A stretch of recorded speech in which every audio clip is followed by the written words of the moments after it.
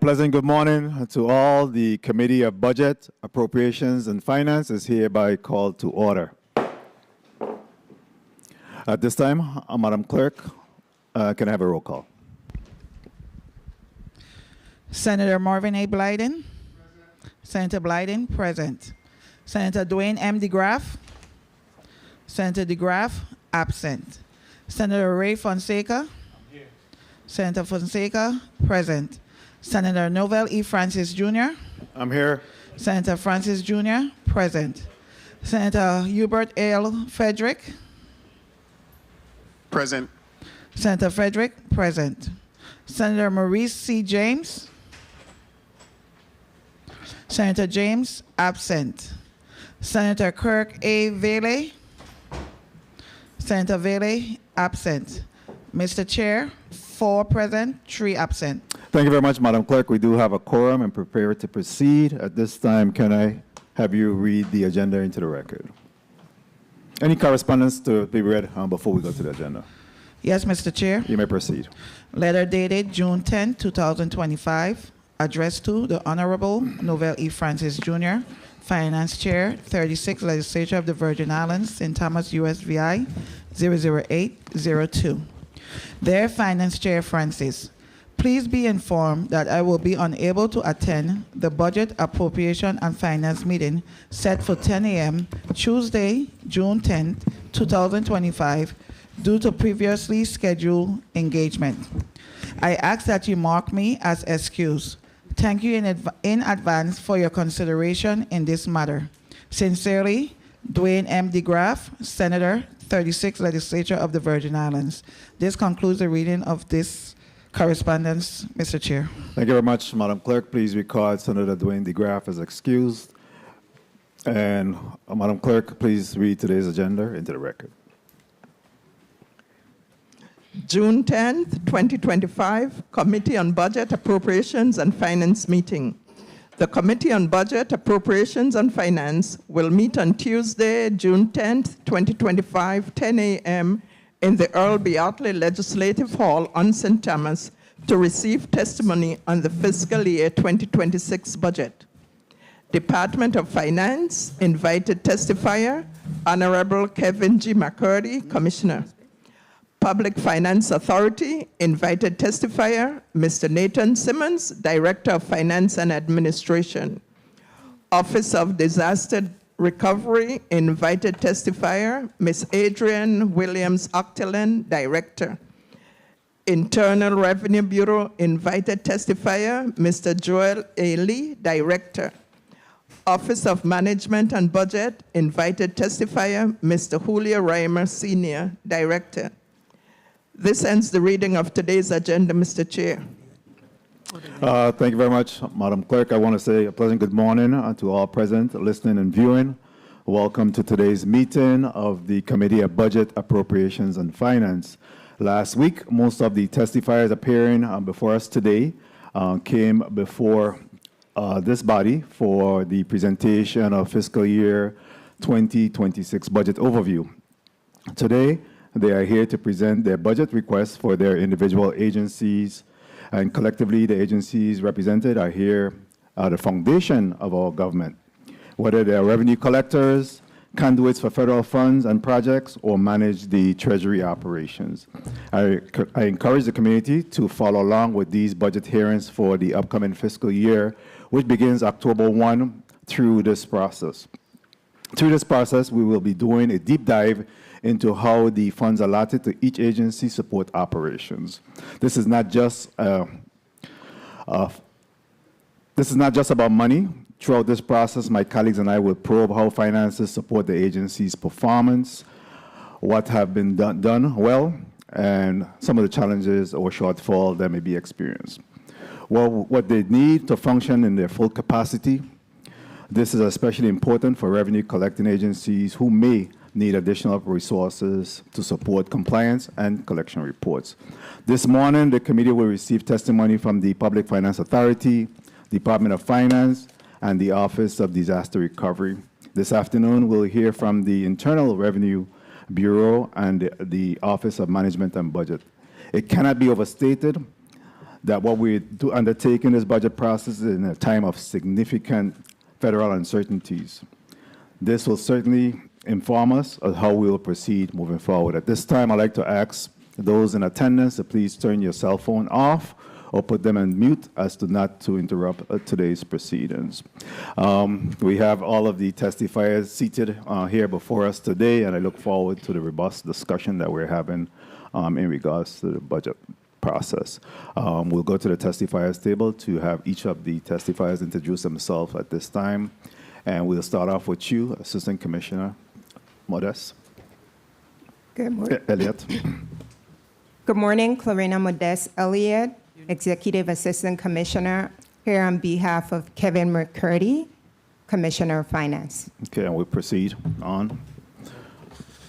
Good morning, Boris Wells, Executive Assistant Commissioner, Department of Finance. Good morning, everyone. Brenda Cardy, Director of Treasury, Department of Finance. Good morning. Good morning. Carrie Henry, Director of Management Information Systems. Morning. Get closer to the mic. Good morning. You can pull it out if you need to. Good morning. Brandon Winter, Payroll Special Projects Coordinator. Welcome. Good morning, Elijah Samuel, Accounting Operations Manager. The young brains are in the house today. Yes, sir. Good morning, Wilfredo Guzman, Deputy Commissioner of Finance. Morning. Mr. Simmonds. Good morning, Nathan Simmonds, Director of Finance and Administration, Public Finance Authority. Good morning, Adrienne Williams-Octalien, Director, Office of Disaster Recovery. Good morning, Artra Watlington Francis, Deputy Director of Finance and Compliance, Office of Disaster Recovery. Good morning, Denise Freimer, Staff Counsel, Virgin Islands Public Finance Authority. Good morning, Joy Wheatley, Comptroller, Virgin Islands Public Finance Authority. Good morning, Laura Lee Farrington, Senior Staff Counsel, PFA. Good morning, Jomo McLean, Highway Program Manager, Department of Public Works.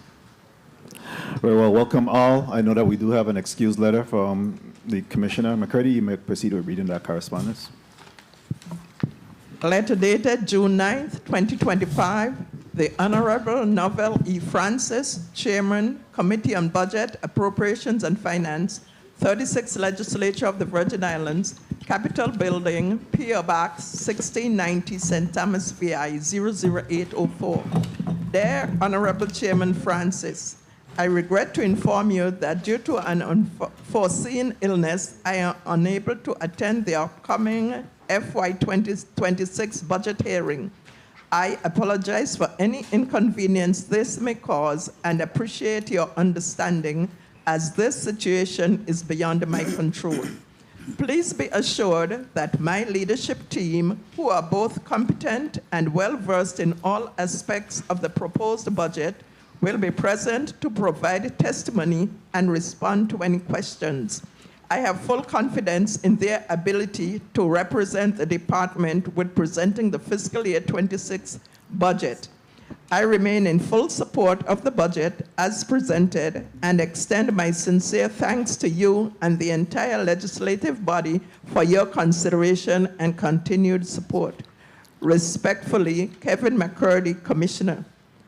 This concludes the reading of the correspondence, Mr. Chair. Thank you very much, Madam Clerk. We do send well wishes to Commissioner McCurdy and speedy recovery. We certainly will be missing him today, but again, we understand your illness and wish you well. I also want to extend my condolences to Mr. Nathan Simmonds on the passing of his father. And Mrs. Simmonds, on the behalf of the 36th Legislature of the Virgin Islands, we extend our condolences to you and your family during this difficult time of bereavement. And 102, he certainly lived a long life, and I'm sure the pain is still there, and we wish you well during this difficult time of bereavement. Thank you, Mr. Chairman. You're welcome. At this time, we'll recognize you. Ms. Modest Elliott, you ready for your testimony?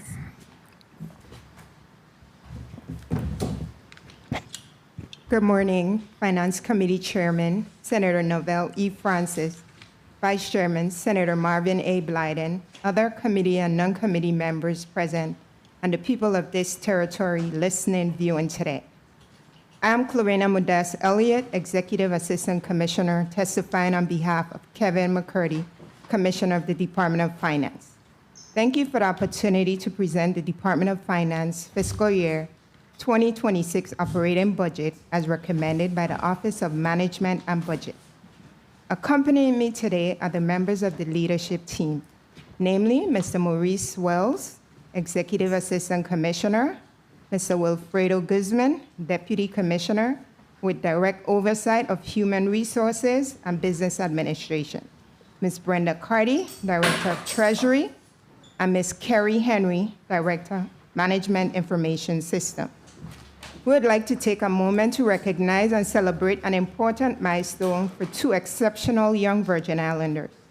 For the first time, we have the privilege of welcoming two talented professionals, Elijah Samuel, Accounting Operations Manager, and Brandon Winters, Payroll Special Project Coordinator, to share their valuable insight on behalf of their respective divisions, Accounting and Financial Reporting and Payroll. We are immensely proud of their dedication and the vibrant energy they bring to their work. These young leaders embody the spirit of our community and have seized the opportunity to create a meaningful impact. We encourage you to extend your support and understanding, as they may feel a bit shy and understandably nervous in this moment. This experience serves not just as a milestone for them, but also as a beacon for other young professionals in our community. Through Elijah and Brandon, may you find inspiration, embrace your own leadership journey. Thank you for being part of this special occasion. It is my honor to come before you today on behalf of the department committed to sound financial stewardship, transparency, and service to the people of our territory. I would like to take this opportunity to express sincere gratitude to the entire staff of the department. Their continued dedication, professionalism, and hard work, often under intense pressure and tight deadlines, are the backbone of our success.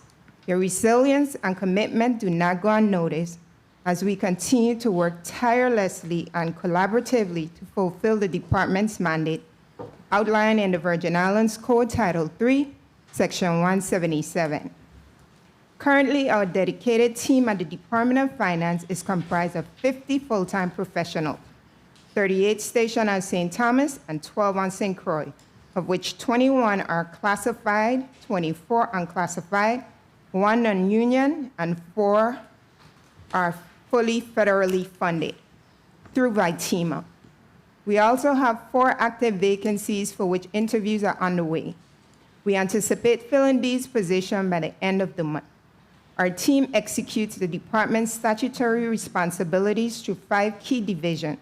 Together, we have established strategic goals and achieved significant accomplishments, including to promote culture of continuous improvement and employee engagement. We have launched a comprehensive employee survey initiative. We have fully digitized the onboarding process to streamline the integration of new hires and improve data accuracy. This transformation enhances the overall onboarding experience for both the department and incoming staff. A robust training program has been implemented, targeting both leadership and staff, with a focus on strengthening essential competencies and advancing professional development. A comprehensive desk audit is underway to evaluate our current compensation structure. The objective is to ensure appropriate alignment between job functions and compensation, thereby supporting talent retention and equity. To reduce exposure to cyber threats and strengthen incident response, the MIS division has installed new servers with upgraded operating system. The MIS and payroll divisions have begun implementing Tyler Technologies' time and attendance system across the GVI. To date, 5 agencies have gone live with the new platform. In partnership with BIT and OMB, we are finalizing the development of the GVI transparency website. The Accountant Division continues to improve fiscal accountability through updated policies and procedures, detailed checklists, one-on-one agency training, and audit support. Despite being staffed by only 3 accounting analysts, the division has processed over 50,000 transactions, including vendor payments, allotments, and tax disbursement, totaling approximately $900 million for this fiscal year to date. Responsibility for budget entries related to non-appropriated funds has been transferred to the Office of Management and Budget, and purchase order management has been reassigned to the Department of Property and Procurement. This reallocation allows the accounting unit to concentrate on daily operations. We recently engaged a contracted firm to conduct a thorough review of fund balance transactions. The work will support the development of a centralized master file, enabling the General Ledger unit to collaborate with Treasury for accurate revenue posting, agency adjustment, and compliance with Title III of the VI Code. The Payroll Division maintains rigorous standards in executing biweekly payrolls, filing 941 forms, managing W-2s, and ensuring accurate posting of payroll transactions. By maintaining a disciplined approach to cash flow and expenditure tracking, the division helps to avoid overdrafts, preserve public trust, and support the overall stability of government financial systems. To enhance the timeliness and accuracy of monthly revenue reporting, the Accounting and Treasury Division will implement and enforce a structured month-end closing schedule. The Treasury Division is currently working on the implementation of a monthly special fund revenue report. This report will provide greater visibility into special fund activity and will serve as a tool. We maintain ongoing engagement with agencies to enhance the efficiency of federal drawdowns and reconciliation of federal grants receivable. Weekly communication ensures timely reimbursement requests, accurate recording of receivables, and improved compliance with federal requirements. We are collaborating with OMB and third-party stakeholders to facilitate our exit from receivership. As part of this process, we are updating our financial policies and aim to finalize these updates by the conclusion of this fiscal year. The department is currently in phase 2 of the Public Finance Management Act implementation with the following key activities in progress. Phase 1, development of final policies with supporting visuals. Phase 2, implementation plan and training. The Office of the Commissioner continues to strengthen its leadership and operational oversight across all divisions, driving improvements in efficiency and service delivery. We have enhanced coordination among the Business Office, the Board of Tax Appeals, and Facilities Management to better respond to agency needs and streamline internal processes. Our collaboration with external auditors, actuaries, and consultants in managing the GVI audit reflects our growing emphasis on accuracy, accountability, and continuous improvement. We are making notable progress in improving communication with our federal partners to proactively address issues affecting the GVI. Our regular and timely reporting to FEMA demonstrate our increased responsiveness and sustained engagement in disaster recovery initiatives. The advancement of project designs on both St. Thomas and St. Croix further underscores our ongoing commitment to infrastructure developments and operational excellence. Looking ahead, we aim to be fully caught up with all outstanding audits by June 2026. Achieving this will require sustained focus and coordination across departments to ensure that all prior year audits are completed, documented, and fully brought up to date. Concurrently, we are placing a strong emphasis on developing and implementing corrective action plans designed to directly address the deficiencies and findings identified in these audits. These efforts are part of our broader strategy to strengthen internal control, enhance accountability, and modernize our financial management practices across all agencies. Through this work, we aim to build a stronger foundation of fiscal integrity, one that will support more timely and accurate financial reporting and better stewardship of public resources. Our ultimate objective is to achieve improved modified audit opinions, beginning with the fiscal year 2025 audit and continuing the years ahead. The Accounting, Operation, and Financial Reporting Division is under the leadership of the Director and the Operations Accounting Manager, who is supported by a team of 10 extremely devoted employees. The individuals who make up this team are committed to excellent customer service, approving invoices and executing check runs, posting and reconciling financial data, and meeting reporting requirements that support critical decision-making. This year's Employee of the Year in St. Thomas came from this unit and is part of a team that works tirelessly to ensure that vendors are paid every Tuesday and Thursday, supporting the leadership in its vision. Timely payments to vendors are one of the main responsibilities of the accounting unit. This key function consumes most of the team's time, ensuring that invoices are approved timely and that all vendors are receiving payment to support their operations, keeping businesses in business. This team works effortlessly to ensure that not just a subset of vendors receive payment, but that a fair and equitable distribution of our resources impacts all vendors based on the invoice and due date. Some expense areas like rent, utility, and other important categories are prioritized to ensure the available cash is utilized wisely before we entertain other costs. While we still have work to do by addressing agencies that enter invoices late, we are also seeing those agencies that are making great improvements. The MIS division manages and maintains the DOF information technology resources, data processing, and technical support services of the government's ERP system and the time and attendance system, TimeForce and Tyler's time and attendance.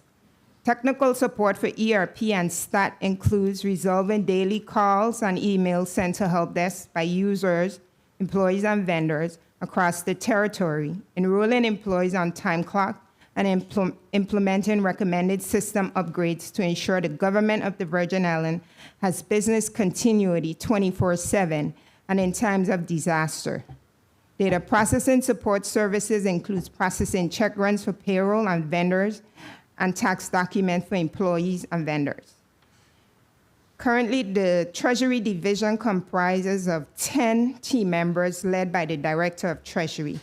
The staff reviews 19,000 cash receipt entries in the Tyler Munis ERP system monthly. Delayed reporting by GVI agencies hinders the Treasury staff ability to make consistent month-end adjustment and complete accurate bank reconciliation. The team is responsible for making interbank transfers and ensuring appropriate posting required to sustain government-wide operations. The Treasury Division is progressively transitioning toward automated and streamlined processes that will enhance the efficiency, speed, and effectiveness of Treasury operations. This initiative includes the automation of critical functions such as reconciliation, which will significantly reduce manual efforts and improve data accuracy. Upon full deployment, these enhanced capabilities will greatly strengthen reporting standards by delivering more precise and timely information to support decision-making. To achieve these objectives, we are actively collaborating with key partners, including Ernst & Young, Tyler Munis, and our banking partners to ensure a seamless integration of technology, best practices, and industry expertise throughout the transformation process. Furthermore, as a collaborative effort, the Treasury, Accounting, and Payroll divisions are working with government agencies, boards, and semi-autonomous agencies to ensure complete fund balances. With regard to federal expenditures and drawdown reconciliation, the Treasury Division ensures that all agencies benefiting from federal grants strictly adhere to standard operating policies and procedures 710, 711, and 712. These guidelines collectively establish that once a federal expenditure is incurred and the associated obligation is fulfilled, the corresponding federal drawdown, or receivable must be executed immediately. This disciplined approach is critical in minimizing reliance on local funds by promoting timely reimbursement of federal dollars, thereby ensuring optimal cash flow management, and financial stewardship across the organization. As a result, the Federal Reconciliation Team is working with the OMB Compliance Unit to align these standards to the codes of federal regulations. Central Payroll on a biweekly basis is responsible for processing approximately 6,400 checks. They also update the Tyler Munis ERP with leave adjustment to include donated leave, withholding entities deduction, credit union, banks, MASA, AFLAC, garnishment, etc., and direct deposit. Federal and local taxes are paid to the IRS and IRB biweekly to meet the mandates of reporting and payments. In addition, over 300 miscellaneous payments must be entered into the system manually by this unit. These payments consist largely of retros based on CBA ratifications, missed payments owed to employees, DOE after-school payments, and OT for special assignments such as court, carnival, tourism, activities, etc., not including special pays such as retro payment, 8% reinstatement, and premium payments. The Board of Tax Review currently has 15 property tax appeals pending court determination, 14 on St. Thomas, 1 St. John, and 0 on St. Croix. The board continues to work diligently to address real property tax appeals in a timely manner. The Department of Finance fiscal year 2026 budget recommendation of $13,918,102 includes funding from the general fund and the indirect cost fund. The budget breakdown is as follows. General fund, $13,809,602. Indirect cost fund, $108,500. The proposed appropriation is broken down as follows. Personnel, $5,078,841, of which $3,552,570 is personnel to fund 50 full-time positions, including 4 vacancies, and fringe totaling $1,526,271.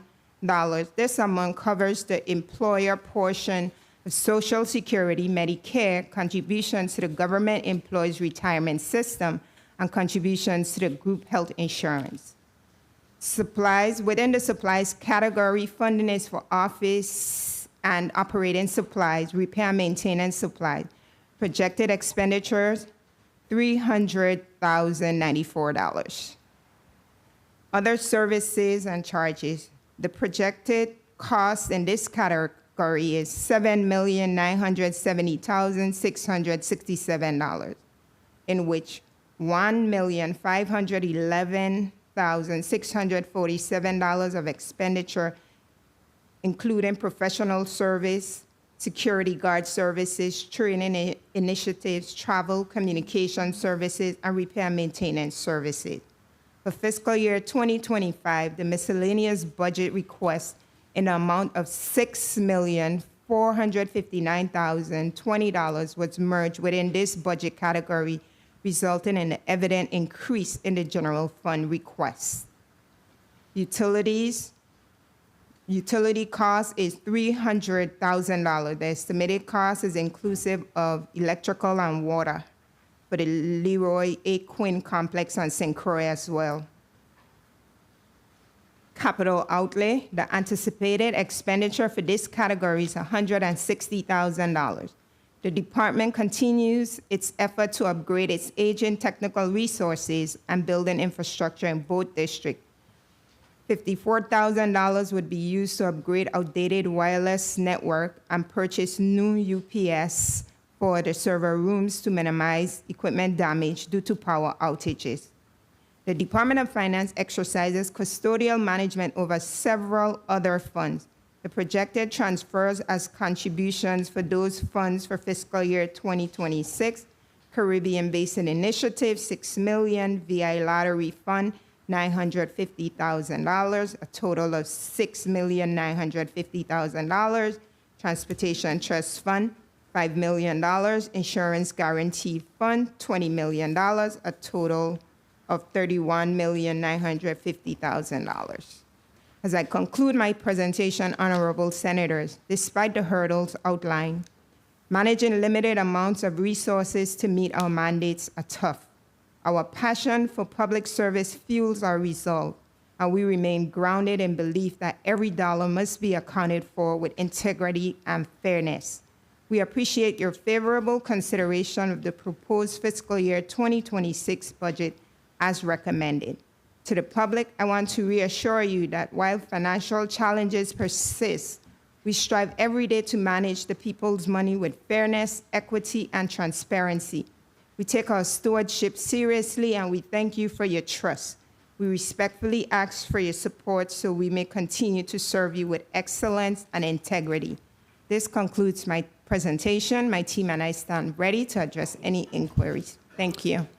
Thank you very much, Assistant Commissioner Modest Elliott. And to wrap it up, you said we remain grounded in the belief that every dollar must be accounted for with integrity and fairness. I could truly appreciate that. At this time, the chair would like to recognize the presence of Senator Kurt VLA, a committee member, as well as non-committee member, Senate President Milton Potter. Good morning, gentlemen, and welcome. Mr. Nathan Simmonds, you recognize your testimony at this time. You have to put your computer down a little bit so we can see your face.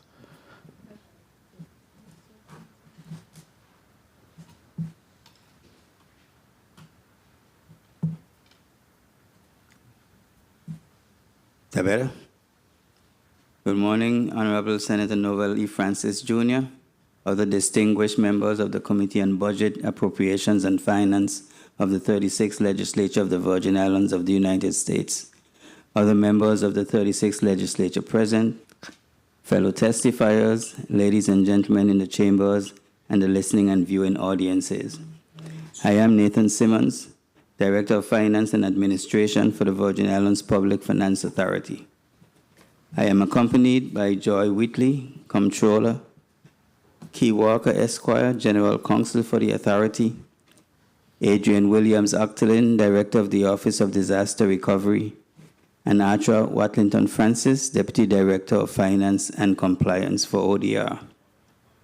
We also have joining us in the gallery and in the virtual conference, Laurelie Farrington, Esquire, Senior Staff Counsel, Denise Reimer, Esquire, Staff Counsel and Chief Disclosure and Compliance Officer, Sherry Wallace Cole, Bond Proceeds Disclosure and Compliance Manager, Chanel Harris, Human Resources Manager, Carol Burke, Compliance Manager, Refinery and Terminal Operations and Distillery Agreements, Cleveland Carbon, Information Technology Systems and Security Administrator, and from the Department of Public Works, Jomo McLean, Highway Program Manager, who is prepared to respond to questions regarding the government's capital projects that are funded through the authority. I would also like to recognize our student intern, Ms. Eliza Walker, a third-year student at State University of New York at Albany, where she is an honors student with a 4.0 grade point average. Ms. Walker is an intern in our Legal and Compliance Division. Eliza?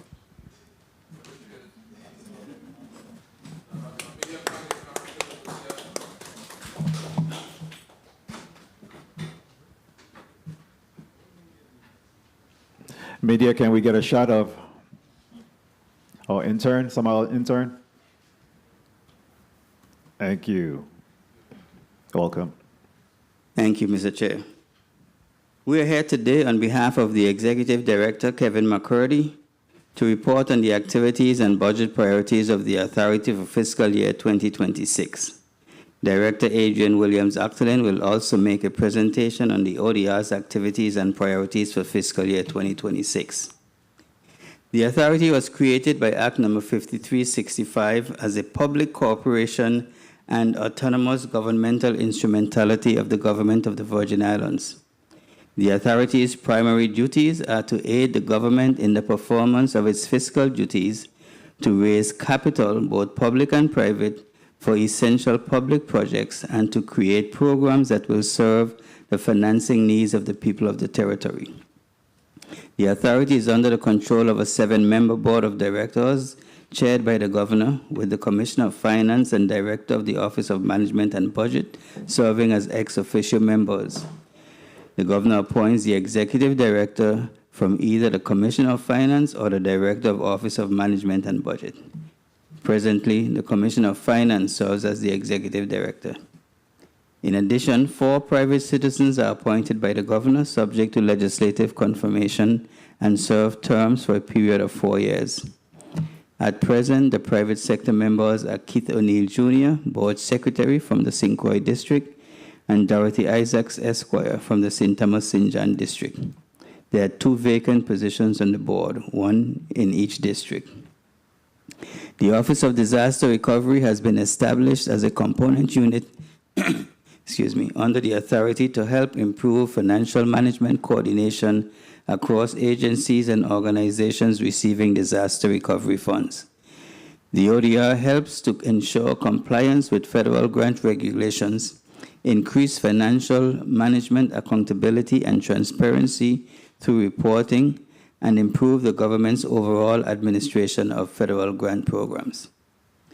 The authority is also the parent company of the West Indian Company Limited, which operates the cruise ship port in Charlotte Amalie Harbor on St. Thomas, and the Virgin Islands Next Generation Network, which provides wholesale broadband middle-mile services to providers throughout the territory. The authority provides managerial and administrative support services for the Tobacco Settlement Financing Corporation, a special purpose independent instrumentality created by Act No. 6428 for the purpose of managing the tobacco settlement, healthcare, and capital improvement funds in the territory, and the Matching Fund Special Purpose Securitization Corporation, a special purpose independent and autonomous public corporation and governmental instrumentality incorporated under the provisions of Act No. 8540 for the purpose of issuing the 2022 Matching Fund securitization bonds and purchasing the rights, title, and interest in and to the Matching Fund receipts received by the government of the Virgin Islands. On April 23, 2025, the authority approved the resolution to authorize the creation of the Virgin Islands Transportation and Infrastructure Corporation, a wholly owned subsidiary corporation of the authority, to issue the Series 2025 Garvey bonds to address vital infrastructure projects, and on June 5th, the corporation closed on the grant anticipation revenue bonds in the amount of $150,155,000. The bonds were issued to finance the portion of the cost for all of the projects outlined in Act 8949. Additionally, Kings Alley Management, a wholly owned subsidiary of the authority, was incorporated as a for-profit corporation on June 22, 2001, for the authority to operate and manage the Kings Alley Walk and Hotel that the authority received because of the foreclosure of the property from the prior owner. The hotel was sold on March 22, 2022, along with the former Anchor Inn property, to USVI Opportunity Fund LLC, doing business as Neighborhood Establishment, which plans to develop the property along with the King Christian Hotel into a major enhancement to the Christiansted Boardwalk. The authority also manages Lonesome Dove Petroleum Company, pursuant to Act 7864, which authorized the transfer of the stock of the company to the authority to operate and manage and to make payments to satisfy the obligation for taxes and interest owed to the government by the company. Further, the authority manages the Frederiksted Mall under a lease agreement with a private landowner. Space in the mall is sublet to various small business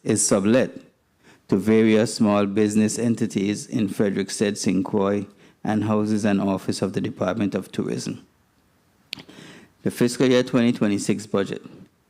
The authority's bond indenture require the authority's board of directors to approve an administrative budget annually, which is used to assure the authority's compliance with all covenants entered into with its bondholders. The authority's board of directors met on May 27 to discuss the fiscal year 2026 budget and approve the budget in the amount of $26.11 million, which is a decrease of 21% or $3.30 million below fiscal year 2025. This is due primarily to a decrease in consultancy services and budgeted salaries at 50% within ODR. The fiscal year 2026 budget will be used to fund the business operations of the authority and the Office of Disaster Recovery, such as payroll, IT systems, maintenance and upgrades, building and property maintenance, office space, rental, training expenses, and professional services agreement. The authority's proposed fiscal year 26 budget is funded with $5 million from gross receipts taxes, a proposed $9 million in general fund appropriations, $8.21 million from federal reimbursements, and $3.8 million from the authority's project fund, and $100,000 from Frederiksted Mall rental revenue. Of the $9 million requested from the general fund, $5 million is for the authority's administration and finance operations, and $4 million is for ODR. Prior to fiscal year 2022, the $5 million for administration and finance would be allocated from the internal revenue matching funds. However, with the issuance of the matching fund bonds and the use of the excess revenue for debt service to fund the GRS note, it has now become necessary to request funding from the general fund. In fiscal year 2025, the total budget for administration was $5.05 million. For fiscal year 26, the budget for this category is $5.66 million, which represents an increase of $610,269, or a 12% increase from fiscal year 2025. This increase is due primarily to the increased funding needed to increase staffing to effectively conduct the business of the authority. Professional services. The professional services category consists of accounting and auditing services, financial advisory services, municipal tax attorneys, legal advisors, trustees and bank custody fees, investment advisors, project evaluation and underwriting expenses. For fiscal year 2025, the total budget in this category was $8.84 million. For fiscal year 26, the total budget for professional services is $8.23 million, which is a 7% decrease of $610,269. The total fiscal year 2026 operating budget is $13.9 million for the Budget and Administration Division. This is identical to the fiscal year 25 operating budget. Once again, we are requesting $5 million in general fund appropriation for these categories, representing 36% of the overall budget. We note again that prior to 2022, the authority did not seek any general fund support, but with the issuance of the matching fund securitization and the use of the excess revenues for debt service to fund the GRS note, general fund support is now required to replace the funding that previously came from matching fund revenues. The ODR fiscal year 26 budget. The fiscal year 26 budget for the Office of Disaster Recovery is $12.21 million. The proposed budget will be utilized to conduct the business of the ODR to include the Super PMO and CDBG-DR programs. This budget covers expenses such as payroll, staff training, additional office space expenses, and corresponding maintenance, equipment, travel, as well as other administrative expenses. ODR continues to build out the Super PMO, seeking staff with specialized expertise to join the unit to execute the new recovery comprehensive strategy, what we've termed Rebuild USVI. Over 78% of the CDBG-DR positions have been filled, and programs are fully integrated with the ODR. Nonetheless, the overall budget is being decreased by 21.3% from fiscal year 25, as ODR vacancies have been budgeted at 50% for this cycle. Small increases have been included in rent and utilities, equipment, and software to accommodate the intended consolidation of ODR on both islands and the rental cost expenses that are not currently being incurred. While much of the operation is funded through the administrative costs of the federal disaster programs that are being supported, there is need for seed and float funds to allow for drawdown and overarching administrative support of the office operations. Therefore, the budget request to the government for the Office of Disaster Recovery is $4 million, representing about 33% of their overall budget. The remaining $8.2 million would be funded by federal reimbursements through FEMA and HUD disaster programs. Through the authority, ODI is also engaged in several professional services contracts that provide architectural and engineering, construction management, and project management support for recovery projects. These contracts are 100% federally funded. The government bonded debt obligations. The revised Organic Act, as amended, authorizes the Virgin Islands to issue several types of municipal securities and distinguishes general obligation bonds from revenue bonds. The issuance of general obligation bonds is restricted to an amount no greater than 10% of the aggregate assessed valuation of taxable property in the territory. The tax assessor's office has confirmed the total assessed value of all taxable property to be $15.1 billion. Therefore, the general obligation debt ceiling for the territory is approximately $1.5 billion. The current outstanding general obligation debt is $453.1 million. These bonds were issued for working capital and for capital projects and are secured by the government's gross receipts taxes. Therefore, the territory has approximately $1.1 billion of debt ceiling capacity remaining. As of April 30th, the tax increment financing debt was $3.5 million. Tax increment bonds were issued to finance the infrastructure development for the Island Crossing Shopping Center project on St. Croix and are paid from the incremental property taxes and 90% of the gross receipts taxes collected from the project. On April 25th, the authority, on behalf of the GVI, issued the USVI Tax Increment Revenue and Refunding Loan Series 2025 in the amount of $3.5 million, which was used to consolidate and refinance the balance on the tax increment loan with the secondary note held by the developers, which was issued in connection with the development of the Island Crossing Shopping Center site. The outstanding balance for the Federal Highway Grant Anticipation Revenue Series 2015 bonds was $53.8 million as of April 30th. Those bonds were issued for several road projects, including Phase 1 of the Waterfront Highway project. And on June 5th, as I said before, we issued the 2025 series Garvey bonds in the amount of $150,155,000, which paid out the 2015 bonds and issued funding for Phase 2 and several other projects of the highway, the Waterfront Highway project.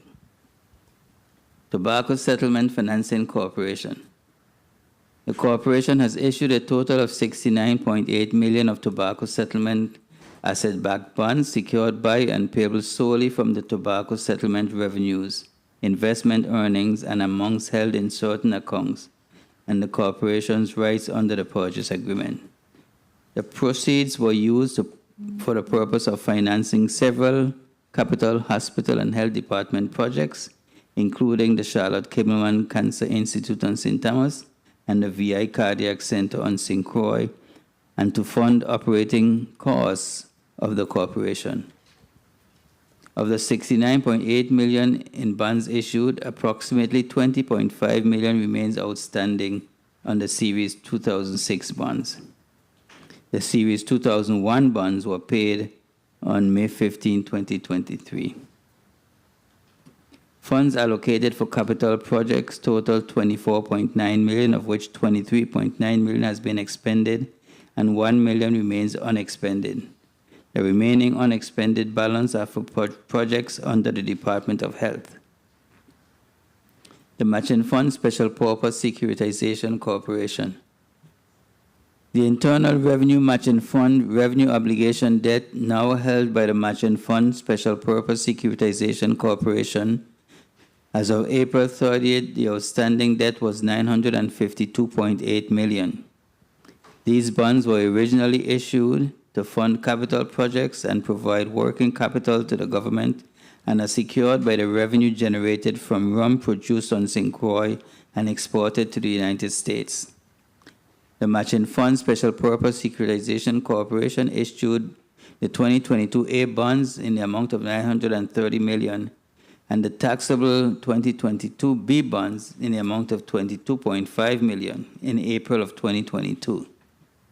Proceeds of the bonds were used to purchase the government's right, title, and interest to the Matching Fund receipts, pay capitalized interest on the 2022 bonds, pay costs of issuance, and the government provided a portion of such funds to the PFA for the payment, repurchase, and cancellation of the outstanding revenue and refunding bonds issued by the authority.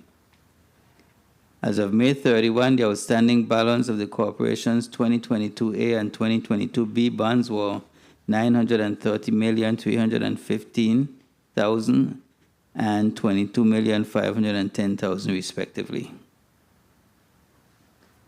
On April 4th, Kroll Bond Rating Agency affirmed the long-term rating of BBB and revised the outlook to negative from stable for the Matching Fund Special Purpose Securitization bonds. The Virgin Islands Transportation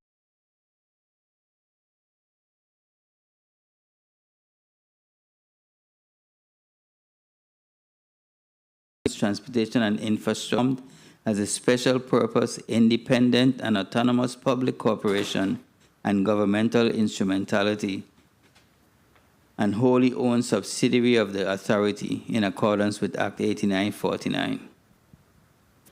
On June 5th, we issued the grant anticipation notes of $150,155,000. The projects to be financed are the ferry project, the inter-island ferry between St. Thomas and St. Croix in the amount of $20 million. The Veterans Drive Highway Project Phase 2 in the amount of $48 million, and additional projects identified by the Department of Public Works, road projects on St. Croix totaling $28 million. Government Employee System Loan Note. The restructuring of the authority's matching fund bonds in 2022 enabled the authority, in turn, to issue its own note to the Government Employees Retirement System, secured by an irrevocable and legally binding pledge of the government's share of the matching fund receipts. That note, with an estimated par amount of $1.7 billion, has been issued to secure the payment of an estimated $4 billion over the next 30 years. Utilizing the newly created corporation to refund and restructure the matching fund debt was a critical element of the GRS solvency plan. Reducing debt service costs during the early years allowed the matching funds to be provided to GRS through the funding note on an accelerated basis, including over $500 million during the critical few years when it was most needed. As of April 30th, the outstanding on the GRS note was approximately $3.3 billion. Investment management.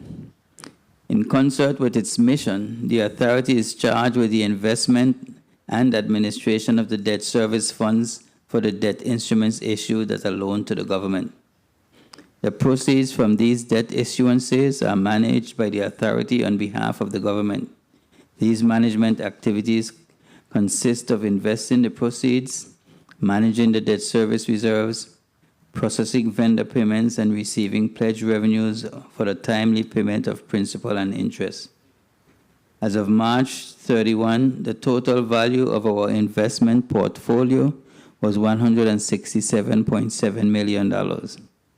During calendar year 2024, the authority had on average $140.2 million under management at an approximate yield of 4.50%, and investment earnings for 2024 were approximately $6.4 million. Capital projects. As of March 31, there were approximately $73 million in unexpended bond and loan proceeds for capital projects funding within the various departments and agencies. A listing of outstanding capital projects with unexpended balances has been provided. During fiscal year 24, approximately $8.2 million in capital project funding was expended. As of March 31, $3.2 million in capital project funding from bond proceeds was expended during fiscal year 2025. RUM cover over. Each year, the government submits a request for prepayment of matching fund revenues to the United States Department of the Interior. The funds, known as RUM cover over, are calculated based on the rum producers' estimates of federal excise taxes to be collected and earned on the projected sales of rum produced in the U.S. Virgin Islands and shipped to the United States. Interior determines the amount of the federal excise taxes for prepayment for the ensuing fiscal year, and such payment is made into a special escrow account held at the Bank of New York, the trustee of the funds. Currently, the cover-over remains at the statutory rate of $10.50 per proof gallon. We continue to collaborate with the delegate and our Washington team to get the cover-over extension to $13.25 per proof gallon passed through Congress. For fiscal year 2025, Internal Revenue Matching Fund advance was $210 million based on projected sale of 20 million proof gallons that was indicated by the rum industry that they will produce and sell in the United States. Due to a deduction of $28.9 million for fiscal year 23, the true-up, the actual advance received was $181 million. A fiscal year true-up of $28 million negative adjustment was the difference between the excise taxes collected of $217.8 million and the 2023 advance of $246.8 million. We have not yet received the final estimates for the rum companies for fiscal year 26. Once received, the estimates will be provided to the Department of Interior for the calculation of the amount of prepayment due for fiscal year 2026. Caribbean Basin Initiative Fund. The Caribbean Basin Economic Recovery Act of 1983 provides that all revenue from federal excise taxes on rum imported into the United States from foreign sources be remitted to the treasuries of Puerto Rico and the Virgin Islands according to a formula promulgated by Treasury. Under the formula, Puerto Rico's share of excise tax revenue will never exceed its baseline percentage of 87.6%, and the Virgin Islands share will never fall below its baseline percentage of 12.4%. For fiscal year 2024, the Virgin Islands received $5.7 million in Caribbean Basin Initiative funds. Lime Tree Bay Terminal and Refining. The authority is also charged with compliance oversight of the operating agreements between the government and Lime Tree Bay Terminals and Lime Tree Bay Refining, which were ratified by the 31st Legislature pursuant to Act 7806. As it pertains to the terminal operations now doing business as Ocean Point Terminals, as of January, they reported that 943 persons were employed at the terminal, 395 of which were contractors and 548 employees. There are approximately 28 million barrels of storage currently online, with total storage capacity of 34 million at the terminal. OPT made their variable terminal payments for 2024 in the amount of $5.3 million. For its first quarter payment of 2025, OPT made on April 17 the amount of $1,750,000, plus an additional payment of $1,500,000 was made. The 2024 true-up amount owed by OPT is $5.5 million. OPT has proposed paying that amount to the government in equal monthly installments, first payment due on May 31st and final payment due on December 31st, with interest compounded quarterly on the unpaid balance. Lime Bay Terminals entered into a $10 million promissory note on November 30, 2019, with the government for conveying particular property and easements acquired by Lime Bay Terminals. Payment on the note of $1.1 million is semi-annual on June 30th and December 31st. The 2024 payments in the amount of $1.139 million have been received. As of December 31, the balance on the note was $7.352 million. Lime Bay Refining achieved refinery restart in 2021 and made their first quarterly payment at that time in March of 2021. However, following several pollution incidents, the U.S. Environmental Protection issued an emergency order to LBR to discontinue refining operations, and thereafter the refinery ceased operations and filed for bankruptcy. Port Hamilton Refining and Transportation. Under the terms of the bankruptcy ruling, Port Hamilton Refining and Transportation assumed the refinery operating agreement. Port Hamilton filed suit against the U.S. Environmental Protection Agency over the permits required for refinery restart, and in July of 2023, the court ruled that EPA had exceeded its statutory authority in requiring Port Hamilton to obtain a PSD permit. The government had been notified that Crucian Energy Holdings, Inc. has acquired a controlling interest in Port Hamilton Refining, but we have not been made aware of any definitive plans to restart the refinery. The GVI continues to remain supportive as Port Hamilton navigates its future through legal and regulatory challenges, and we continue to work with the U.S. Environmental Protection Agency on a safe restart for the refinery. Fiscal year 2024, we completed our fiscal year 2022 audits for the authority and its subsidiary units. We completed the 2023 audit for the Tobacco Settlement Financing Corporation. We completed the 2023 and 2024 audits for the Matching Fund Special Purpose Securitization Corporation, and fieldwork has begun on the 2023 audits for all of the other entities with a June 30th projected completion date. Our audits, of course, are posted on our website, and the link is there. The authority issued 35 solicitations, 30 of which were issued on behalf of the Office of Disaster Recovery. RFPs issued for the 99 steps and the 2023 and 2023 to 2025 audits for the PFA, the Matching Fund Special Purpose Corporation, and the Tobacco Settlement Financing Corporation are some noteworthy solicitations. Act 8701 authorizes the governor to engage in a line of credit in a maximum amount of $100,000 to provide for the disbursement of funds needed to advance disaster-related recovery projects that are reimbursable through federal funding and other disaster-related projects, and to provide funding to advance payments of $45 million towards the acquisition of the propane infrastructure assets of WAPA from Vital.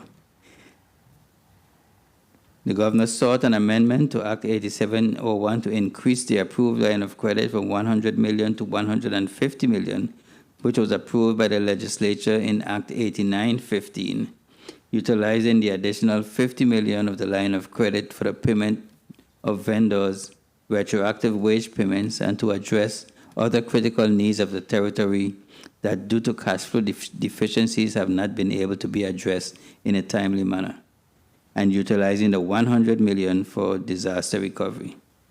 The outstanding balance on the line of credit as of April 30th was $89.8 million. The line of credit expires December 31, 2026. And we talked about the Gavi bonds before. Refunding of the tax increment financing loan note. We executed a loan with First Bank Puerto Rico in an amount of $3.5 million to consolidate the tax increment financing loan with the secondary note of the developer on the Island Crossing project.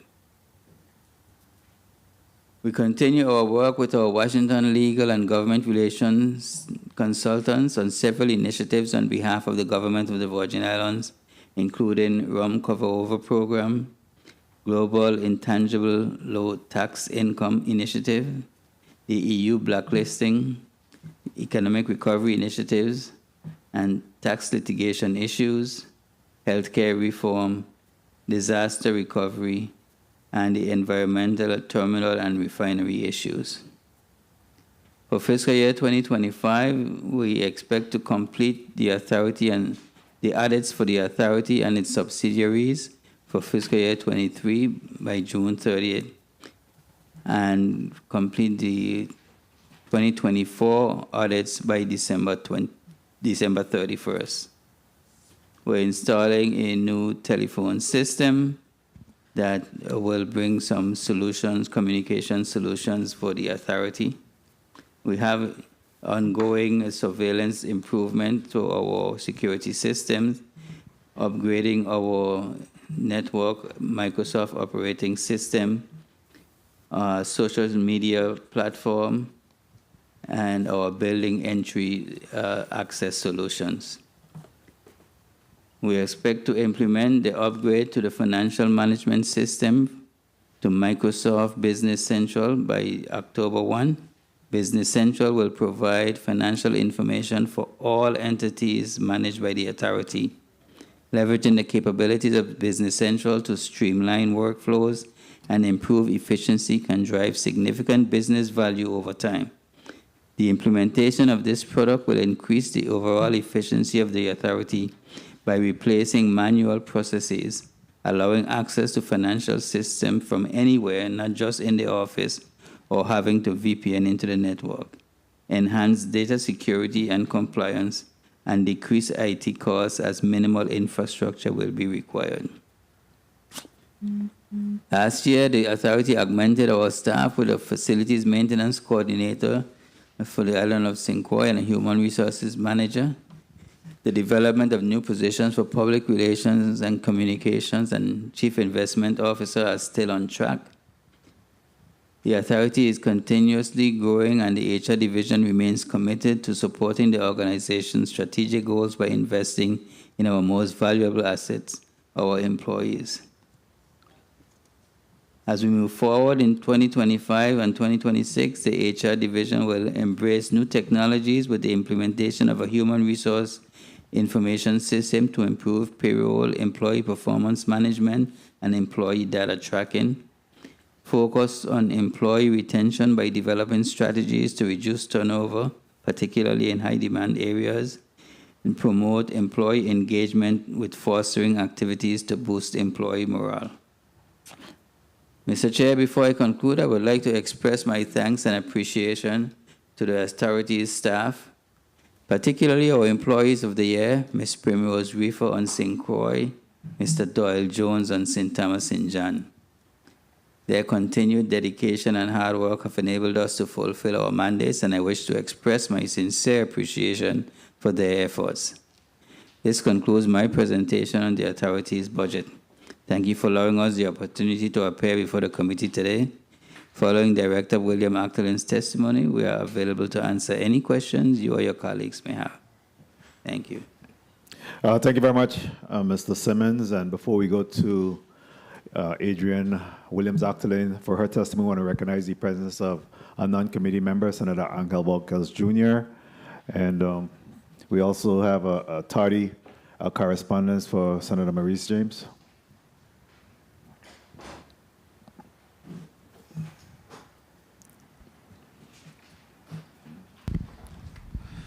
Letter dated June 10, 2025, addressed to Honorable Novell E. Francis Jr., Chair, Chair, Committee on Budget, Appropriation and Finance, 36th Legislature of the Virgin Islands, Capitol Building, St. Thomas, VI 00802.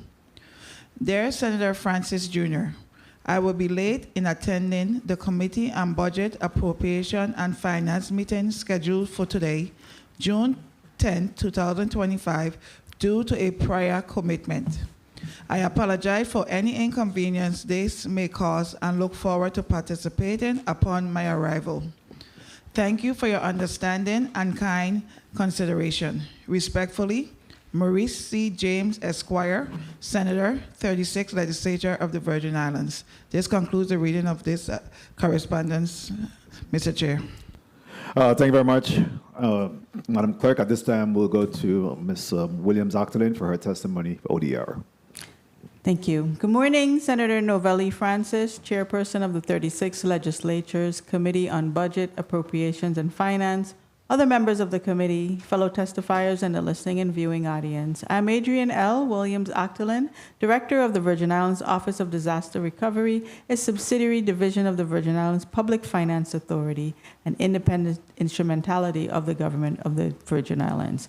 I'm joined by Artra Watlington Francis, Deputy Director of Finance and Compliance. And thank you for the opportunity to provide this testimony before this body to discuss the funding, accomplishments, and goals for the Office of Disaster Recovery for fiscal years 2025 and 2026. Since its inception in February 2019, the Office of Disaster Recovery has consistently worked to fulfill its mission of managing federal disaster recovery funds through the coordination of efforts across all governmental departments, semi-autonomous agencies, and private nonprofit entities.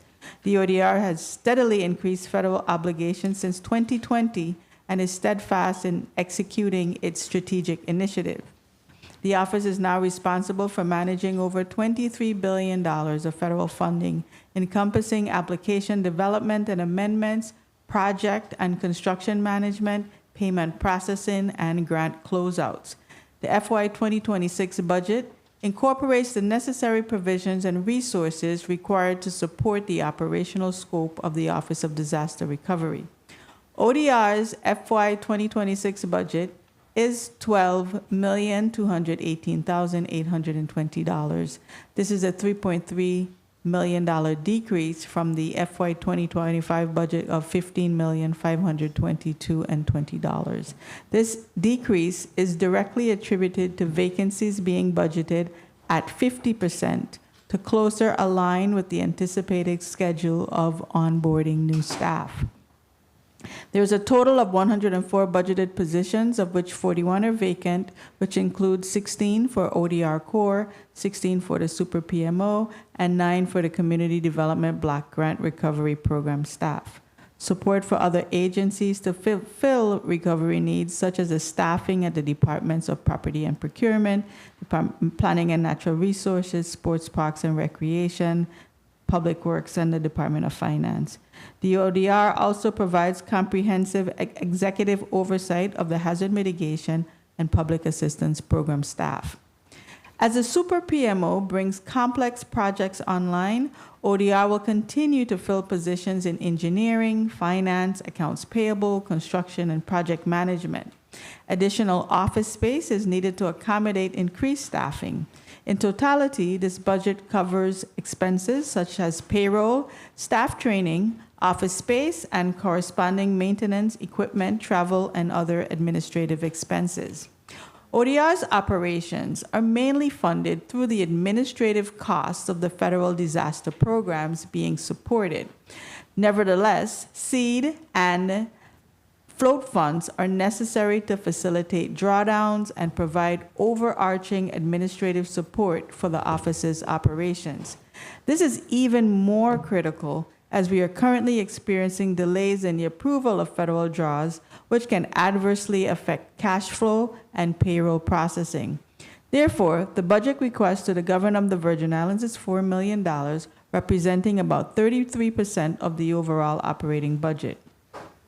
The remaining $8,218,820 would be funded by federal reimbursements through FEMA and HUD disaster programs.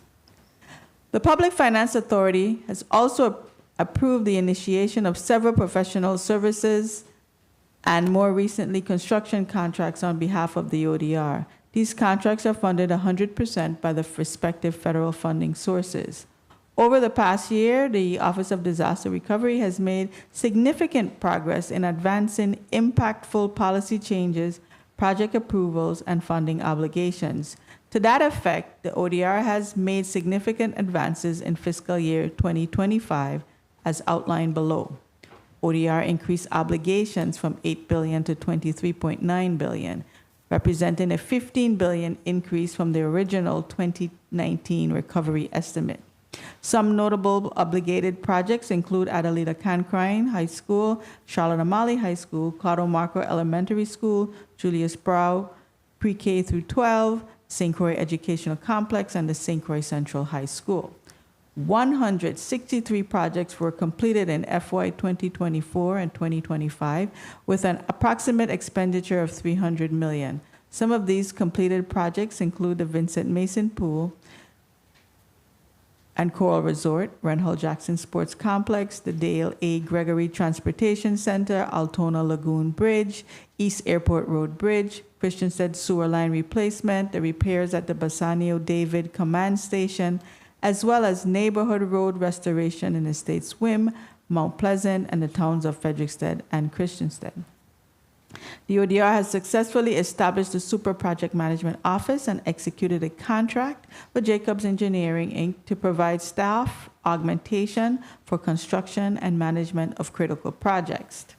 Executed a contract in February 2025 with Suffolk CBNA joint venture for the St. Thomas Educational Bundle, which includes the Emmanuel Benjamin Oliver Elementary, St. Thomas Administrative Center, Lockhart K through 8, Ivana Udoraken High School, Yvonne Miller-Nabowski, and Janie Tuitt Elementary Schools. The designs are 20% completed and are expected to be completed in October 2026. Executed a contract with Consigli Benton Joint Venture to rebuild the Donna M. Christensen Medical Complex. A contract kickoff occurred in April 23, 2025, and substantial completion is expected in 2028. On April 23, 2025, the contract for the St. Croix North Central Horizontal Bundle, which includes power, water, wastewater, and road work for Northside Road and other portions of the islands, such as Mombiju, Strawberry, La Grande Princess, Catherine's Rest, and Tide Village, was awarded to Person Services Corp. We are currently in the contracting phase. The St. John Mixed Sector Bundle was awarded on April 23, 2025 to Consigli Benton Joint Venture 1, which covers the rebuild of the Morris de Castro Clinic, Myra Keating Smith Community Health Center, Julia E. Sprout Pre-K through 12, and we are currently in the contracting phase of that procurement. The St. Thomas Healthcare Bundle closed on April 28 of 2025, and this bundle encompasses the demolition of the old mental health building, new construction of the Queen Louise Home for the Aged, and renovations to the John S. Moorhead Complex, and the demolition and rebuild of the Nude Hansen Departments of Health and Human Services buildings. The Super PMO is also providing project management support for several school projects. Great All Heavy Equipment has demolished the first 3 buildings of the Charlotte Amalie High School on St. Thomas, and the design build contractor Consigli Benton Joint Venture 1 is finalizing the 60% design package for the second phase of demolition and reconstruction. A contract was also executed with Consigli Benton Joint 1 in May 2025 for the demolition and reconstruction of the St. Croix Central High School. The ODR maintains programmatic oversight of CDBG-DR through a subrecipient agreement with the Virgin Islands Housing Finance Authority. So far, the program team has worked to accelerate the Envision Tomorrow program, which to date has 107 homes in active construction and has completed 57 homes. Revived the rental rehabilitation reconstruction program, relaunched in March 2025, and to this end, 80% or 72 of the 86 approved landlord applications have been contacted with updates and guidance on next steps. The first batch will be solicited this month. invested $260 million in other housing initiatives, reconstruction and rehabilitation efforts to major projects such as Loveland Phase 2, the 106-unit D. Hamilton Jackson Terrace revitalization project, which held its groundbreaking in March 2025 and is expected to be completed in December 2026. We worked with the Virgin Islands Housing Finance Authority to restart the construction for the Dunu redevelopment project, and mobilization is expected this week. We launched the Own a Lot, Build a Home program, which is initiated to improve homeownership opportunities for first-time homebuyers. To date, over 1,000 of 1,600 projects have been completed. Currently, 45 are shovel-ready and 86 are under construction. The ODR expects to see over $441 million in expenditure in FY 2025. To date, $288.5 million has been expended, generating $14.1 million in GRT. With nearly $24 billion obligated to date and 218 projects left to be started, we expect a continuous inflow of recovery dollars circulating within the Virgin Islands economy for another 10 years. Recovery projects continue to play a key role in providing necessary revenue to the territory's economy. Large infrastructure projects require professional and construction contractors to remit taxes to the government of the Virgin Islands. Additionally, an increased workforce infuses dollars into the territory through housing and consumer spending. That Office of Disaster Recovery tracks the realization of gross receipts taxes on its project as a vital aspect of revenue generation. ODR, in conjunction with OMB, anticipates that $643.5 million of the obligated $23 billion will be spent on disaster recovery projects in FY 2026. This will result in $139.2 million in revenue, $78.5 million in gross receipts, $48.97 million in withholding, and $11.69 million in excise taxes. The projections were made based on recovery activity for utility, healthcare, infrastructure, and education projects. ODR understands the importance of demonstrating to its federal partners that the territory is making progress by executing contracts for obligated funding. To that end, an aggressive solicitation schedule has been developed for the following projects: Edith Williams Alternative Academy on St. Thomas and the St. Croix Educational Complex is expected to be released in July 2025. The replacement power generation at WAPA's Richmond plant on St. Croix and Randolph Harley Power Plant on St. Thomas is targeted for release today, June 10, 2025. The St. Croix Southwest Horizontal Bundle in July 2025, including Estates Smithfield, Concordia, Campo Rico, Wim, Williams Delight, Mount Pleasant, and Clifton Hill on St. Croix.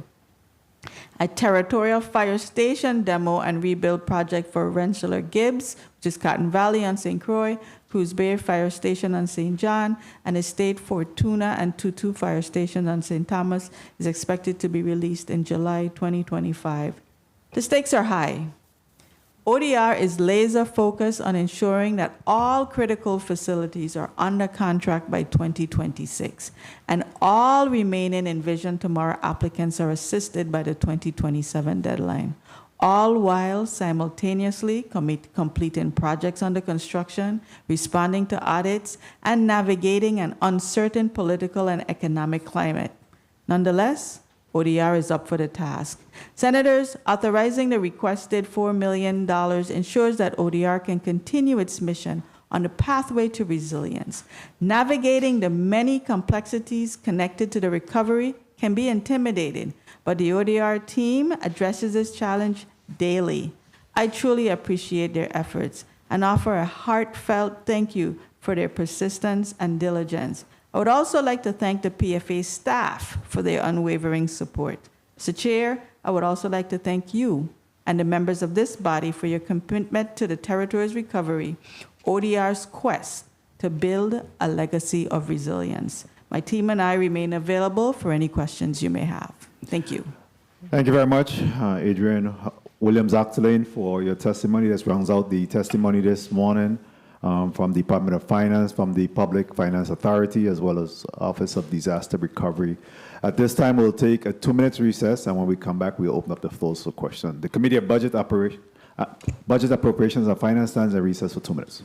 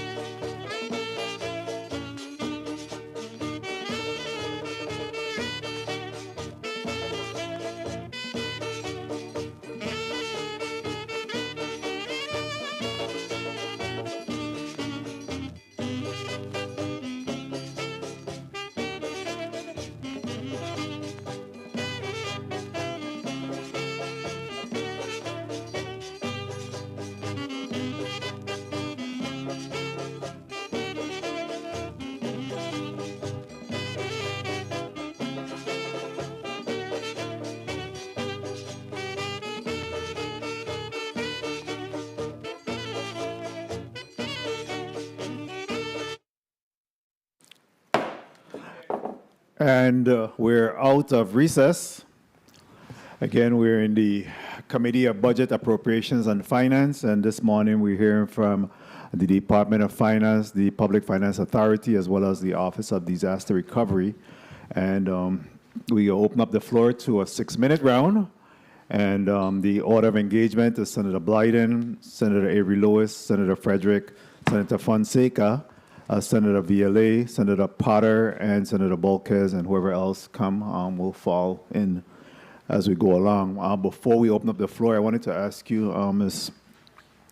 And thank you all for your testimony so far. I must say that part of the process here is for us to request information by our post-audit division so that the information could be analyzed and provided to the senators so that they could be able to ask the probing questions that's required for us to fulfill our inquiry. And unfortunately, some of those information was coming in real tardy.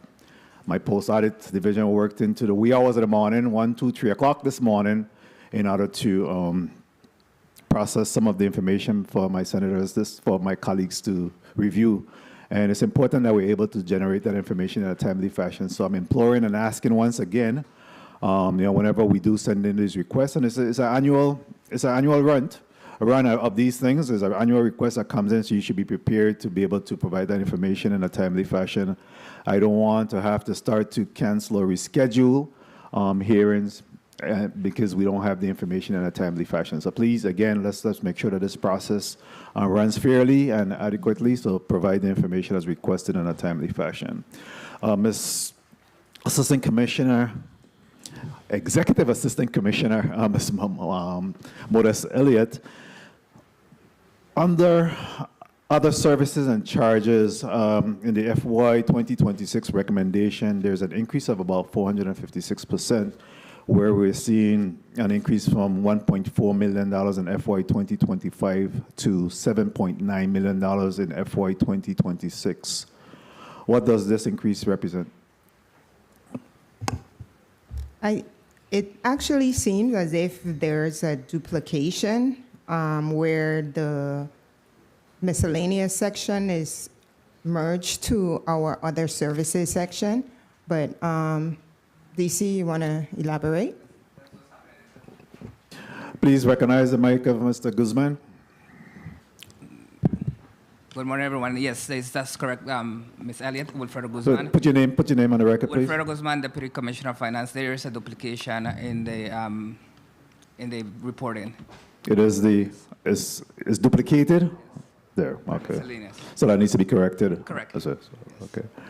Also, in the miscellaneous section of the budget, we saw where there was a recommended increase for the GASB for $500,000. What's happening in there?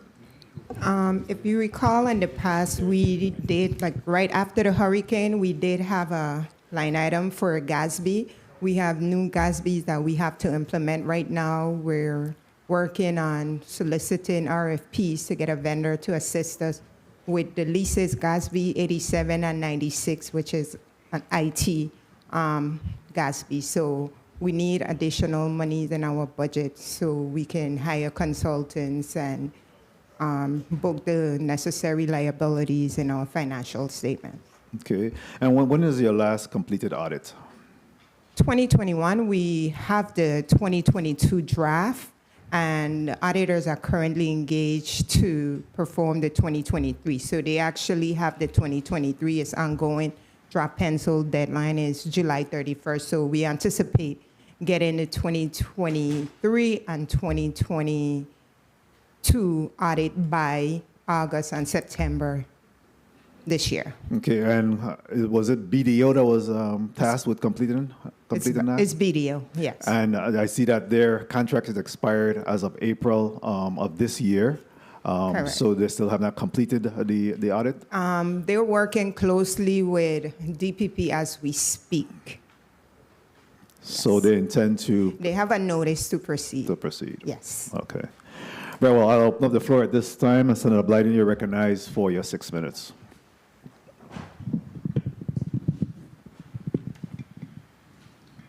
Thank you so much, Mr. Chair. Good morning to my colleagues, listening and viewing audiences, staff, central staff, and good morning to the testifiers Thank you for your most comprehensive testimony.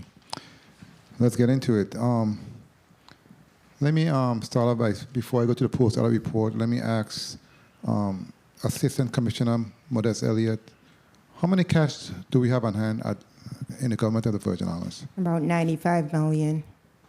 95 million. Okay, very well. And how often do you reconcile your bank accounts? I wonder the last time you did so. We try to reconcile on a monthly basis, but if you want additional information, I'll allow Director Cardi to elaborate. Not too long, please. I got a lot of questions. Good morning, Brenda Cardi, Director of Treasury, Department of Finance. Reconciliation is done on a monthly basis. Unfortunately, it has been delayed due to lack of staffing over the last year or so. We have been able to hire additional personnel in the reconciliation division. So we are slowly but surely getting caught up on reconciliation to the best of our abilities with the technology that we currently have. I'll take that for now. Very well. Let me ask, though, in respect to the vendor, you spoke about a vendor in a testimony. What's the average date in terms of vendor payments? How long do we take to pay our vendors? Because that's important also. We try to pay our vendors based on cash availability. Bring on the mic a little bit and speak into the mic. Thank you. We try to pay our vendors based on cash availability within 30 to 45 days. We have issues where by the time the invoices get to finance, it's already past due. So you may think that we're not paying within, but we have like 10 days once the payment gets to finance to pay. And we try to pay within 30 to 45 days based on cash availability. Okay, very well. And also in the testimony, when you began and you did your introduction, let me ask though, because we have two executive commissioners, assistant commissioners. Yes. Is it different district or the same district? It is the same district. However, Department of Finance, we work throughout all the departments and agencies, and Mr. Wells could elaborate, but he's actually responsible for implementation of the CFO bill, the PFMA I spoke about, which right now fiscal operations is decentralized, and we're trying to centralize it where all CFOs and fiscal officers will be reporting directly to Department of Finance. And so he has been doing an awesome job with that responsibility. Very well. It just stuck out to me, so I had to ask the question. Okay. You don't have to elaborate. Let me ask in respect to your testimony also, you spoke to having only 3 accounting analysts who has done a great job, especially up to 50,000 transactions. How many analysts do you need to be assured that you can really get the job done and expedite the process? I mean, we need more, but we have to stick within our budget ceiling for obvious reasons. And so I could say maybe 6, we needed double, but at this point in time, we're just trying to be fiscally responsible and doing more with less. How many vacancies does the department have overall? Only 4, I think, we can maintain. I think we did have like maybe 9 or 10 vacancies. DC Guzman could talk about it, but it was eliminated. We could only have 4 vacancies at our time. We're working on interviewing and hiring those 4 vacancies. And are those 4 vacancies considered critical vacancies? They are. All of our positions are critical. What are those positions, may I ask? Wilfredo Guzman, Deputy Commissioner of Finance. Currently, we have the Assistant Director of Treasury, a Chief AP Officer, Admin Officer, and a Financial Management Officer. Those are the 4 critical positions that is needed in the Department of Finance. Okay, very well. And speaking about vacancies and employees, under the post-auditor report, page 5, it speaks to training, right? And in the 25 budget, you had 4,000 for training, but the 26 recommendation is 120,000. What special certification and/or training is necessary to have such a large variance from 4,000 to 120,000? What page are you looking at? Page 5 of the post-auditor's report. Deputy Commissioner Guzman, Department of Finance. The reason why the variance is so high is because we are actually rolling out a robust training program, which entails us bringing in the expertise from outside to grow our staff. We have 1 minute. Executed an executive excellence training that was on February 22nd. We also did a growing our vision, empowering our staff training that was on May 30 to June 1st.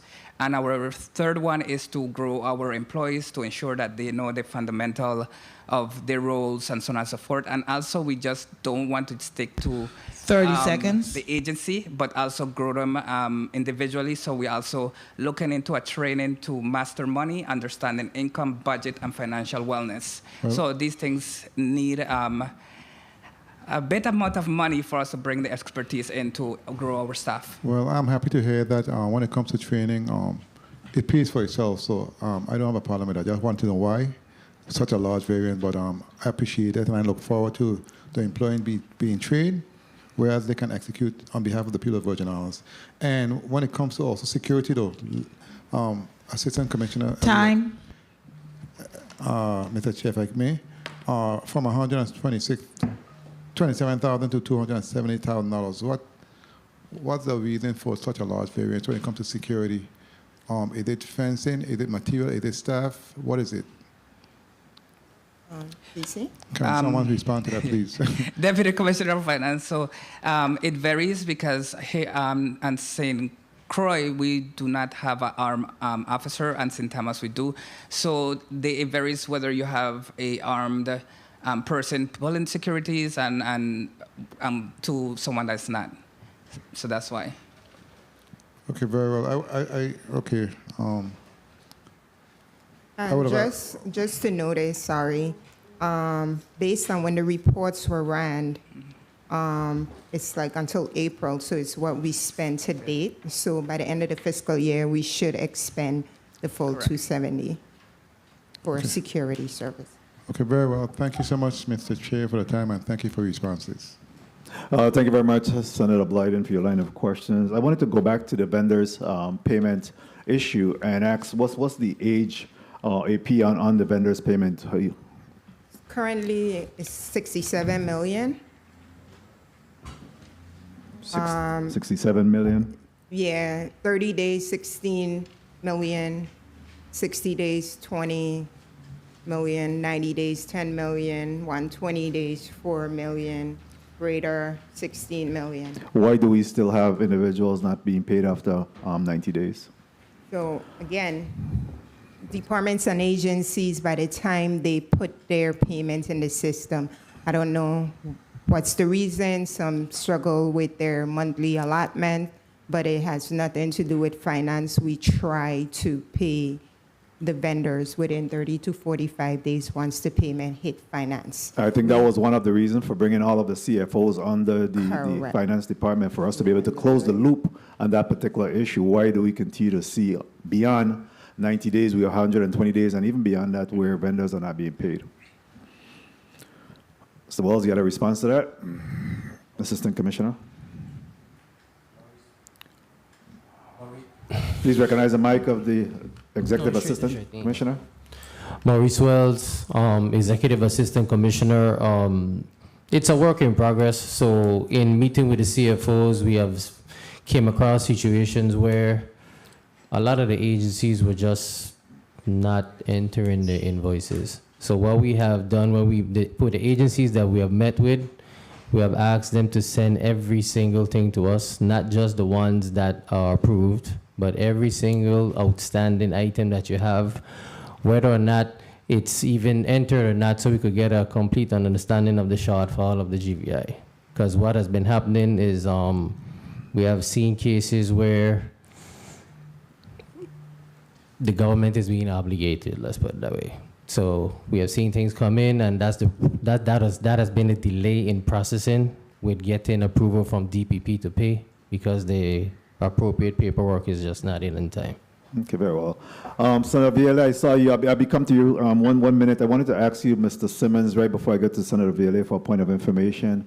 In respect to the, we know that, of course, the rum cover over we continue to be challenged by that with the 1050 versus the 1325. What is the conversation being had with the Diageo and Cruiser and Rum in terms of ramping up their production?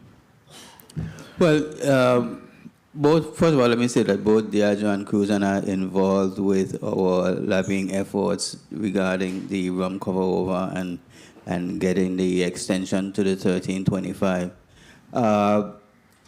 They have capacity. Production is not the problem. Sales have been slow for spirits and for rum, particularly in the United States, and that's what has caused a slowdown in sales. So it's not production, really. They can produce more. It's just a matter of sales. And I think what we've seen, and we've had the conversations with them, is that they are ramping up on the marketing. They've engaged with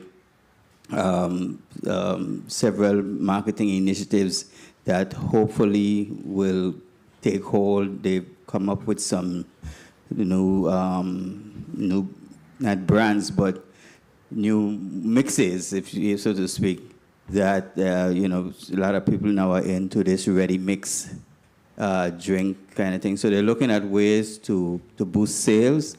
And so that's where we think we need to concentrate efforts so that we could boost sales and then increase cover over.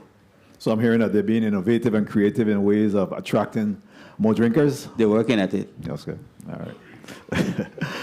Thank you very much. Senator Viola, you're recognized for your point of information. Thank you, Mr. Chief.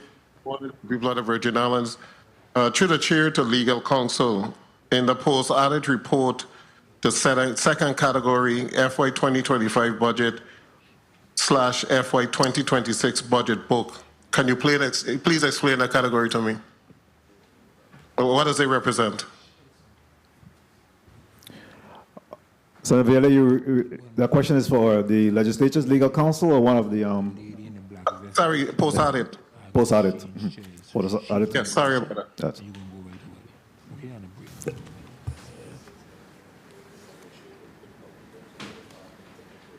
The second category on page 5, it says FY 25 budget, FY 26 budget book. What does that represent? That figure, or those figures? Okay, Dr. Phillip, through the chair to Senator Viola. The information contained within this table was taken directly from the executive budget book. Okay, then my question to you, Madam Post-Audit, definitely the budget bill that was passed, Act number 8916, is quite different to what is in the budget book. Were you able to ascertain what's the reason for that? Are you referring to FY 2025, Senator? We have the time there is from October 1, 2024 to when this was submitted back in April of 2022. No, Senator. Mr. Chair, the first page number 2, that has the overall figures. Not page number 5, page number 2?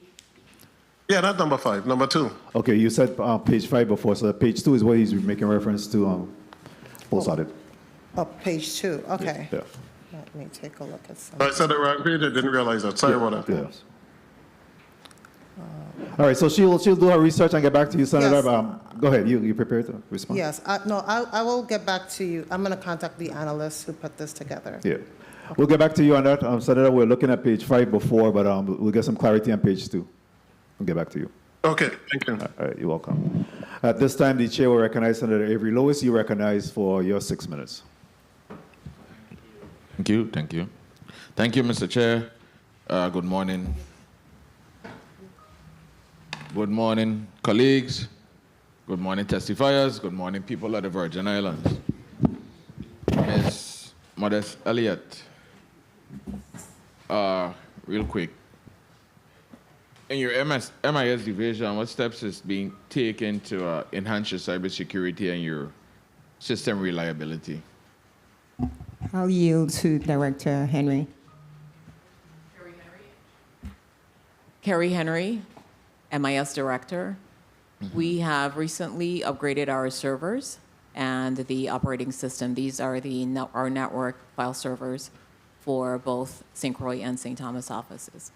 We do have those servers also being monitored via BIT, and our PCs are also monitored via BIT. All right, so you feel a little more secure now? Yes, I do. Thank you. Ms. Madasaliat again. How does the department ensure timely federal reimbursement to reduce local fund usage? Repeat the question, Senator Lewis. How does the department ensure timely federal reimbursements drawdowns to reduce local fund usage? We usually work with the departments, bi-weekly payrolls. Once we provide the departments with a detailed check history, we expect them to do the draws right away. And vendor payments is done twice a week. We share those payment histories with the departments and agency, encourage them to do the draws. Ms. Hardy can elaborate further. That's okay. That's good. Ms. Williams-Octalien, on page 6 of Mr. Simmonds' testimony, he talked about some smaller increments and so forth, and some rental changes. How many properties, how many different locations you have? Our staff is housed in 3 on each island. And most recently, we lost the space that housed the DR staff on St. Thomas. So we are looking for additional office space. And what's the total in rent do we pay?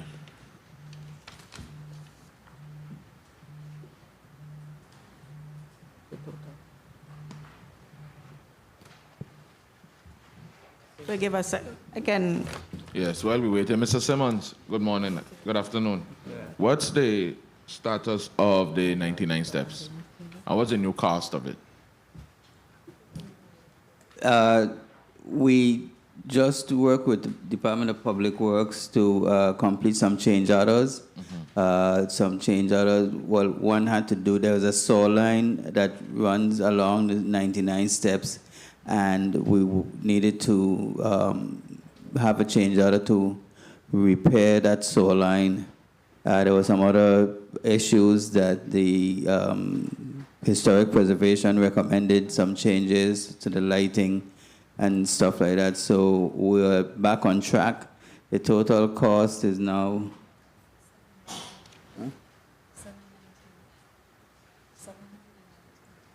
$719,000. You went a little soft for me, what did you say? $719,000. Good. Work has started back? We just signed off on the change order, so I would imagine that we'll be issuing a notice to proceed pretty soon. I see Mr. McLean saying yes, so we should be getting started and ramping back up. We're still looking at an August completion of this. Okay, thank you. Mr. Simmonds, again, on page 10 of your testimony, you talked about the closing of the Garvey bands. Congratulations on that. To you, Mr. McLean, as it pertains to the ferry project, is this the spirit of 1733, or this was the cargo, the car passenger ferry that the governor spoke about?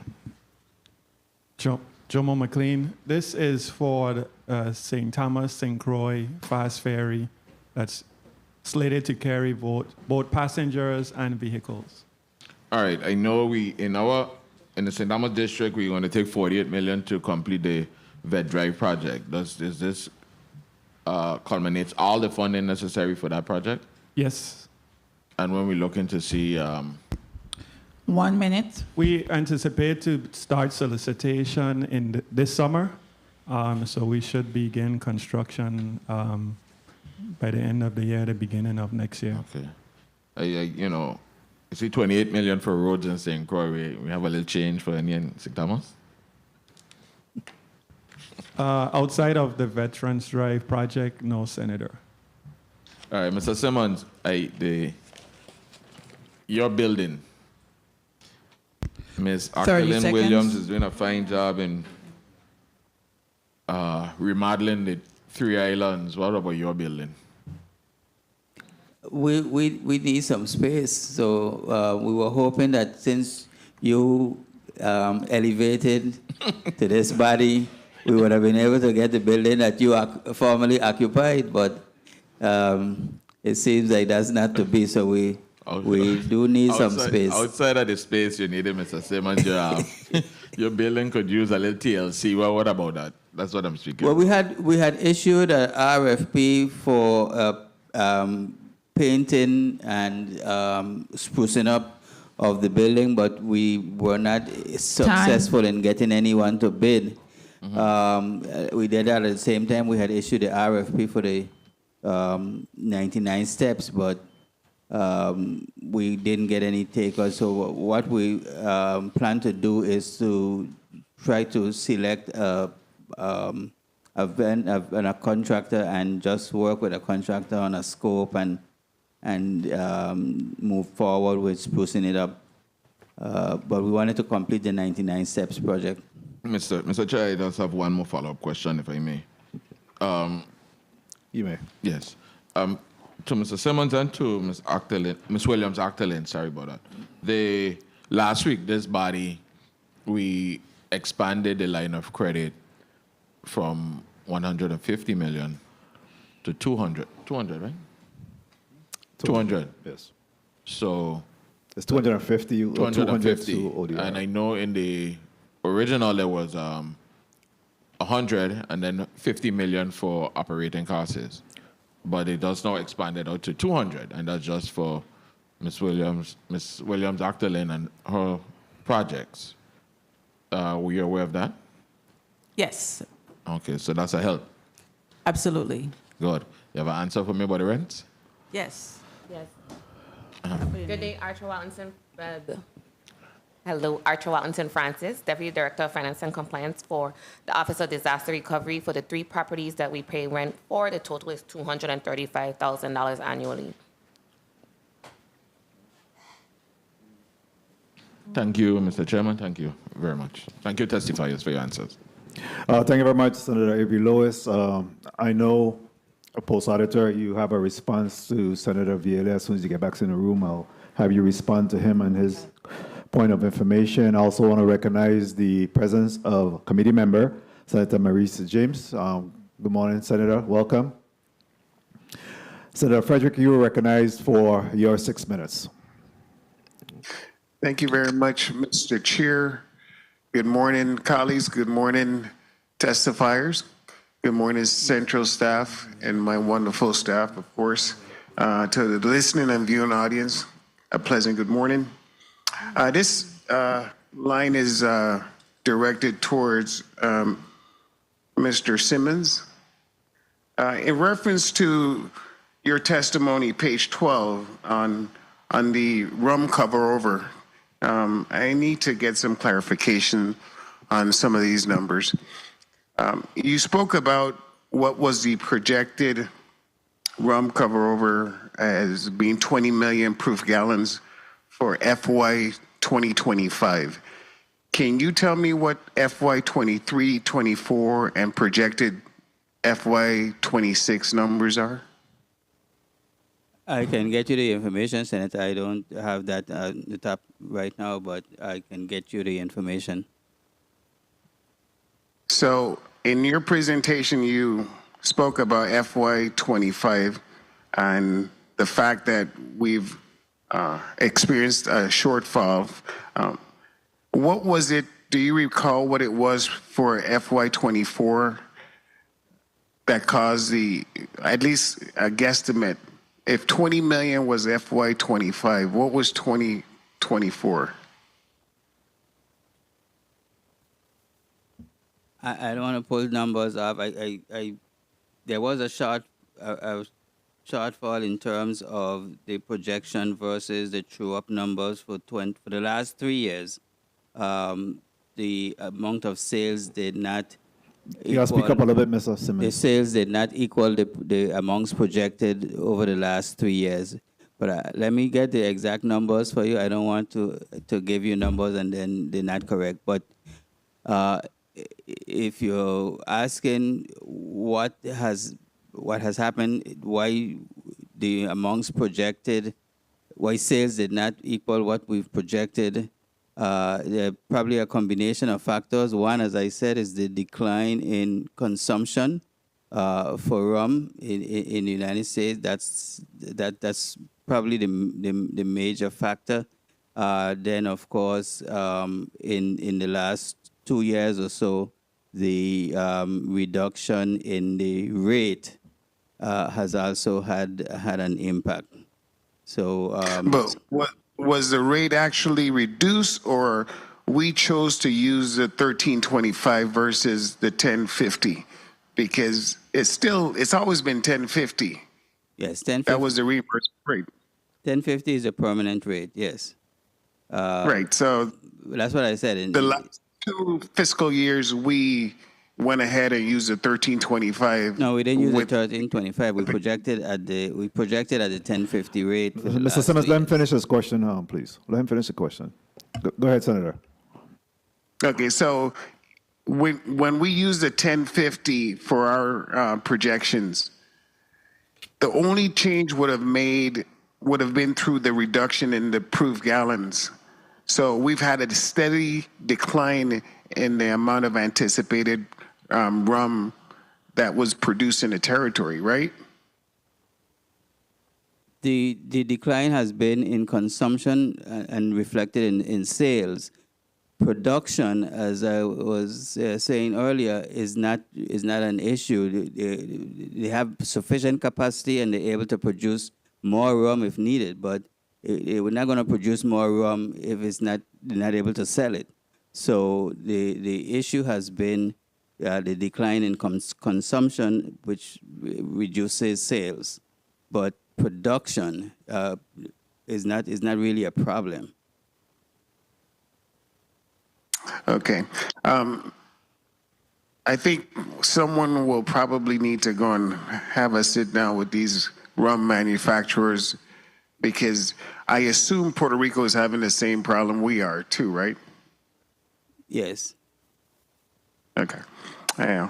All right. My next question is directed towards Ms. Williams-Octalien in reference to the $4 million increase that your agencies are requesting from us. Is that pretty much payroll? From what I'm seeing here, is pretty much payroll to facilitate administrative support. It is, yes. The primary expenditure, of course, is payroll, but of course, all of the other supporting services, equipment, material, rent, everything that is included in that amount.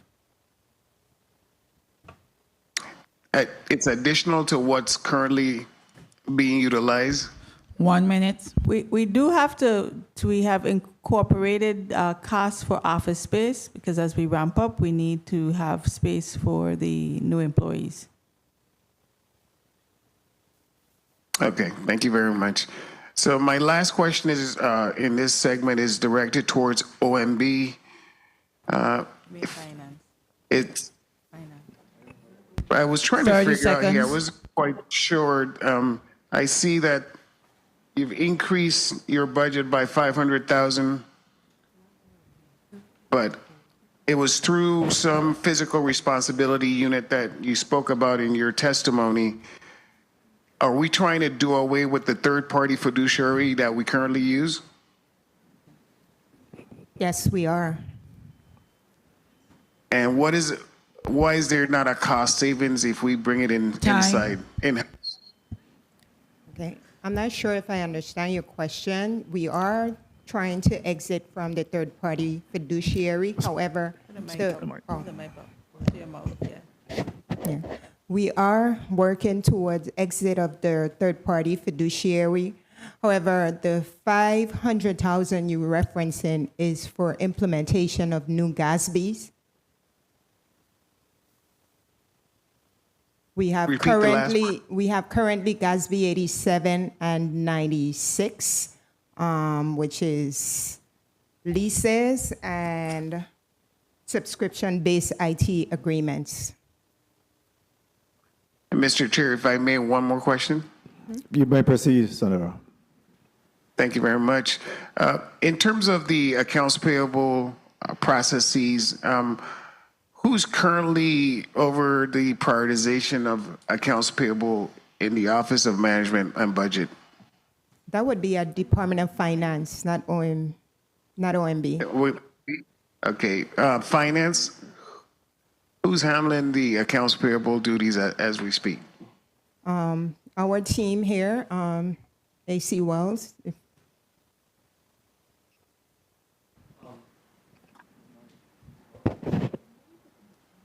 Maurice Wells, Executive Assistant Commissioner. It's a collaborative effort between myself, the accounting team, to include the director, as well as the young man to the right, Elijah Samuel. So it's a collaborative effort as to how people are being paid. Is that correct? Well, you asked who handles that duty, so it's a collaborative effort, yes. Okay. And is that effort excluding the accounts payable clerks, or is it just being handled by the higher ups? No, they are actively involved throughout the process. Thank you very much, Mr. Chair. Appreciate the question. Thank you very much, Senator Frederick. Before we go on to the next senator, Senator Blyden, you have a point of information? Yes, thank you so much, Mr. Chair. Director Octalien Williams, you spoke to the establishment of the Super PMO, which executed a contract with Jacobs Engineering to provide staff augmentation for the construction and management of critical projects. What was the cost of that contract? Yeah, it's 137. Let me get the last numbers.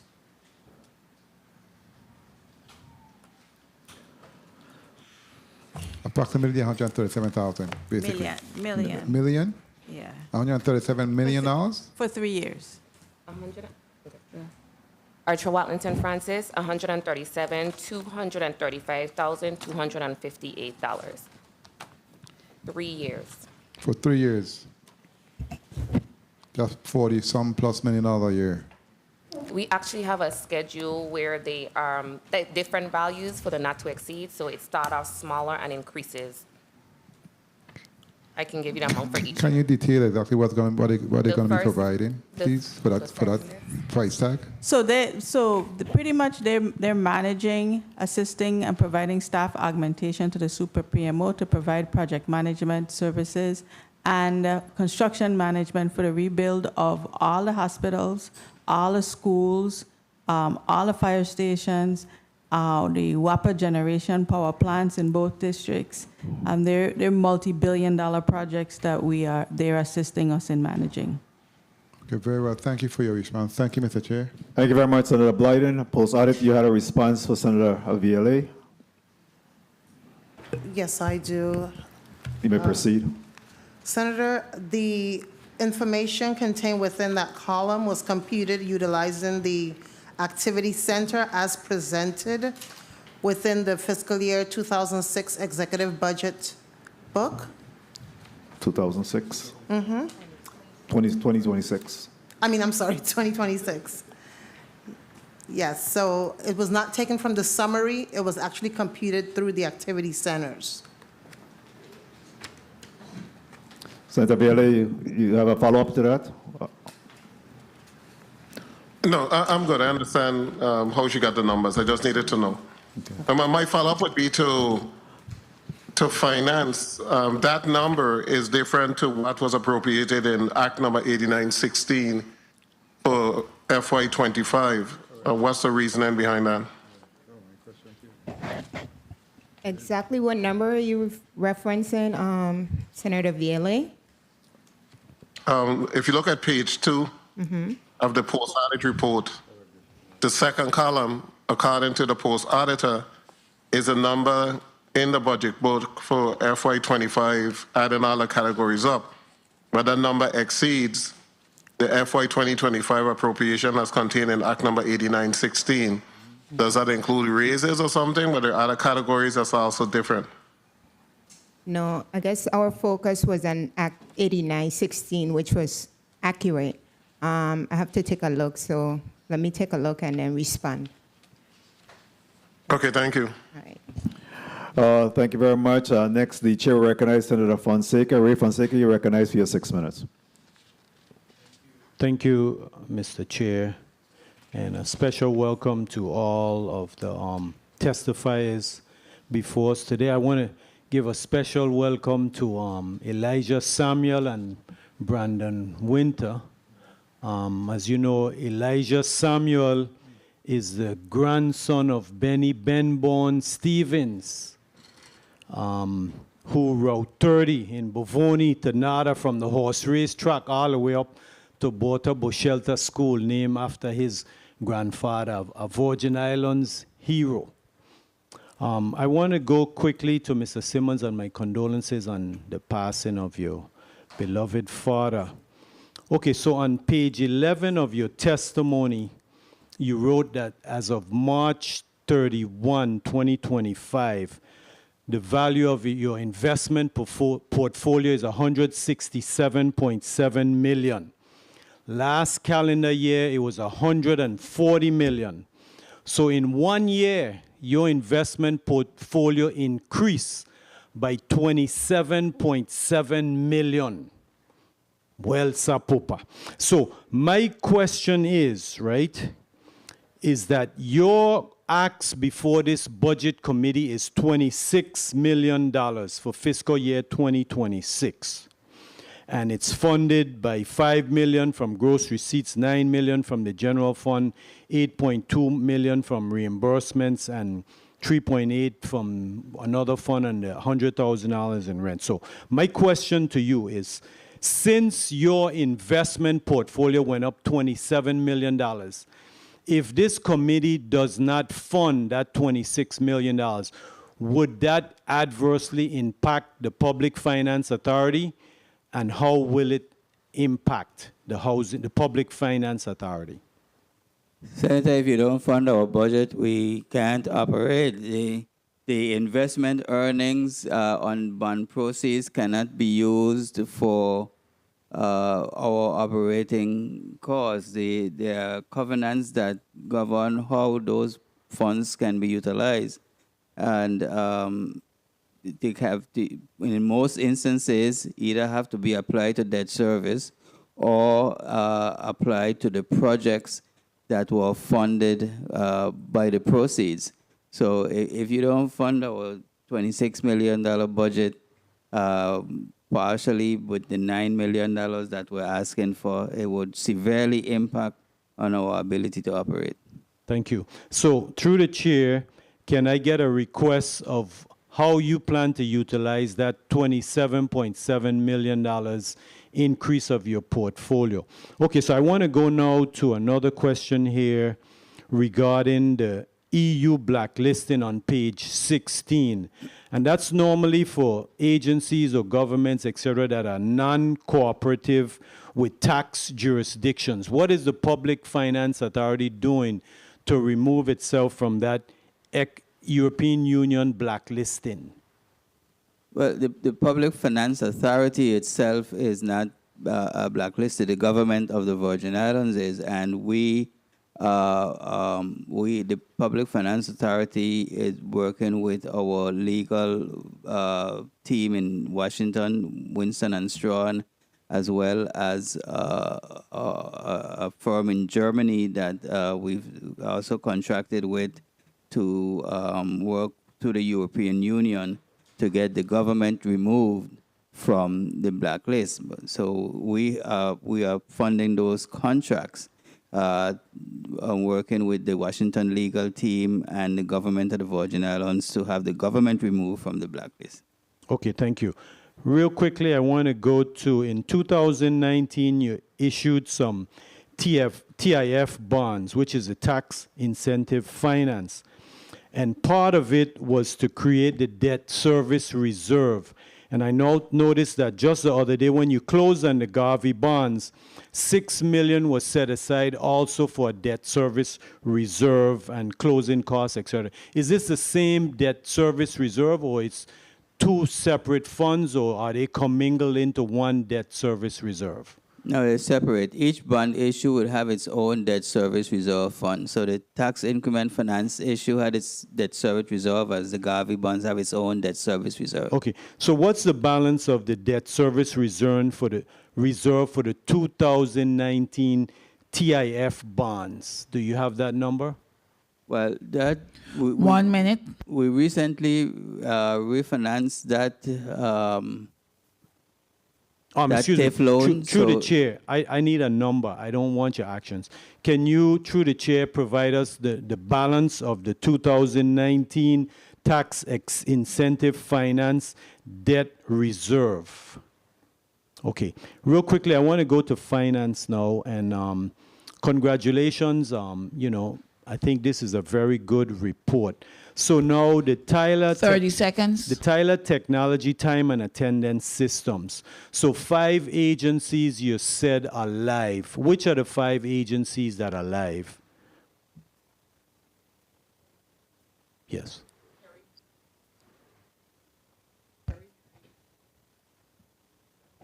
Please recognize Mike 7. Mr. Chair, can you hold my time? Carrie Henry, MIS Director. We have Department of Finance, OMB, BIT, Casino Commission, Public Defender, and Collective Bargaining. Okay, my question is VIPD eligible to go live with that time and attendance system? Or would they be eligible? Yes, they will be eligible. We are at this point in time gathering information from them so that we can set up the advanced scheduling module for them and get them to participate in a pilot. Okay, I would suggest that all of the agencies that have extensive amount of overtime go on your priority list for doing that time and attendance system, because it's a way of really controlling costs. So real quickly now, I know the senator, our latest senator from St. Thomas, Mr. Chair, can I just wrap up?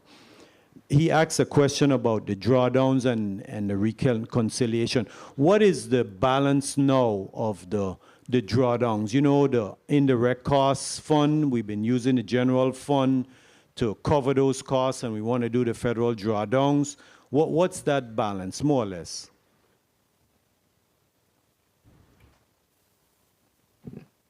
Anyone can answer that? That's for finance, the drawdowns, federal drawdowns. Sorry. Yes, I wanted to know the indirect costs drawdown balance right now that's running with the federal government, because we use the general fund to pay those costs immediately, and then we get reimbursed.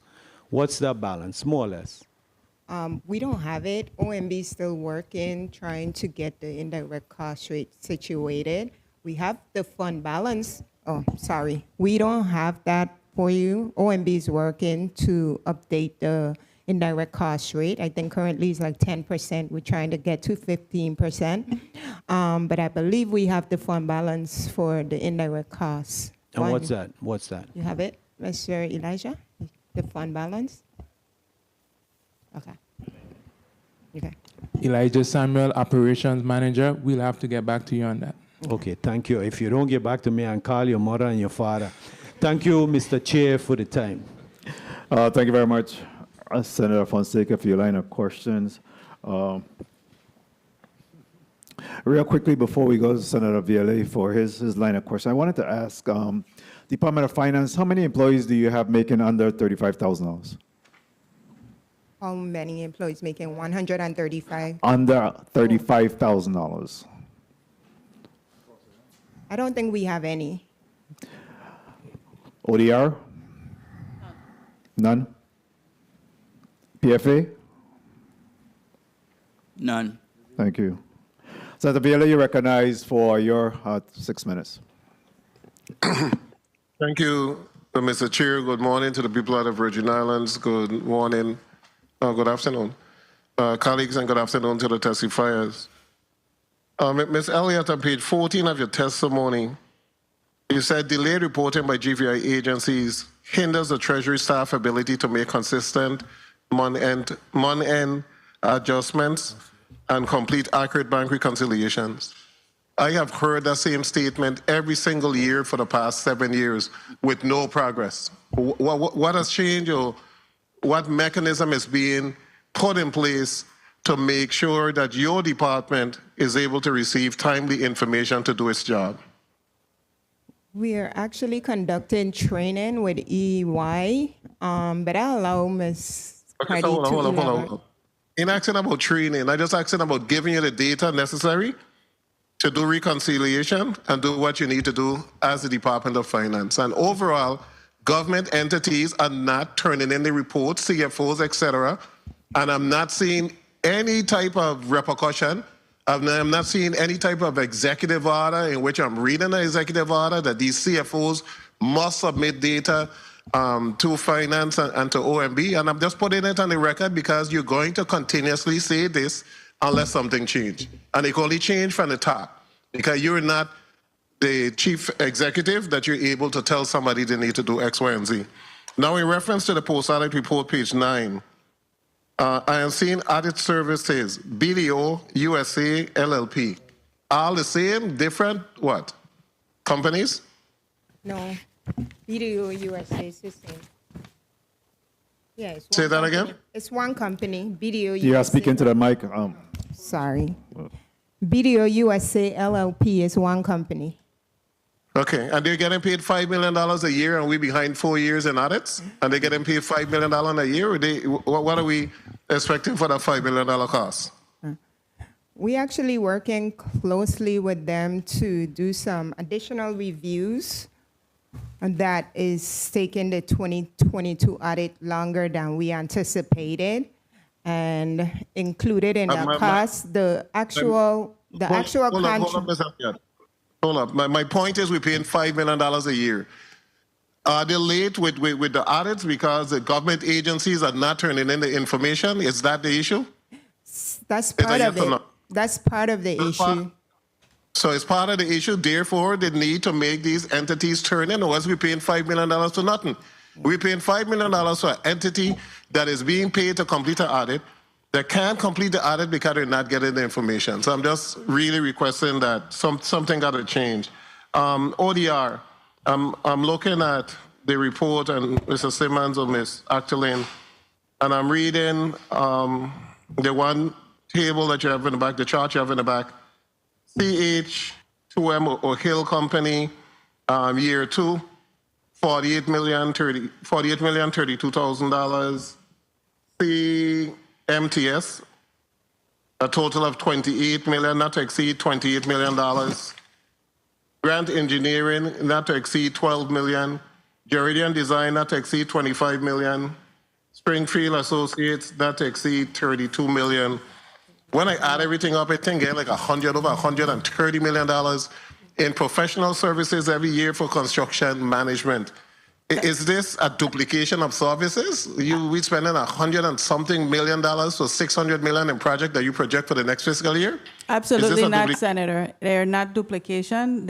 All of these tasks are issued on task order. The specific tasks, you're not looking only at construction management, you're also looking at architectural design and also construction administration. So once they design the project, the architects stay through the life of the project as construction administrators to make sure that any issues that you have with design is answered during the construction phase.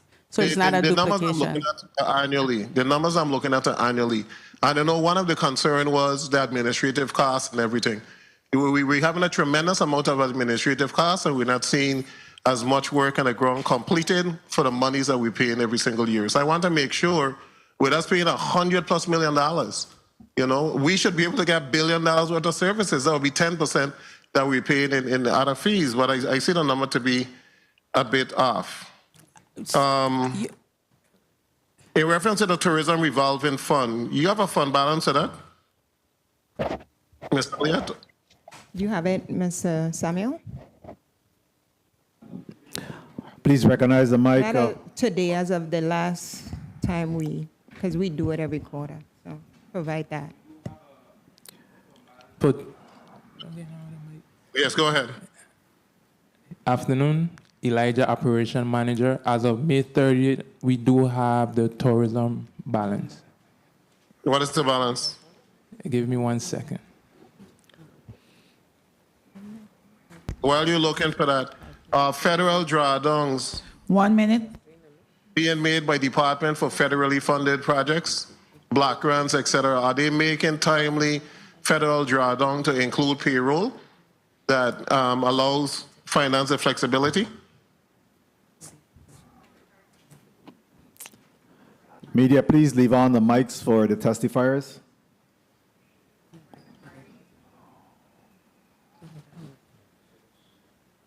Any of the two questions? Brenda Cardy, Department of Finance, Director of Treasury. At this juncture, for the most part, most of the agencies are performing their drawdowns. One of the issues that we're experiencing is that our federal partners have slowed the funds coming into the territory. So that is the issue that we're facing right now. But for the most part, about 85% of the agencies are performing their drawdowns timely. 30 seconds.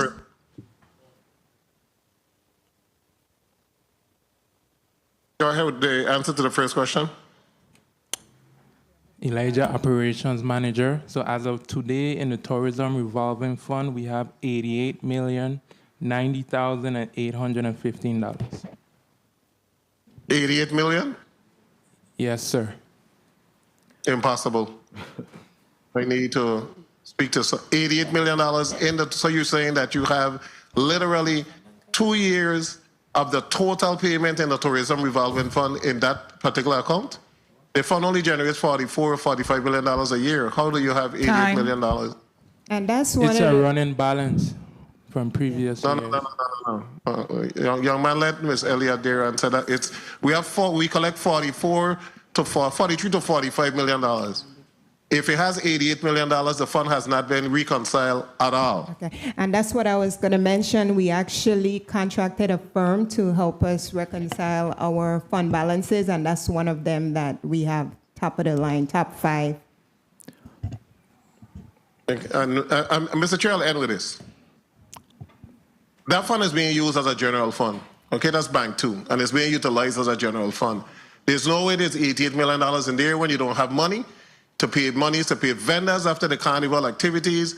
You didn't have monies for individuals working on the airport, for greeters at the cruise ship. So if it's $88 million, then we're in a good place, but I know it's not. And that reflects that there's a serious need for reconciliation. Thank you, Mr. Chair. Thank you very much, Senator Viola. I totally agree with you. You have any feedback to that, Ms. Assistant Commissioner? When was the last time that account was reconciled? Well, we have been reconciling it, like Mr. Samuel stated, is a running balance. However, when we start working with a consultant, we're hoping to go back and based on the act and expenditures and revenue posted to that fund, we're hoping that Senator VLA is correct that it doesn't really have 80-something million, because we have been paying close attention where they're actually spending more than they're bringing in, and so we believe that there's some reconciliation issues that we have to fix. Is there pending vendors payment on that account? No, it's payroll. Elijah, you have the details, or? Yes, there are vendor payments on that fund. Okay. That comes from that as well? Yes. Yeah, so we will need to get an explanation, and we'll send a request for a full detail on what's happening with that account. Point of information, Senator Blyden. Thank you so much, Mr. Chair. Assistant Commissioner Elliott, what the cost to the government of the Virgin Islands for that contract for the reconciliation? What the cost? Less than 50,000, about 40, What the cost? 48 and change. Okay, very well. Thank you so much, Mr. Chair. Thank you very much, Senator Blyden. Senator Potter, Senator President Potter, you recognize for your 6 minutes. Thank you very much. Thank you very much, Mr. Chair. Good afternoon, colleagues, and a special good afternoon to the testifiers who are here before us today. I wanted to start by asking Director Adrienne Williams-Octalien, in your testimony, Director Williams-Octalien, you mentioned that you had 104 budgeted positions and you had 41 vacant positions. So I just wanted that would constitute 40% of your positions are vacant. How is this impacting ODR's ability to function optimally? I know it has to be handicapping you to really maximize your ability to fully function. How is it impacting you? What type of positions are we talking about? Senator, we're speaking of engineers from the super PMO perspectives, engineers, architects, financial analysts. Those are key areas. Some of the delay, and that's why we only funded the positions at 50%, is because we know when those positions are really going to be needed throughout the life cycle of these projects. So that's why we made that projection and that adjustment. Additionally, we have to get more office space. We have nowhere to put people. We're advertising, but we have a lease that we're working on right now that will allow us to go full bore with hiring. So if you had the numbers, you don't have the space to accommodate. We don't have the space them at this time. Okay. But you're comfortable and you're confident in your ability to secure these positions, given the salaries that you offer and the requirements for the job. Are you comfortable or confident in your ability to hire these critical positions? Well, finding people who are plug and play is difficult. There's still a learning curve when it comes to some of the recovery processes and understanding financial. We are still falling victim to these demand occupation, and where there's not always enough of a selection to be able to make good decisions. Yeah, so it's a serious challenge. What is your target, your internal target for project closeouts for FY 2026?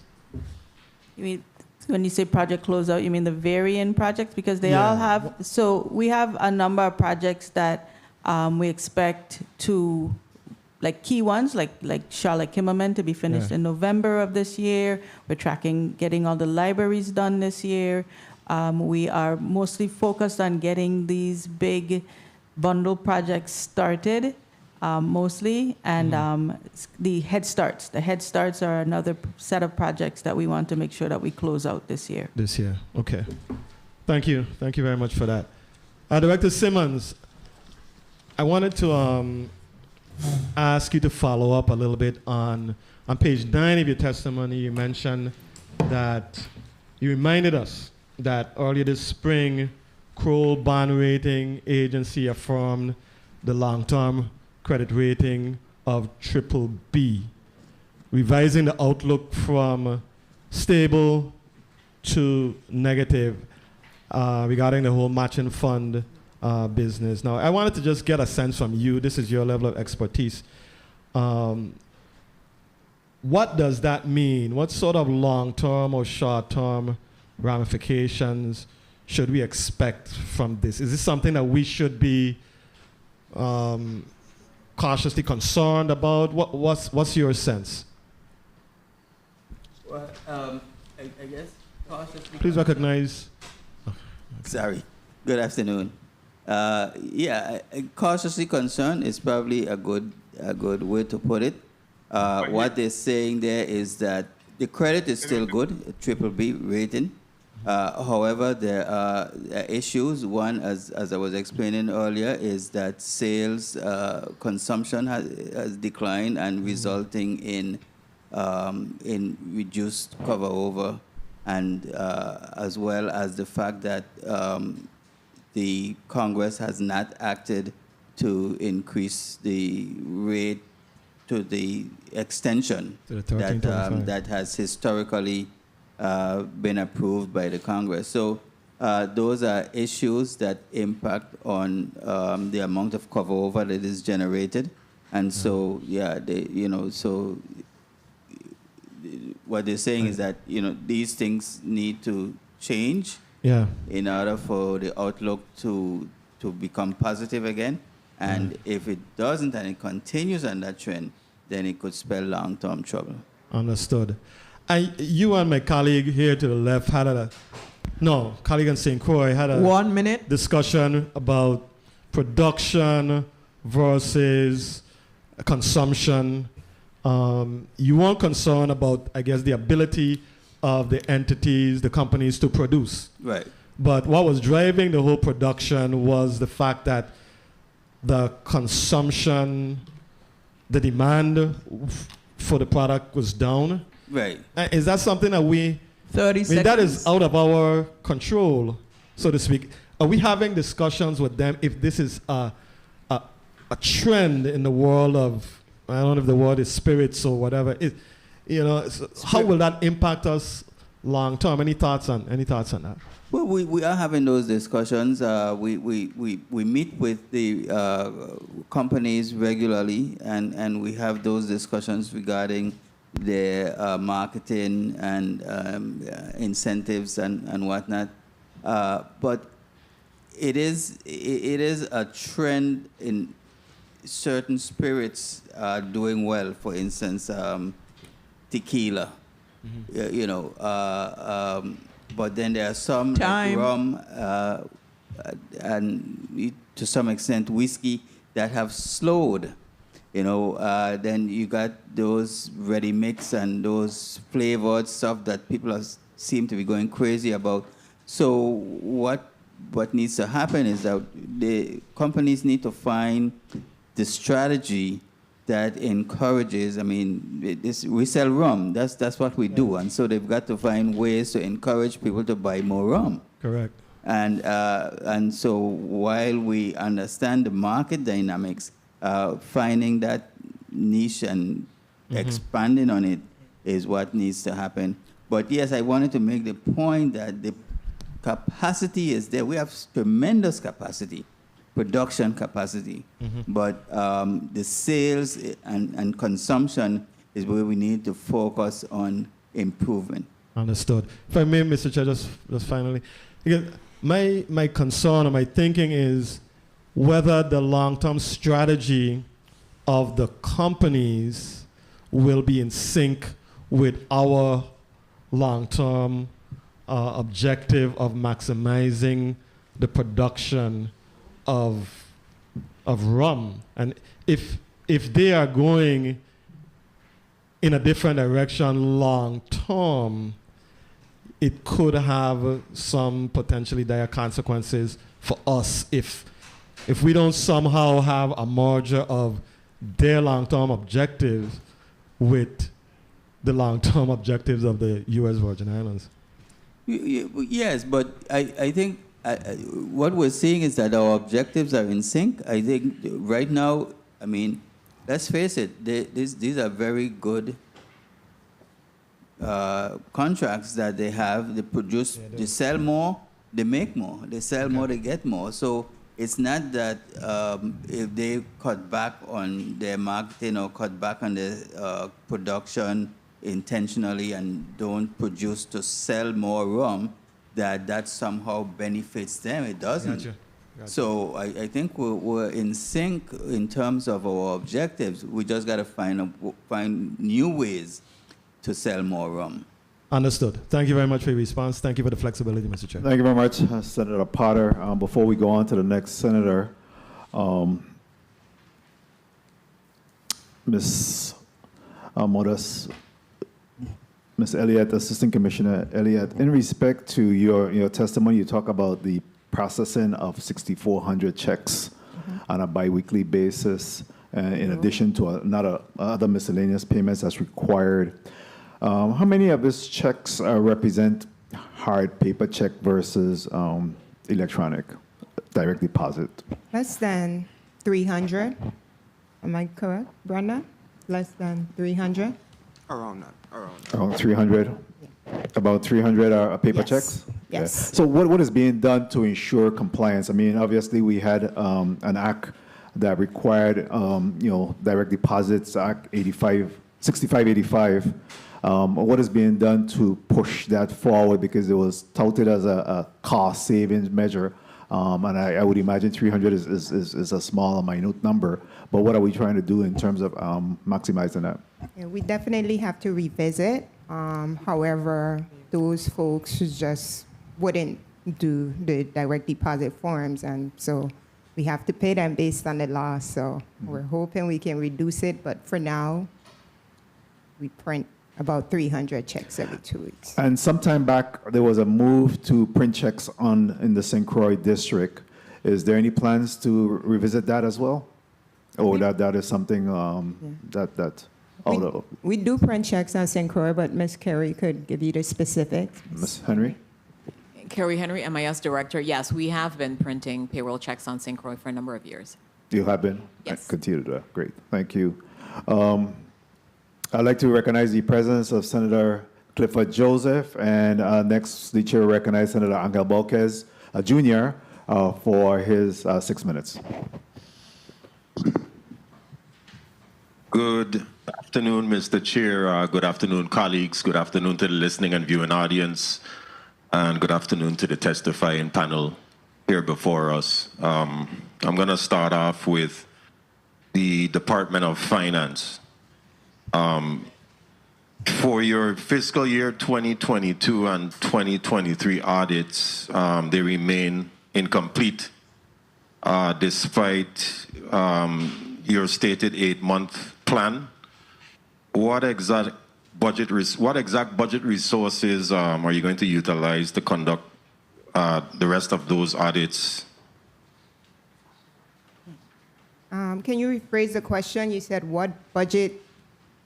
You in your testimony, you mentioned that the 2022 and 2023 audits are incomplete despite a stated 8-month plan. Right. What resources are you going to utilize to conduct the rest of those audits? I mean, we're working, OMB and Finance and the auditors, we're working to iron out some issues to finalize the 2022 audit. And we are actively working with the auditors to complete the 2023 audit. We anticipate dropping pencils for the 2023 audit, which pencils have been dropped already for the 2022 audit.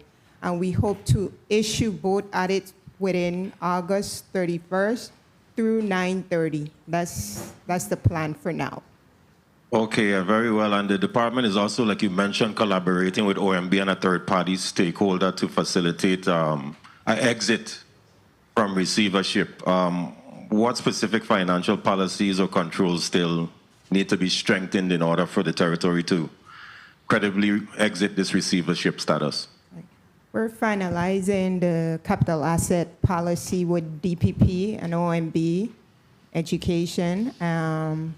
We have majority of the financial policies ready for final approval. So it's just, I believe, the capital asset at this time. Okay, very well. I'll shift over now to Public Finance Authority. Good afternoon. There was a mention of $73 million in unexpected capital project funds. Unexpended. What specific fiscal year 2026 budget oversight mechanisms will you ensure to make sure that these funds are obligated or spent on time? Good afternoon, Senator.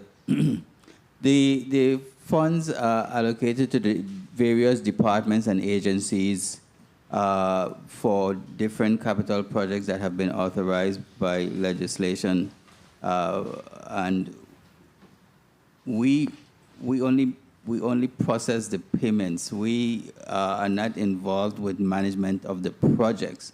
The Office of the Governor provides oversight, and from time to time, the Governor has met with the departments and agencies to implore them to do a better job of spending these funds. And I know some senators here have, from time to time, have even sought to reprogram some funds because they were not being spent timely.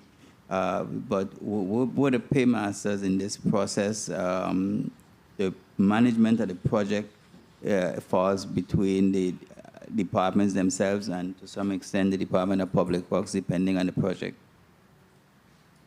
Okay, and I know that the PFA usually gets a $5 million appropriation from the general fund. What are you doing to sort of cut back on or reduce this dependency and try to achieve some more self-sustainability? Because we're trying to find as much funds as we can to be able to balance the budget. So the PFA does have some endeavors that they generate finances with or revenues. So what are some of the plans that you have to cut back on this dependency? Well, Senator, you may recall that until 2022, we did not seek or receive any general fund appropriation. Part of the process in terms of the GRS solvency plan was to take the funds that were previously coming to the PFA for our operating expenses and allocate all of the revenue from the GRS, from the matching fund, all of the excess revenues to fund the GRS. And so that created a void in the PFA's budget. And at that time, it was understood by all, including the administration and the legislature, that there would be a need then to fund the PFA to the $5 million that we were previously getting under the matching fund, since those monies were no longer going to be available. So we're still requesting the $5 million. Our budget has remained the same. We have not increased it. Very well, but the PFA is managing WICO, VITN. 1 minute. Some Dove and now VITIC. How is the authority ensuring the, the potential financial risks from these subsidiaries do not inadvertently affect your bondholder obligations or credit profile? Well, all of the entities have a separate board of directors that are 30 seconds. Responsible for actually managing the entity. PFA provides support services, except for WICO and VINGN, which has employees and their own operating revenue stream. The other entities, we provide all of their support services, although they have a separate board that makes decisions in terms of their management and operations. So, Mr. Chair, if I may. You may wrap up, Senator. Thank you, Mr. Chair. So you're saying that none of these entities affect your credit profile or bond holdership? No, the matching fund have its own credit profile. The tobacco settlement financing, Vitec, the bonds that they issue just received A rating for the Gavi bonds. So, as a matter of fact, their credit profile is better than PFA's. All right, very well. I don't want to abuse my time, so thank you for the time, Mr. Chair. Thank you very much, Senator Bolkes. Point of information, Senator Lewis. Thank you, Mr. Chairman. Ms. Modest Elliott, not to belabor this tourism fund, but in the past, tourism everything used to come out of the general fund for them, right? Correct. So now everything is transferred to the revolving fund. Over the last 3 years, yes. Over the last 3 years. So we should see the funding going down a little faster since everything is coming out. All the activities now are coming out of the tourism revolving fund. Correct. So tourism does nothing at all out of the general fund. Correct. Thank you very much. Thank you very much, Senator Lewis. Jomo, in regards to the, obviously, the Garvey funds, I know that you were very instrumental in that recently. The list of federal highway roads on St. Croix, obviously from the previous Garvey monies, is still pending, taken care of. How? Well, first of all, do you have a listing of all of the federal roads listed on St. Croix? Yes. Can we get a copy of that listing? Yes. Okay, and then what's happening, or what's the discussion in respect to those roads that was previously listed in the Garvey funds for repairs? Can you give us updates on that? So the projects that were in the 2015 issuance, we still have a couple projects that are ongoing and some that are about to start. The Mahogany Road project is under construction. We're in solicitation for the Frederickstead roads. We plan to be in solicitation for Spring Gut Road in in the next month or two. We're just waiting on Federal Highways approval. And that's about it. That would be the balance of the funds from the 2015 issuance. Very well, and of course, we got to work on the other listing for the now, the $29 million that's being made available for those as well. 28 million, I'm sorry. Yeah, all right. At this time, the chair will recognize Senator Maurice James. You're recognized for your 6 minutes.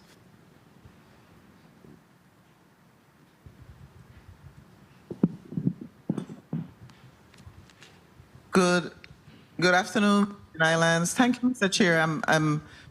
It came across garbled, but I think I am the one that is next, correct? Yes, ma'am. Proceed. Okay, thank you, sir. Thank you, sir. Good afternoon, Virgin Islands. Good afternoon, testifiers, colleagues, everyone in and outside the room. I also was interested in a number of issues raised by my colleagues, specifically the fact that throughout the Department of Finance testimony, there are references to delayed reporting by GVI agencies, earlier getting caught up, and also just throughout timely payments to vendors. That one specifically caught my attention, and the fact that agencies are entering invoices late. I know that two of my colleagues talked about this, but I am really interested in how do we change the behavior with finance ultimately being the one responsible for managing the money of the government. How or what are you doing to change that behavior within the agencies? And is there some meeting of the minds at the executive head levels, meaning the commissioners? I don't know if you'll be able to answer that for me, but there needs to be, something has to change. And we are working on that through the CFO implementation executive order. I'll allow AC Wells to elaborate further. Okay, thank you. Hi, good afternoon. Maurice Wells, Executive Assistant Commissioner. It's an ongoing process. Right now, we're in phase 2. So what we're trying to do is streamline government processes, and one of that is to have more oversight. So that's why we have the CFOs reporting to finance right now. So what we're trying to work on currently in regards to the vendor payments is to have complete line of sight as to what is owed to the vendors, whether approved, whether in the system, but we're getting the CFOs to now forecast so we could know if shortfalls do exist. We could come before this body sooner than later to appropriate additional funds so we could play catch up. Our goal is to realistically to become current, and when I say current, I mean within a 30-day period, within the next, I'll say within the next 6 to 8 months. That's realistic. That's good. I'm glad you said realistic and not idealistic, because that means we will see a change in 6 months. I also want to ask about the receivership, exit from the receivership that was addressed earlier also. When I saw the date in terms of the financial policies being updated, is there an anticipated date or goal end date in terms of the exit, the overall exit? Are you building on that and setting, for example, as you use the term phases or deadlines? Can you give me a date that you believe, based on the work you're doing now, when you believe realistically that you can exit from the receivership? I believe Director Rima would be better to give that date, but we're hoping no later than the end of this calendar year. But I think Director Rima would be the better person to give an exact timeline.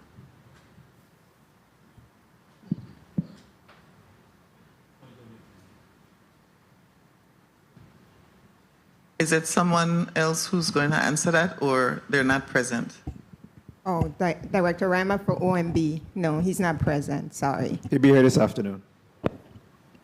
Okay, thank you. I am curious about the elected governor retirement fund and the judge's pension fund.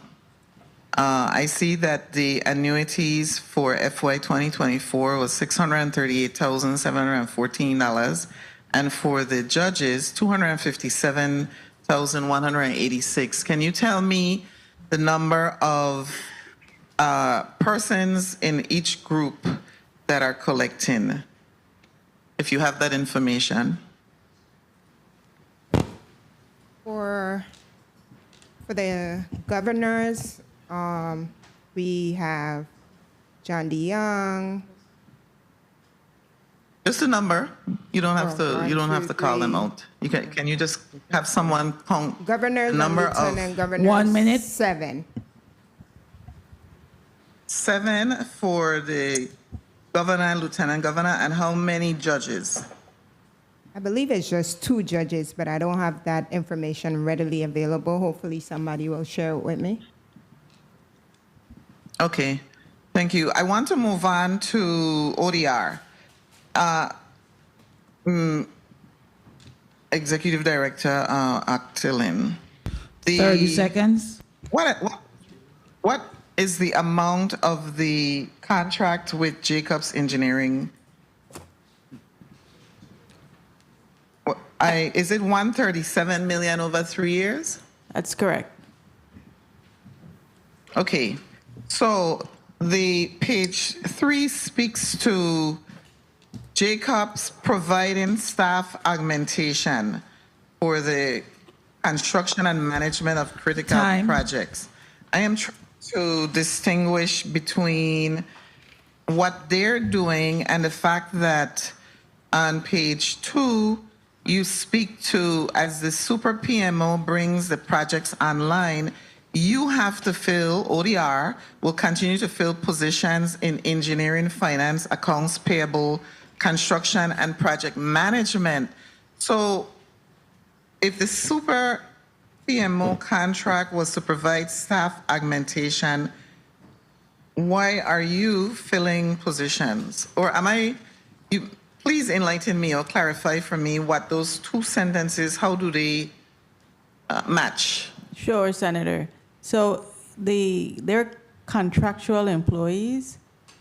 Any work done by a contractor has to be approved by a government agency, a government entity or representative who's authorized to approve or commit funds for the government. So that we always need staff to make final decisions, to accept, to process payments. The technical services provided by the project manager and the construction manager is one aspect of what's required, but we do need staff to accept the work that is done by the PMCM or any contractor. So the super PMO, okay, ODR has successfully established the super PMO, which is the entity that you're saying you are filling those positions, correct? Correct. We have to fill staff, and yes, we need to fill staff for vacant positions.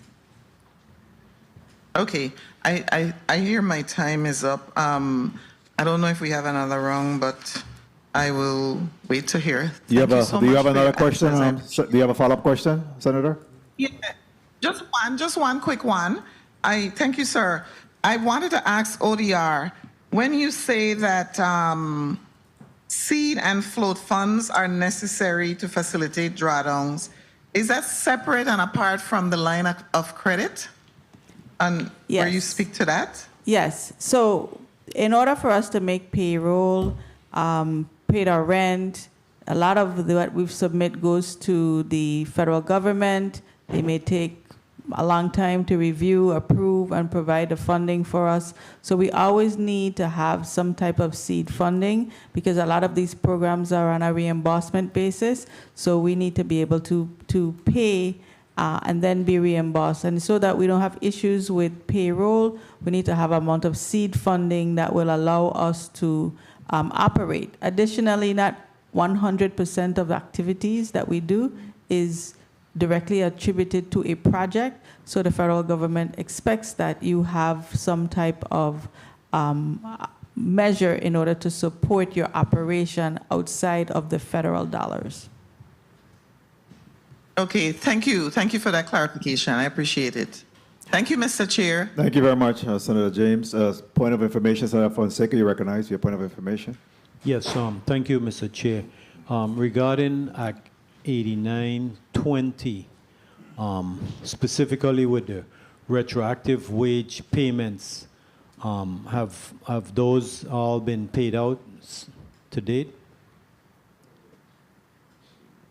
Finance, right here in front of you. Repeat your question, please. Sorry about Yeah, I see you looking at the TV screen. I'm right here in front of you, about 10 feet away from you.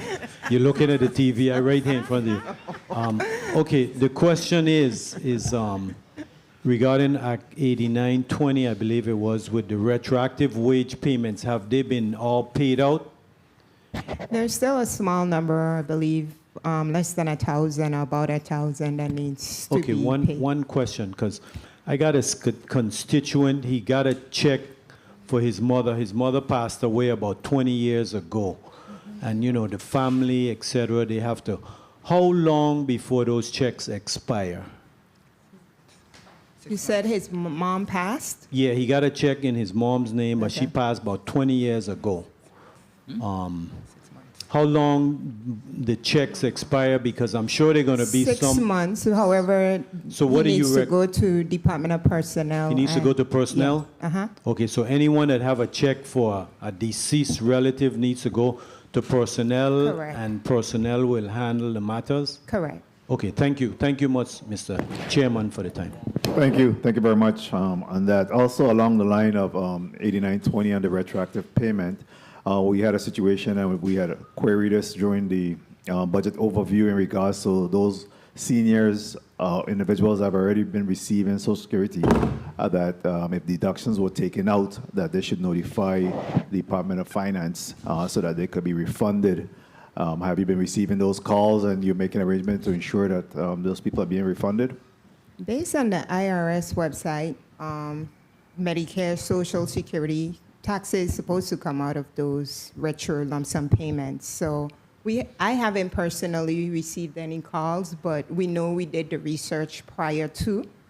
So if They were informed, the commissioner informed that if in fact Social Security came out of the check and they're already receiving Social Security, then they will have to be reimbursed. Yeah, so we'll have to do further research. Okay.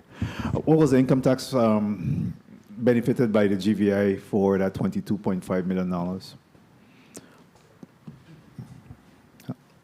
How much you keep? At this, Brenda Cardy, Department of Finance, Director of Treasury. Currently, it is about $4.7 million. $4.7 million of the 22. Thank you. Before we go on to the next senator, I wanted to ask Mr. Elijah Samuel, the accounting operations manager, Mr. Brandon Winter, the payroll special projects coordinator. If you could just talk a little bit about your daily assignment and your role. You got glowing reviews by the assistant commissioner when she introduced you, and I just wanted to give you an opportunity to talk about, what was your daily assignment, what you do. If you need to think about it for a little while, I could go to the next senator and come back to you so you can prepare for it. But I'd love to hear how you engaged. We could start. Go right ahead. You recognize. Elijah Samuel, Accounting Operation Manager. So in accounting, we have two sections, AP and GL. So in GL, we... General ledger. General ledger. Okay, so in general ledger, we deal with grants, account codes, fund balances, and stuff, and what's not. And in AP, accounts payable, we deal with payments to vendors. So I'm the manager, so I sorry. I'm the manager, so I oversee everything and make sure everything is working accordingly, and everything that needs to be done is being done timely and efficiently. So those people that's owed beyond the 120 days and the 90 days and stuff need to be reaching out to you or to make that happen? Or? Trust me, they do. They do. All right. Brandon? Good afternoon, Brandon Winter, Payroll Special Projects Coordinator. So on a daily basis, I usually do special projects for payroll, such as retro, when the premium pay came out, 8%, things like that. I also do miscellaneous activities, help with audits for past years and whatnot, and just miscellaneous things around the office helping because we are a little short-staffed and whatnot. Earle, you like your job? Yes, I do. Good show. All right. Thank you.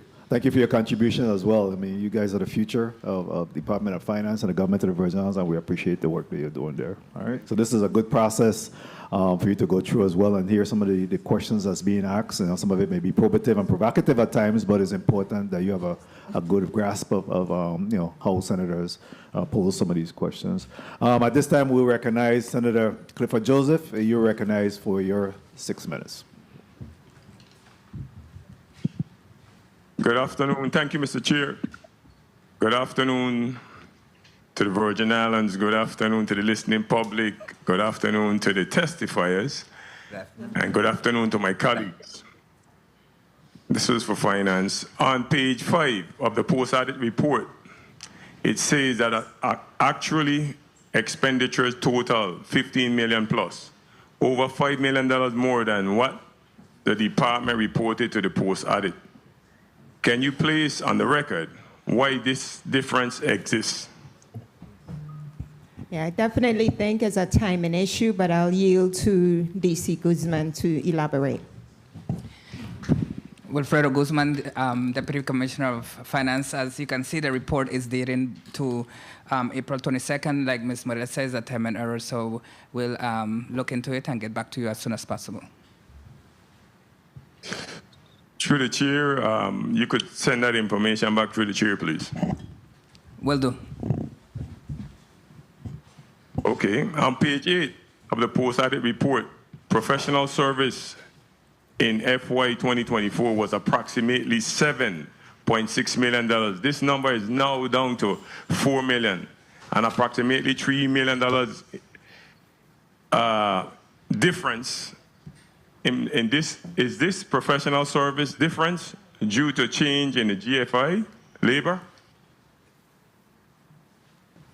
Some of the differences, yes, belongs to GIF that transferred to labor.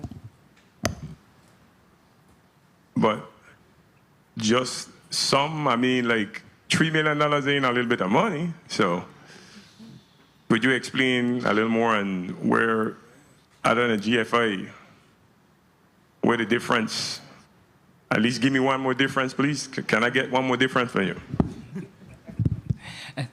One of the other differences is that we also have to take into consideration that some of the professional service contracts were not renewed and some of them are still pending. So that's one of the considerations that we need to also consider. Okay. Now on page 9, you indicated that Department of Finance has 7 vehicles. 7 vehicles with a gasoline charge of about $1.5 million and maintenance charges of almost $8 million. $7.7 million are you telling me that we are paying $1.1 million in maintenance of 7 vehicles? For $1.1 million, we could be purchasing 7 vehicles every single year? I think. Please explain this expenditure to me, please. I'm seeing $1,427 for maintenance charges. That's what you're referencing, sir? Yeah, so it's showing $1,427.84, and then the other one is $7,707.80. So it's not millions, so it's accurate as it's posted in the good. report. So the clarity is here. Like I said, explain, and you did. What was the total revenue collection for tourism advertising revolving fund for FY 2024 and year to date for FY 25? You requested the fund balance for the tourism revolving fund? That's what he said. That's what I'm asking. I'm asking what's the difference? Like, yes, from 2024 and year to date for 2025.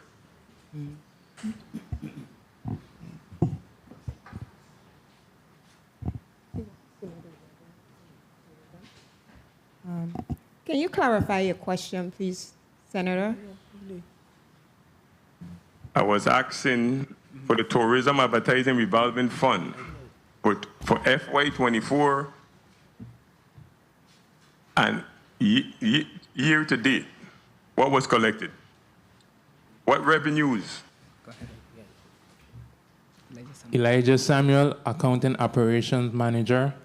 For fiscal year 24 revenues for tourism revolving fund, it was $47,841,310.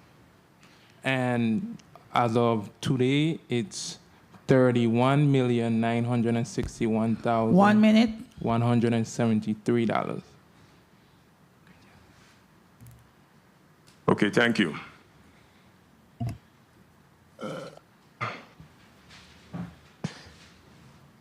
I'd like to know as well, when it comes to the rum cover over money, and the anticipated, we meeting our obligations as far as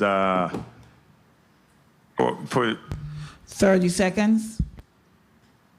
We meeting our obligations for this year, and what impact it will have on the retirement system. Good afternoon, Nathan Simmonds, PFA.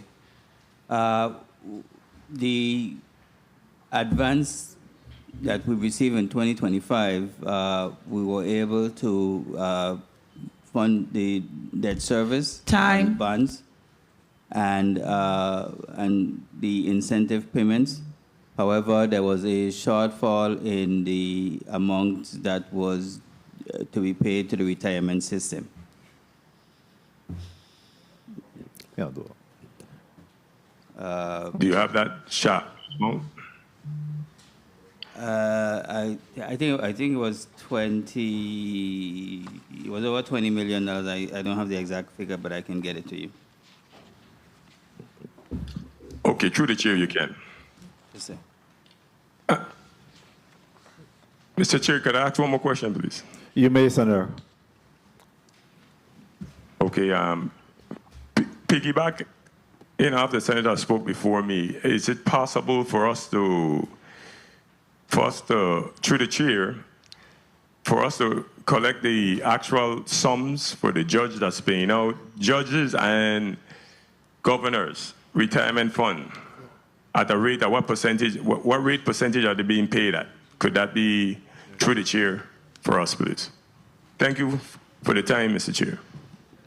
Thank you very much. Were you clear on the question, Commissioner, Assistant Commissioner? Okay, good show. All right.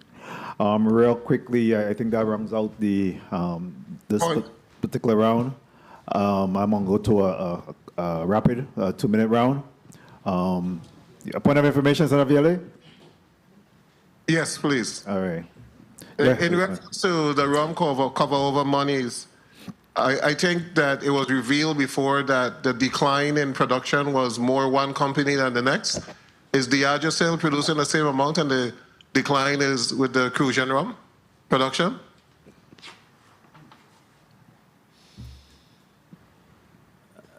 Mr. Simmonds? Good afternoon, Senator. Mr. Simmonds, you have to pull on that computer screen. We can't see you behind of it.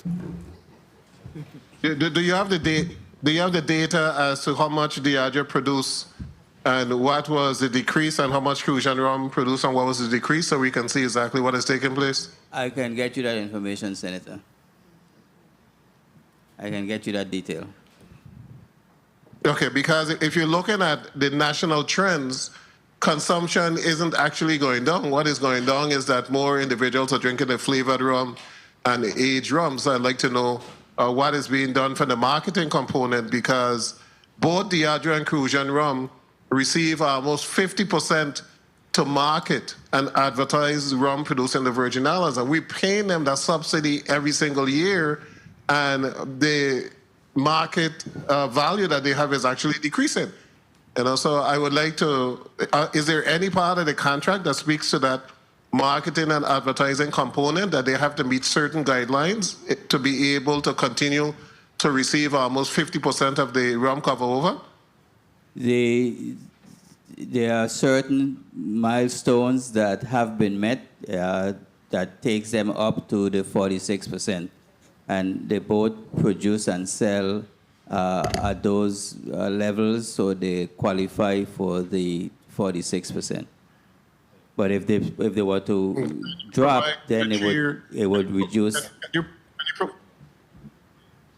Through the chair, can you provide what those milestones are? Because I know originally when Diageo was built for the tune of $250 million, it was built with a capacity of I think it's some 20 million proof barrel. That is proof gallon. That is the capacity. They have never operated to that. Say that again? That is the capacity, yes. Like I said, they do have tremendous capacity, production capacity. They're not producing at that level, but it was not, I think the milestone for Diageo was like 12 million, which they had. And if you can provide the milestones for both companies, and we can analyze and see if they're still hitting those milestones. Yes. Through the chair. Certainly. Thank you. Thank you very much. We look forward to getting that information. I'm going to do a rapid 2-minute round. We have the next agency that's anxiously awaiting to come before the committee. So I'll do a rapid 2-minute round. If you need it, you could use it. If not, you could lose it. Senator Blyden, you're recognized for 2 minutes. Thank you, Mr. Chair.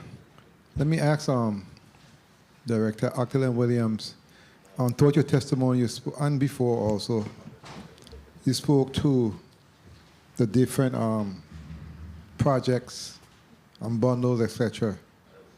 We know we are rebuilding the territory, and we have some $23+ billion. My concern is, and I'm going to ask you also, right? You have housing projects that needs to be done. We have a housing crisis. Most of the schools need to be rebuilt, hospital, etc. As you go through the list, the same contractor over and over for everything. How can or how will we reach our goal in assuring that we get these projects started and off the ground? Number one. Number two, I would like to know what the number of contractors we have, GCs.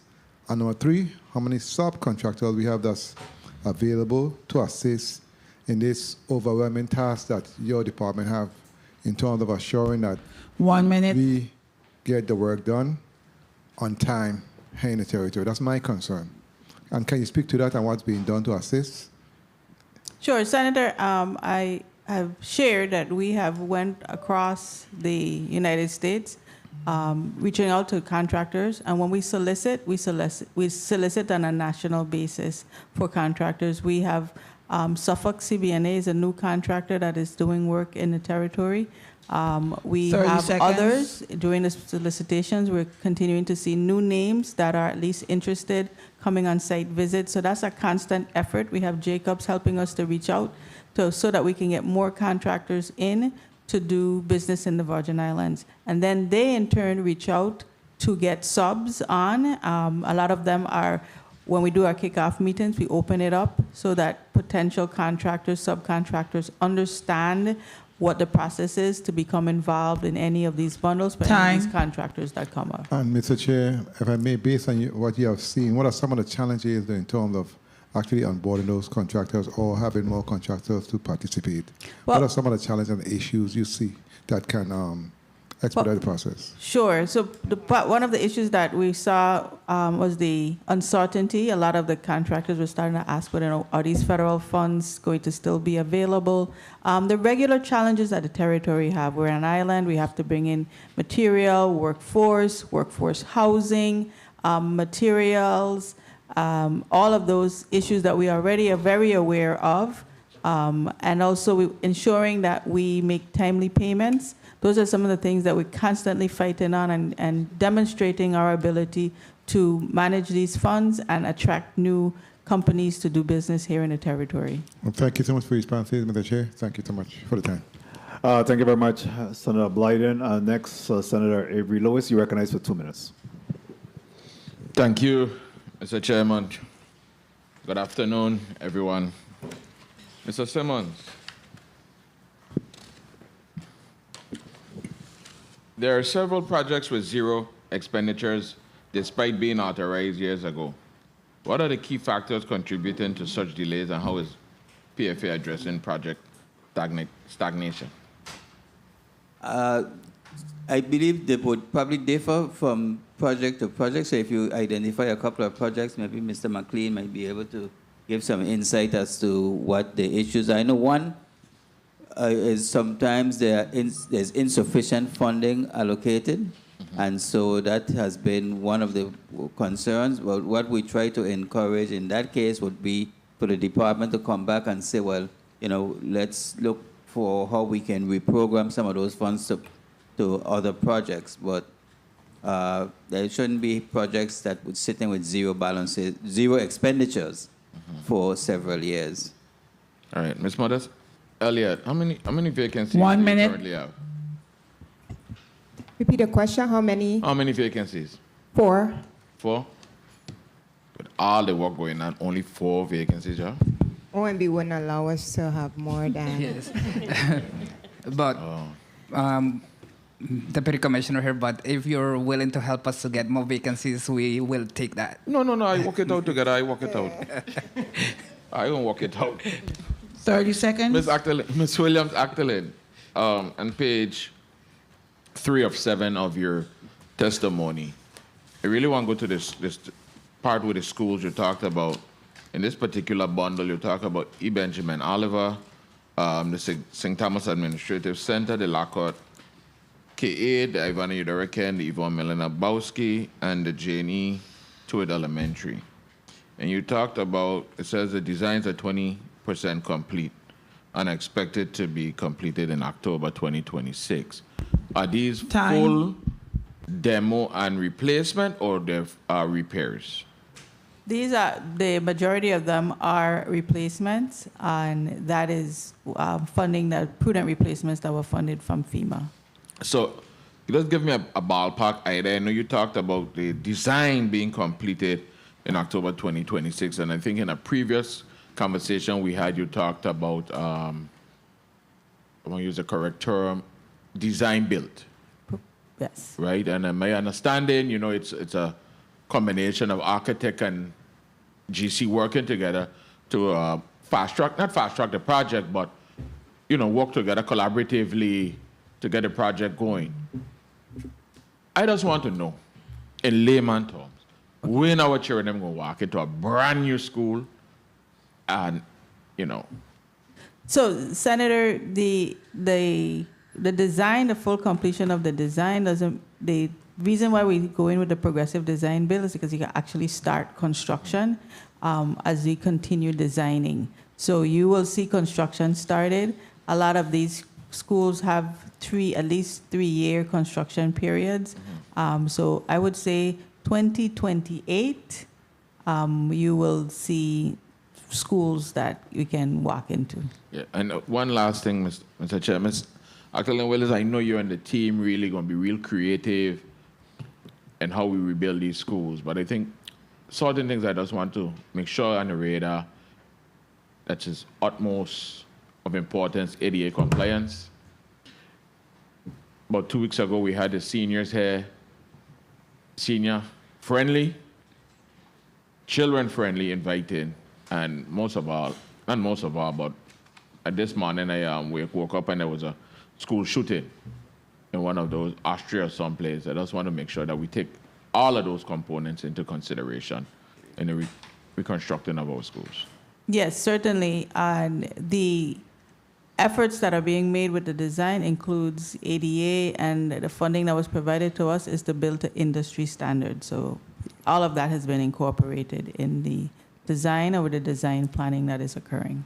Thank you very much. Welcome. Thank you very much, Senator Lewis. Senator Frederick, you recognize for your 2 minutes. Thank you very much, Mr. Chair. This question is to Mr. Simmonds. In reference to the OPT payment that's due the government of the Virgin Islands from Lime Tree Bay Refining, also known as Lime Tree Bay Terminal, where are we in terms of Ocean Point Terminal, DBA Ocean Point Terminal, where are we in terms of the payment that was supposed to be paid in May of last month?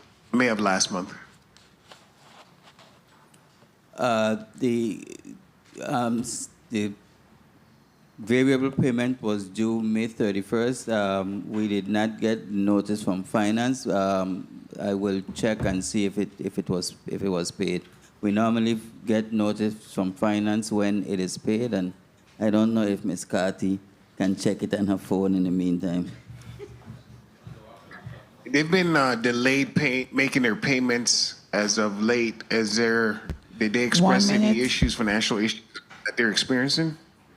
They have been making the minimum variable payment on time each quarter, but then we do a true-up at the end of the year, and then they make arrangements to make the true-up payment over a period of months. In this case, the true-up payments that they're making for the 2020 30 seconds. Year of $5 million plus.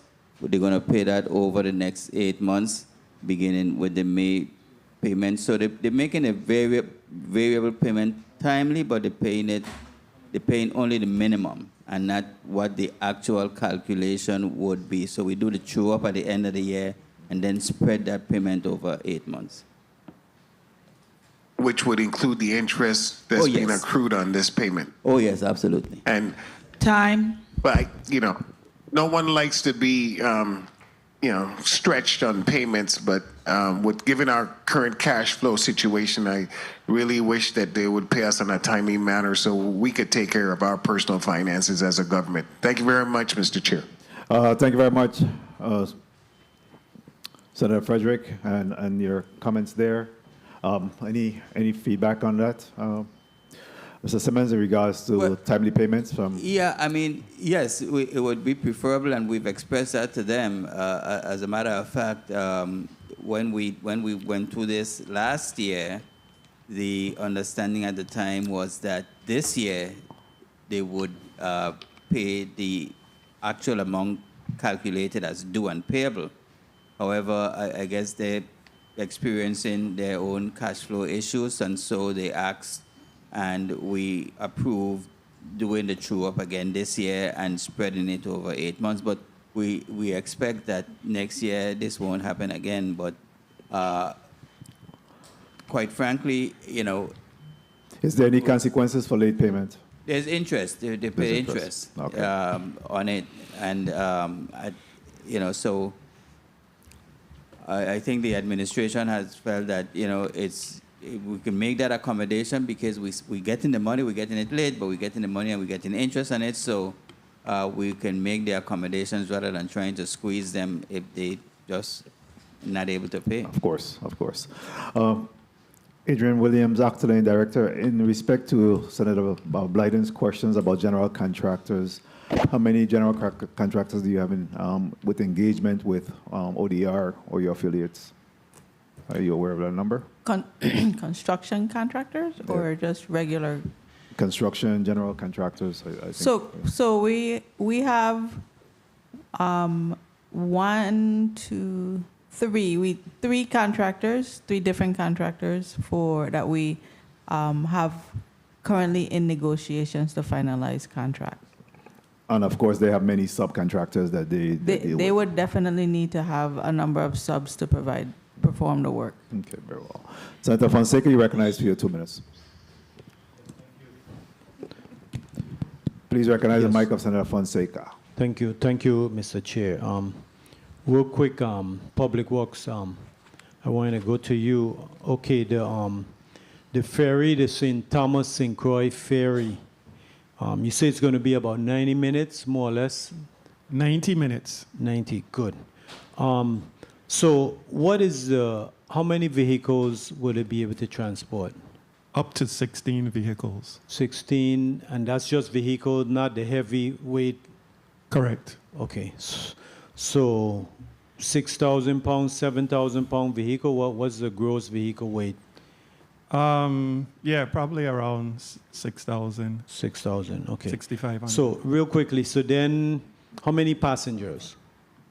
I believe 190 maximum. 190. So when they bring the vehicle over here, they're going to download, they're going to offload the vehicles, Crown Bay Dock? Right now, we're looking at the Red Hook area for 1 minute. offloading. Offloading the vehicles and the passengers? Yes. Awesome. You know, I've been talking about that all the time, that there needs to be ferry transport between St. Croix, Christian St. Frederick, and Red Hook. It's a much closer trip to St. Croix when you leave from Red Hook. Downtown, we used to use downtown because in them days you had Savan, Up Street, Down Street, and French Town. You ain't had no Red Hook. So that's great. Congratulations. 30 seconds. I want to go real quickly. So the Veteran Drive Highway Project. You know, we got that First Avenue stuff. You're doing all the repairs there. But the sewage, I don't know what it is. There's still some leaks. And then back of Windward Passage. Are you going to incorporate that at all in this phase? No, not the First Avenue or the Windward Passage sewage problems, but that's Waste Management has a prudent replacement project to replace the sewer lines. So that should be coming out in a bundle. Boy, you mentioned Waste Management. I have no confidence in their ability to do that because the sewage back of Windward Passage has been years. You know, I was just down there the other day cutting my hair, and the guy showed me where he is in that swale there, digging out the stench, you know. My barber was in there. He showed me the picture. So it's terrible. We need to address that. So thank you, Mr. Chair, for the time. Thank you very much, Senator Fonseca. Senator Viola, you recognize for your 2 minutes. Thank you, and let me go as quickly as I can. Mr. Simmonds, a formula utilized for the Caribbean Basin Initiative Fund was formulated before Diageo came to St. Croix, so the percentage was a lot higher from Puerto Rico, 87.5, 12.5. Are we petitioning or lobbying to get the formula changed since our rum production has substantially increased? We have not in recent years followed up. We did a lot of lobbying for that and discussions with then Treasury at quite a few years ago. And there was not an appetite for them to change it. Well, there wasn't an appetite at that point, but I mean, it's a formula base and it's based on the amount of rum produced in the territory. So we are not being fairly compensated based on the amount of rum that we produce in. So we need to get the Republican lobbyists that we're spending the money for and the other lobbyists that we have in Washington to lobby that for the Virgin Islands. Quickly, Ms. Williams-Octalien, the review committee for the hospital, who's on that review committee? Is Mr. Smiles and his group on that review committee? And then the WAPA projects that's going through you, is somebody from the WAPA board? Who's on those Absolutely. review? 1 minute. Yes, they're all, anything that we let the user agency is a part of every aspect of it, including the evaluation committee for the bids. Okay, I see you have on page 3 of your testimony, some notable obligated projects include Alita Congrine. Where they building Alita Congrine? So remember, we get funds and then we identify 30 where we, seconds. we get obligated funds, and then we identify how we're going to use those funds. So just identify. Okay. St. Croix Educational Complex, have a contractor been selected? No, it's going out to bid in July. Okay. MCN and the project at Arthur Richards, are you pleased with the work of the contractor? Well, we've engaged monthly in high-level engagement, and we are pushing to get it done. So there's a topping up ceremony, so it's on track. And that particular contractor hasn't bid for any more projects? I saw he's building a major project there. There have been no more bid received from the contractor, so he's being phased out? Never. We need all the contractors we can get, and every contractor that submits a bid is evaluated based on their ability, performance, experience. Okay, and Alan was saying, I know that you said we have gone out nationwide to try to get contractors. That contractor is right here on island. We having conversation with him and saying, hey, you need to submit reasonable bid for some of the projects since you're already based there. And knowing that one of the individuals is based in St. Croix, so the taxes will be paid on St. Croix. Are we reaching out, or we just what's happening? Senator, I don't. They are actively engaged in the process. They're actively engaged, and we anticipate that they will submit bids. So we don't feel that's an issue for us to have to reach out locally. All of the contractors that have made an investment in the territory. Hold up, Psycho N.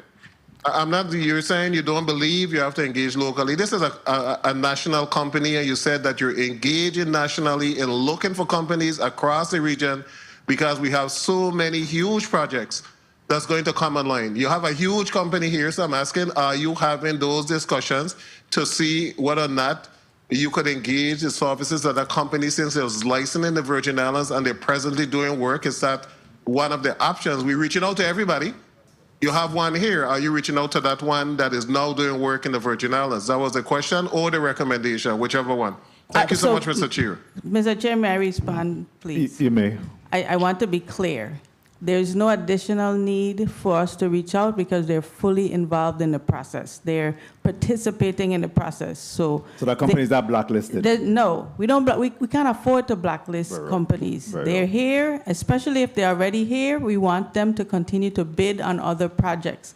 So once they have a foundation, that they have a learning curve and they can actually be part of the process for the remainder of the projects that we have out there that's coming, that we're soliciting for. And it's your testimony that, in fact, you're satisfied at this point with the work that's being done right now by that company? They are performing, and according to the contract, and we are moving forward, and we expect that the project will be completed on time. Excellent. Senator Blyden, you had a point? Mr. Chair. 1 second. Mr. Chair, I just wanted to end. Ms. Octalien, didn't they bid? They're the only bidder for the hospital project? Wang Louis? That company, a joint venture, initially was the only bidder for a project, correct? For the Wang Louis Hospital project, a joint venture, MCN and the next company. Correct.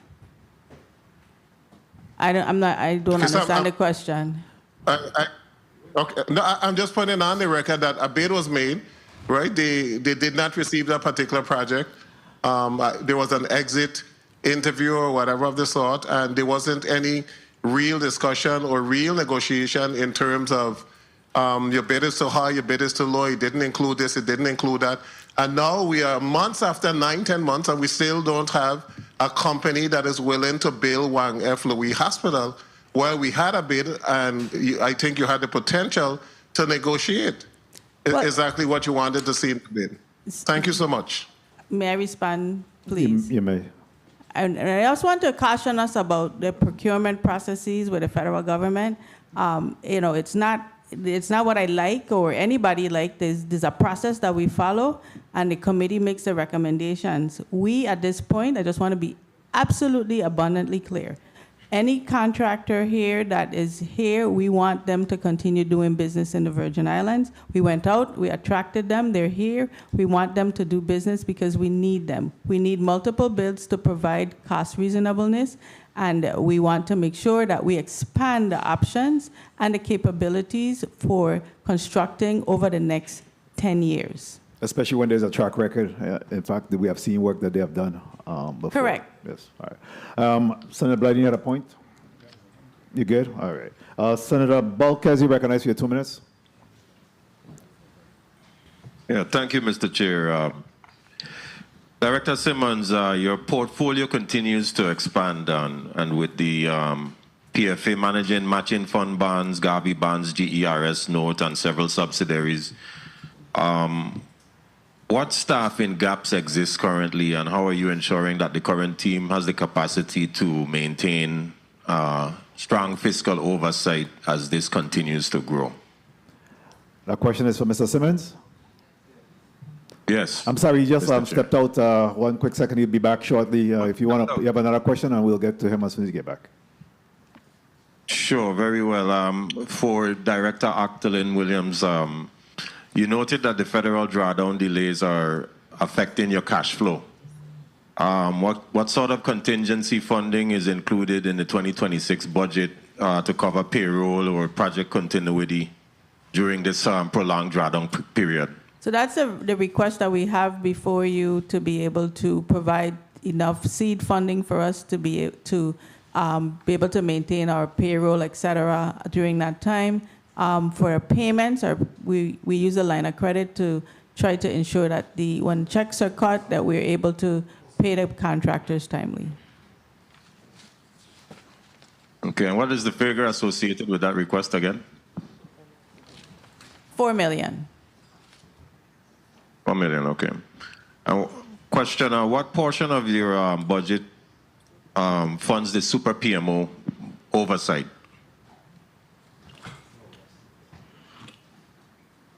We don't have it broken out because One it's minute. all the employees. We don't have it broken out by the different divisions that I could give you quickly, but we can provide that. Through the chair, if that can be provided. And thank you for the time, Mr. Chair. Thank you very much. Senator Balkes, Senator James is not there. Senator Joseph, you recognize for your 2 minutes. Thank you, Mr. Chair. I had a question as well for Mr. Simmonds, but I'll pass on that one for now. Question is to Ms. Adrienne Williams-Octalien. I want to make sure I didn't rate either. Yeah, Williams-Octalien. Thank you. Croy. Yes. Hospital. Like, in January, you said we still ain't had a contractor yet. I would like to know at this time, is it back out to bid? Because I keep telling you guys, this super PMO might run winner while, I'm looking at the amount of money you're going to use to manage through Jacobs. But overall, I've said this before, one project at a time, you stack, you use whoever doing the construction, then you roll them over to the next job, you bring in a set of people and keep going that route. Because if there ain't a way they're going to do it, 10 years going to be on us. And I don't know what's going to happen after then. But I just know to myself, the hospital needs to be on its own because we are already late. I just coming back myself from being in Florida, visiting other folks in the hospital, and it's really tough. And I don't care which district you belongs to in the 1 minute. When you leave here, let me stick to my question quick before I go any speech. How far are we with getting the hospital back out to bid? The hospital is already out to bid. The bids are due on the 20th of this month. On the 20th. And by any chance, could you tell us how many companies are bidding on the hospital? I don't know. I have to wait until the bids come in. 30 seconds. Okay, good. And the hospital is going to be a standalone project. That's what I really need to know. The hospital, both hospitals are in the bid, and we expect to have bids on both hospitals, St. Thomas and St. Croix. Okay, so this is Schneider and Wang Louis we're speaking about. Yes, Roy Schneider and Wang Louis Yes, hospital in each district. Time. Thank you. Mr. Chair, could I get the question since Mr. Simmonds is back? Yeah, he's back. You could ask a question to Mr. Simmonds. Good afternoon, Mr. Simmonds. The question I have is, earlier the senator asked you about the interest. Could you tell us the amount of interest that we gain when they're late?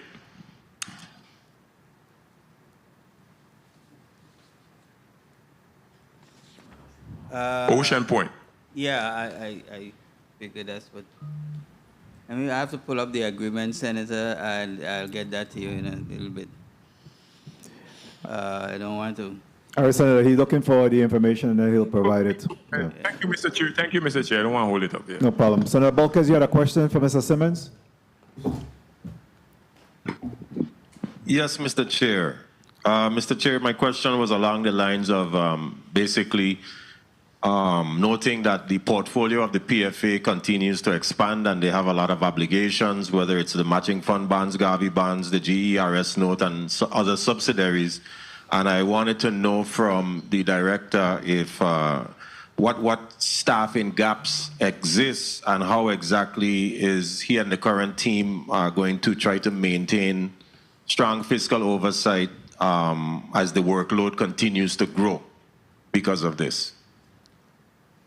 Good afternoon, Senator. Thank you.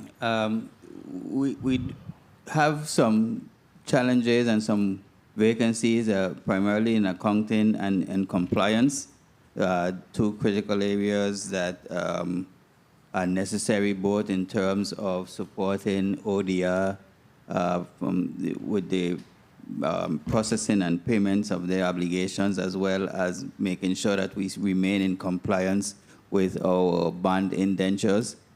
We do have some vacancies, and we expect to be moving to fill those vacancies.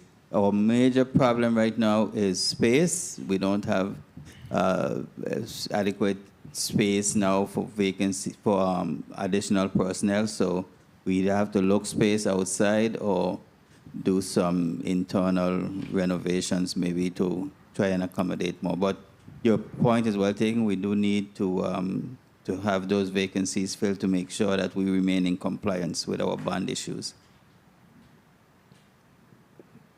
Very well. Just wanted that on the record. Thank you for the response. Thank you again, Mr. Chair.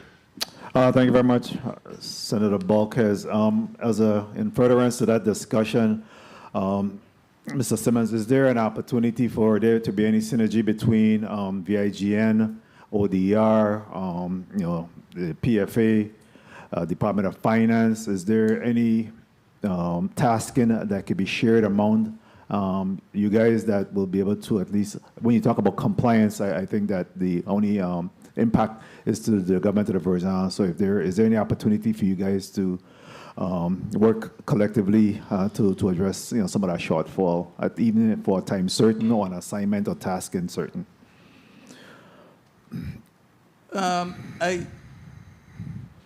I think it might be difficult. I mean, because although it's accounting and compliance, there's some differences that would require some real specialized training in terms of legal aspects of our bond indentures.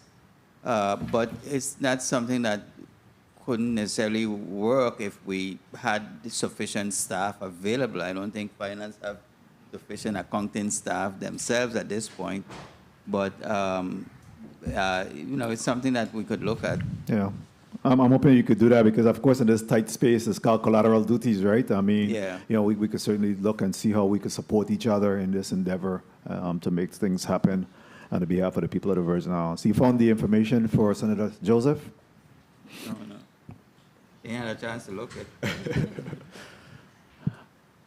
Adrienne, Williams-Octalien, while we are having this discussion here, what is being done in the space of housing and supply chain issues? Is there any ramping up, any discussion about how we could perhaps close the loop as these projects continue to mount?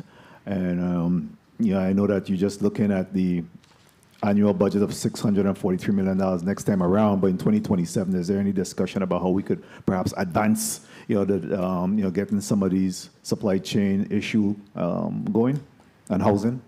Yes, our consultants, and Jacobs is also helping us to address the supply chain opportunities that we have for these projects. Additionally, we are trying to create master agreements for workforce housing. That is critical because one of the questions that the contractors ask is if we have these staff, where will they be able to stay? So we are working with 3 different options for St. Thomas in particular, and also working on see what we can be able to do with the man camp on St. Croix. Yeah. I was just about to ask if that's in place, so that's good. You preempted me on that. Point of information, real quickly, we want to wrap up.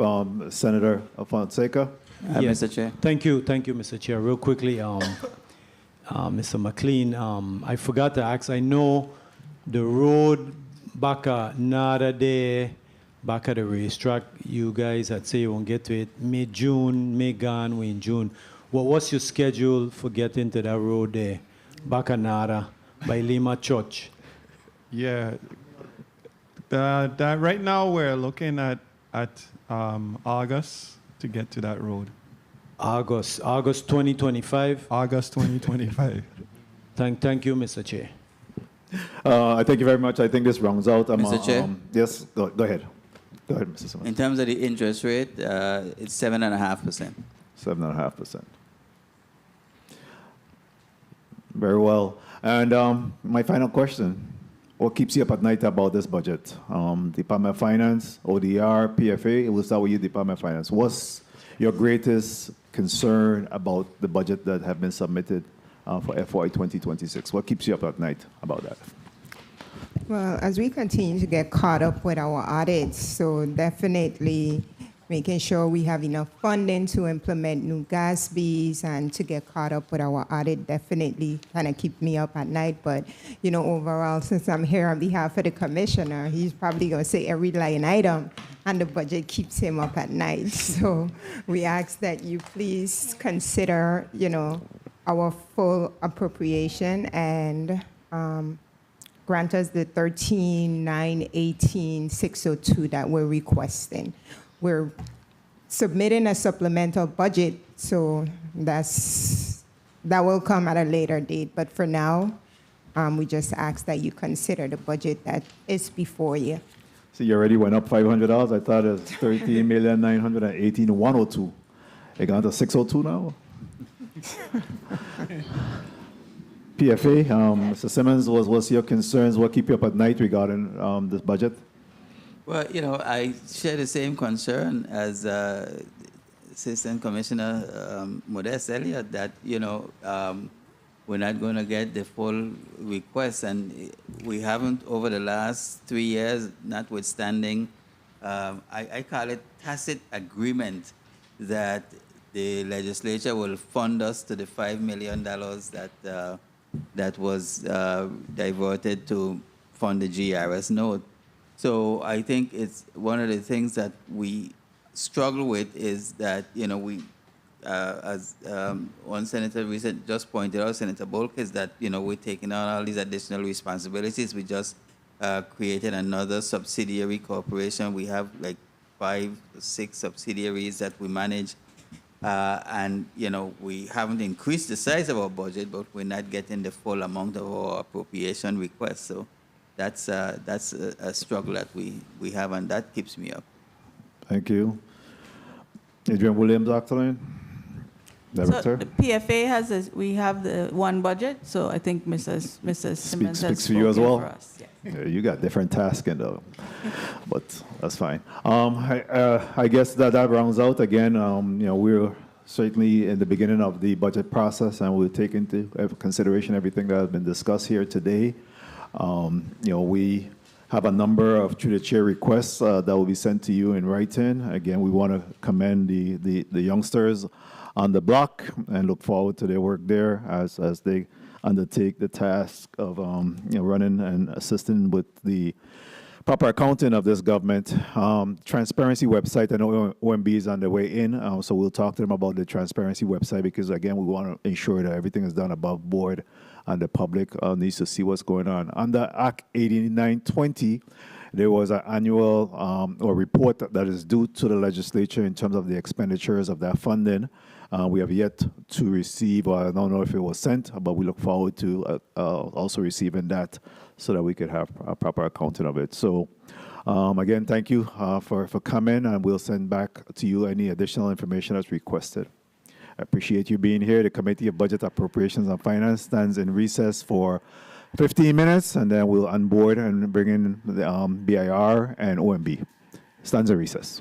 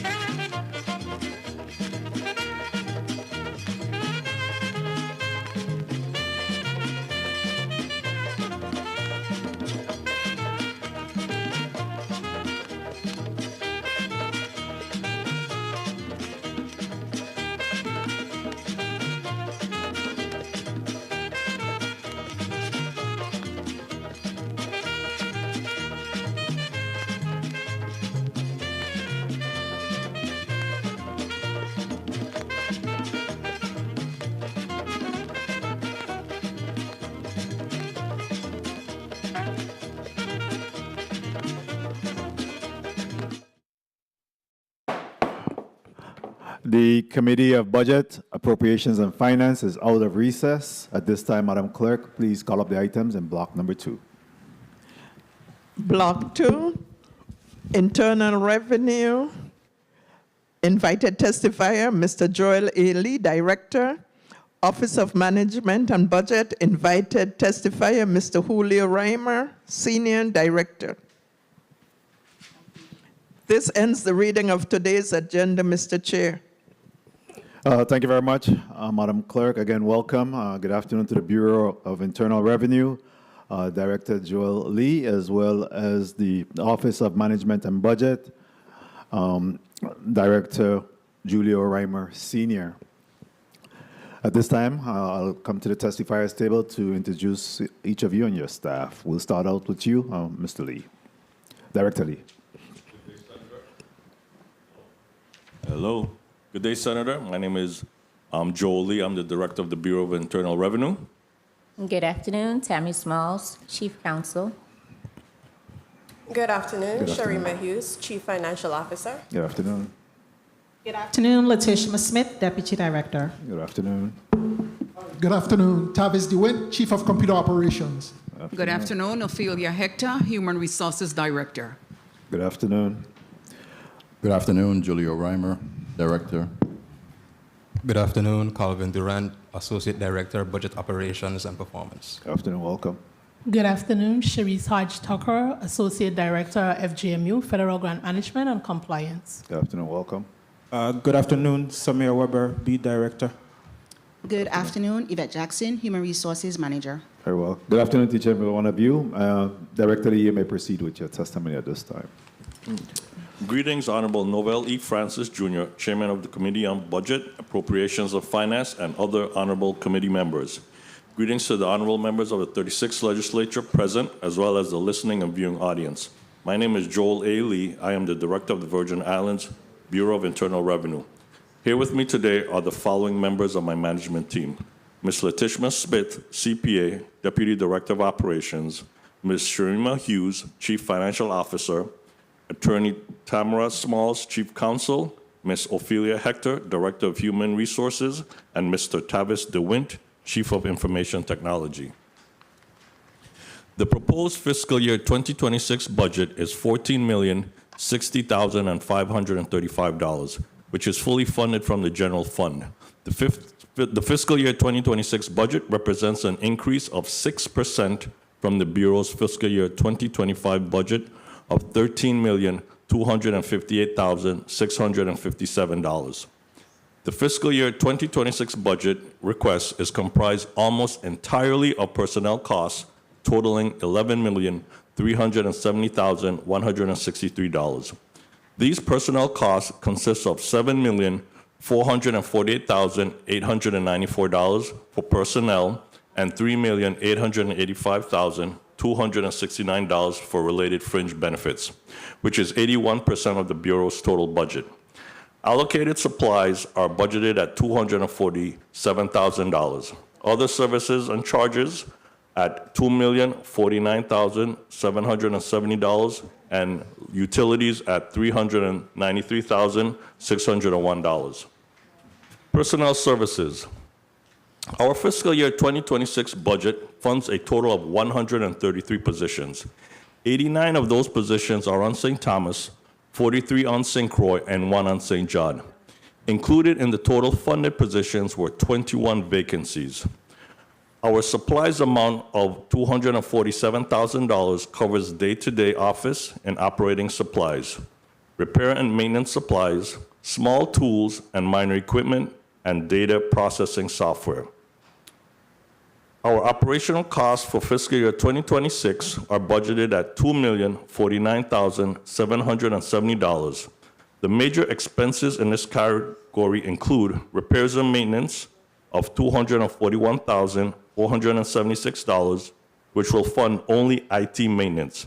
We have no funding for elevator maintenance, vehicle maintenance, and the maintenance of the Bureau's machines and equipment, to include our postage meters.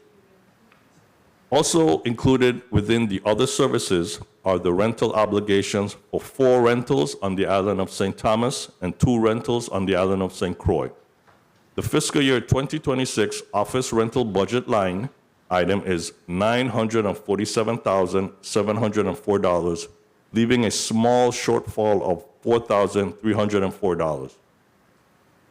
The overall total of the rental cost for fiscal year 2026 is $952,008, which includes our main office in St. Thomas, which is located at East End Plaza in Red Hook.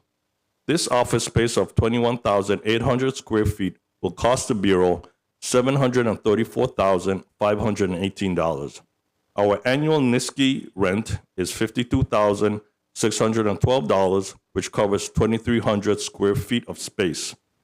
$148,304 covers the cost of the prime storage location, which is 9,200 square feet of off-site storage. And $12,000 covers the cost of the excise office located at the Crown Bay Sandfill, which covers 418 square feet of space. As an austerity measure, the Bureau will discontinue the satellite excise office at the St. Croix Airport location. On St. Croix, $4,573 is allocated for 250 square feet of off-site storage at Sun Self Storage. Our St. Croix office is within a government-owned building, so we fortunately have no rental costs for that space.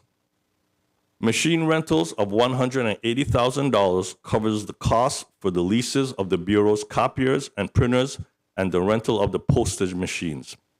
As a paper-intensive agency, these items are critical to the daily operations of the Bureau.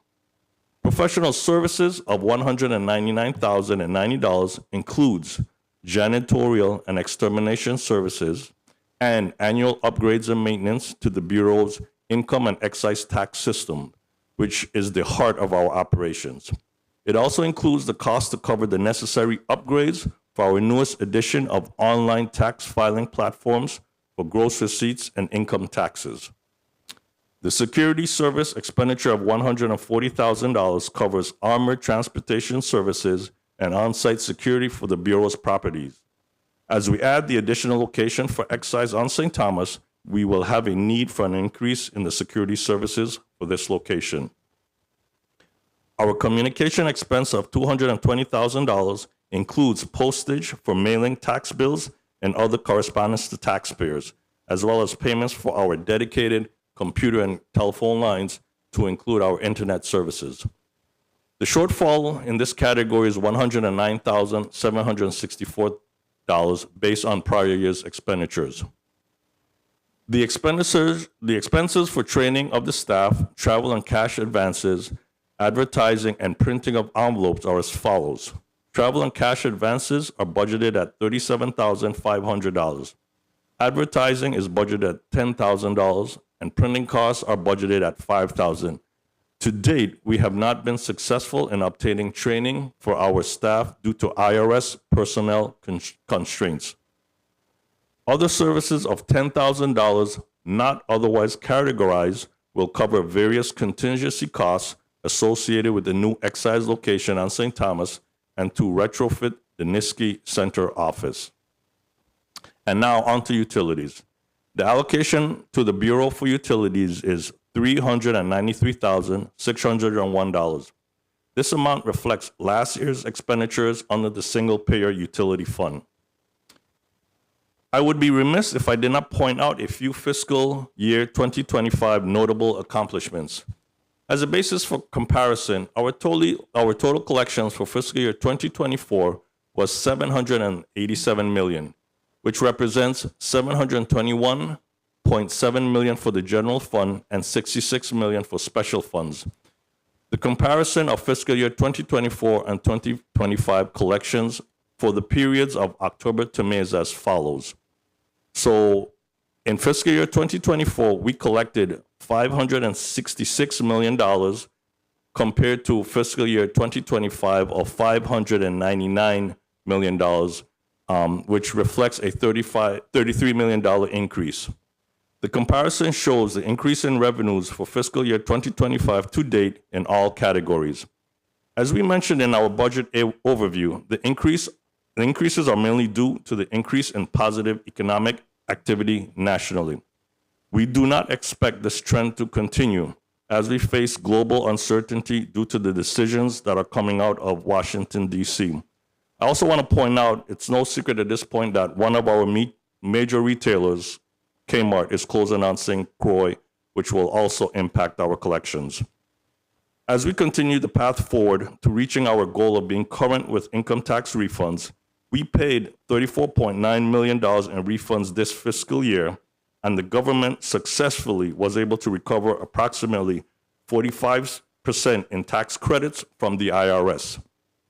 We have also started to pay 2023 refunds. Currently, the Bureau has $42 million in refunds processed and ready to be paid. We are also excited to announce that taxpayers are now able to file online with the Bureau starting with 2024 tax returns. Thus far, we have 937 registered users and collected $648,431 of tax payments. We will continue to promote this feature for the overall benefit for the public. Finally, we are encouraged by the increase in revenues, especially considered we have limited staff. We have utilized several collection tools that have assisted taxpayers with satisfying their obligations, to include offers and compromises and subordination of liens. We have also coordinated our efforts with the Department of Licensing and Consumer Affairs to revoke licenses for those taxpayers who have failed to meet their obligations, since we no longer approve tax clearance prior to renewal of business licenses. In conclusion, the resources requested in the fiscal year 2026 budget will fund the operations of the Bureau.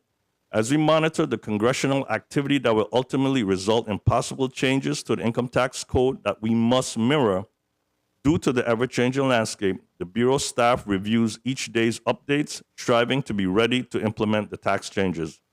The tax cuts, tax increases, the exemptions, the deductions, all factor into the total amount of revenue that this territory can collect.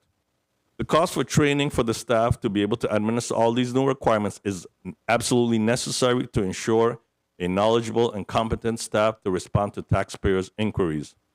All divisions of the Bureau must be ready to implement and administer these tax changes as they become effective, with the hope that the resources needed to do so are available. This current climate makes this task even more unnerving, as the past few months have shown a great deal of uncertainty in the changes being undertaken. In light of these challenges, we stand ready to administer the Mirror Code to the best of our ability. At this time, I would like to take this time to personally thank the employees of the Bureau for their dedication and professionalism in their daily duties. Special appreciation to our St. Croix Employee of the Year, DeAndre Rodriguez, or Dina as we call her, and the St. Thomas St. John Employee of the Year, Sadie Barlett, for the recognition they received this year. Chairman Francis, this concludes my testimony. My staff and I are available to respond to any questions that you and other members of this body may have.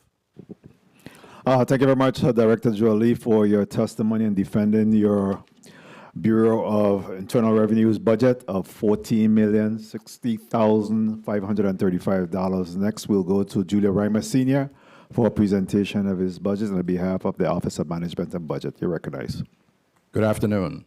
The Honorable Senator Novell E. Francis Jr., Chairman of the Committee on Budget and Appropriations and Finance, members of the Committee on Budget, Appropriation and Finance, other members of the 36th Legislature, and the viewing and listening audience. I am Julio A. Reimer Sr., Director of the Office of Management and Budget. Today I'm joined by my team members, Associate Director of Budget Operations and Performance, Colvin Durant, Associate Director of Federal Programs and Compliance, Cherise Hodge Tucker, B. Director Samir Weber, Director of Administration, of course, Carolyn Stokes, she's in the back, and Human Resources Manager, Yvette Jackson.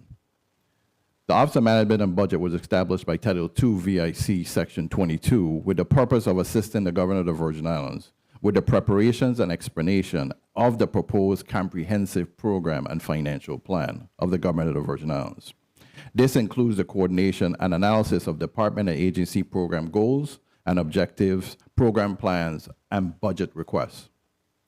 Each year, as you know, a mid-year review of the current fiscal year budget will be conducted to determine whether the current year's revenues align with appropriations made for that year, and report that findings no later than 1 month after the annual Spring Revenue Estimating Conference.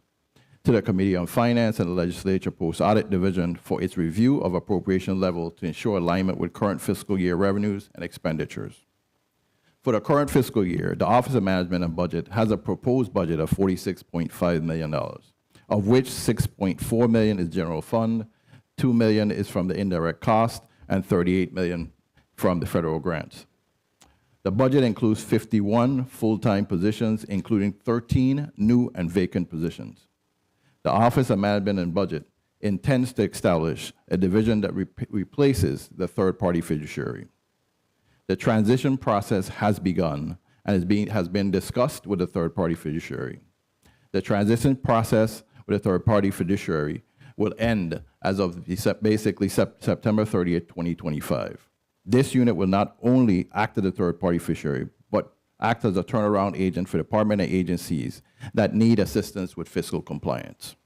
Let me be very clear on this statement. We will be the fiscal officer that actually turns you around. You have a 90-day window to actually address your issues, from procurement to compliance to reporting. It's not only federal funds, but local funds to ensure that we comply with budget. General fund budget for the Office of Management and Budget is as follows. $2.97 million is personnel, $1.335 is fringe benefits, supplies is $417,000, other services and charges are $1.527, and utilities is $100,000, which of course goes to the single payer utility fund. And capital outlay of $30,000, and that reflects basically upgrading our equipment within our offices. The indirect cost is supplies of about $466,000. Other charges, services and charges about $1.436 million. Utility of $105,000, and no capital outlay from the indirect cost fund. Let me discuss the BEAD program, which is Broadband Equity Access Deployment Program. Available is $27.1 million. The Virgin Islands successfully secured the full $27.1 million allocated under the BEAD initiative. During fiscal year 2025, the Virgin Islands Broadband Office selected a director and continues to work to complete all prerequisites necessary to fulfill implementation of the initiative outlined in initial proposal volume number 2. Such prerequisites including successfully completing the challenge process and releasing notice of funding opportunities.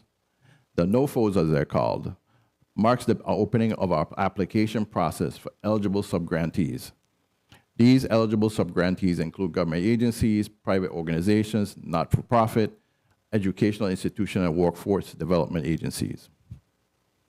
The projected start date of all projects associated with BEAD grant is set for October 1, 2025. But as of last week, we got notice from the NTIA that all those things will probably change. The notice provided us the update with the program where they intend to change the way we operate in terms of the BEAD program. So therefore, everything with BEAD is currently on hold. Next is the Economic Adjustment Assistance, which is available $10.02 million. The Travel, Tourism, and Outdoor Recreation Grant was awarded as part of the U.S. Economic Development Administration Economic Adjustment Assistance Program. This program is one of EDA's most flexible tools designed to provide a wide range of support to help regions address economic challenges. These challenges arise either suddenly or such as those caused by natural disaster or global crises, or gradually due to long-term structural changes in the economy. This grant was established in response to the economic disruptions caused by COVID-19 pandemic, which had a major impact in travel, tourism, and outdoor recreation activities. The grant's primary goals in support of the recovery and revitalization of these sectors, enabling communities and regions to rebuild stronger, more resilient, and more inclusive tourism and outdoor recreation economies. The funding under this grant supports a wide range of projects, both infrastructure and non-infrastructure in nature. These include improvements to park, public spaces, tourism marketing and promotion, facility upgrades, and community planning initiatives. A total of $10,024,767.76 was awarded to the U.S. Virgin Islands under this program. The funding was strategically allocated to various government agencies to carry out projects that were reviewed and approved by the EDA. These agencies include the Department of Planning and Natural Resources, the Virgin Islands Department of Public Works, Department of Sports, Park and Recreation, and the Department of Tourism. Each agency was tasked with implementing targeted initiatives aligned with the grant's objectives, whether it was restoring natural and cultural attractions, upgrading recreational infrastructure, improving public amenities, and enhancing the visitor experience to the territory. Let me touch on human capital within the Office of Management and Budget. During fiscal year 2025, it continues to build capacity within the Office of Management and Budget. As previously mentioned at the beginning of the fiscal year, the agency needed to fill many vital roles within the organization. And as of June 6, 2025, we have filled 9 vacancies and created 2 additional roles that were filled. Despite the success of filling some vital roles, there are still vacancies in the Budget Operations and Performance Unit that needs to be filled. These are critical to the actual operations of the Office of Management and Budget. For fiscal year 2026, we've included additional funding to the Office of Management and Budget in the amount of $500,000 to fund newly established Fiscal Responsibility Unit. This unit will be the unit that replaces the third-party fiduciary and creates a place where the department or agencies that need assistance with procurement and fiscal efficiencies and deficiencies. The Fiscal Responsibility Unit will consist of 5 members, which are a manager, supervisor, 2 accountants, a senior accountant, and 2 procurement officers. Finally, the third-party fiduciary. As you are aware, the government of the Virgin Islands Department of Education is currently under a third-party fiduciary. The entity is currently under the oversight of the Office of Management and Budget. Due to the current political and environment in the federal government, where there is strong advocacy to eliminate the U.S. Department of Education and have funds come directly to the office to the states and territories. Therefore, as we previously mentioned in the testimony of the Office of Management and Budget, we'll be creating the Fiscal Responsibility Unit that not only replaces the third-party fiduciary as of October 1, 2025. This is an aggressive goal, but it's necessary to move the territory away from the costly oversight that has been around for almost 20 years. To make it simple, for 20 years, we've paid approximately $2.4 million per year. So if you calculate that, it's about $48 million. Senators, what will play a vital role in determining what department or agencies will actually need oversight by the Fiscal Responsibility Unit are several key factors. Outstanding, continuous, unresolved audit findings. Fail to meet key performance indicators. Fail to submit federal reporting requirements, which means not because you do drawdowns, it's that you're in compliance. There's reporting aspects on a quarterly basis that need to be done. And if that's a failure you have, we're going to actually put you in this unit. Failure to draw federal funds timely, and failure to maintain budgets. The Office of Management and Budget Fiscal Responsibility Unit and the Performance Unit, in collaboration with the Department of Finance, will ensure accountability of the fiscal policy throughout the government of the Virgin Islands. The management and oversight of federal funds remain an OMB mandate. We continue to monitor grant recipients' compliance with financial and non-financial objectives of federal awards. Develop and implement the government-wide cost allocation plan and the indirect cost-related proposal. Initiate intergovernment review process. Monitor funds awarded to the U.S. Department of Interior's Office of Insular Affairs. Assist with departments and agencies with grant administration, training, and application issues. And oversee the annual single audit. We are currently using the fiscal year 2020 indirect cost rates approved by the Department of Interior. Internal Business Center. The indirect cost rate is currently being calculated by a third-party vendor for submission to the Department of Interior within the next 60 to 90 days. As we had before, we just testified before this body, we had challenges with the previous vendor for the indirect cost. Therefore, we selected a new vendor that actually has the history that actually can accomplish this task. Another area of focus in resolving repeated audit findings and delays in federal drawdowns across the GVI, OMB continues to work diligently to ensure compliance with federal and local cash management policies while assisting agencies with development of comprehensive action plans to address audit findings and improve overall operational effectiveness and efficiency. In conclusion, the Office of Management and Budget continues to be committed to providing guidance to department and agencies to allow them to meet their mandated goals and objectives through proper financial planning and execution. I would like to thank my staff for the Office of Management and Budget for their commitment and dedication over this time. And Mr. Chair, my team and I are available for any questions you may have. Thank you. Thank you very much, Mr. Director Julio Reimer, for your testimony there. And to be clear, your request for your general fund budget is how much? $6.4 million. $6.4 million, of which $2 million is from indirect costs? Separate. Indirect costs is separate and apart. The general fund is only 6.4. Okay. Indirect is something separate from federal funds. Very well.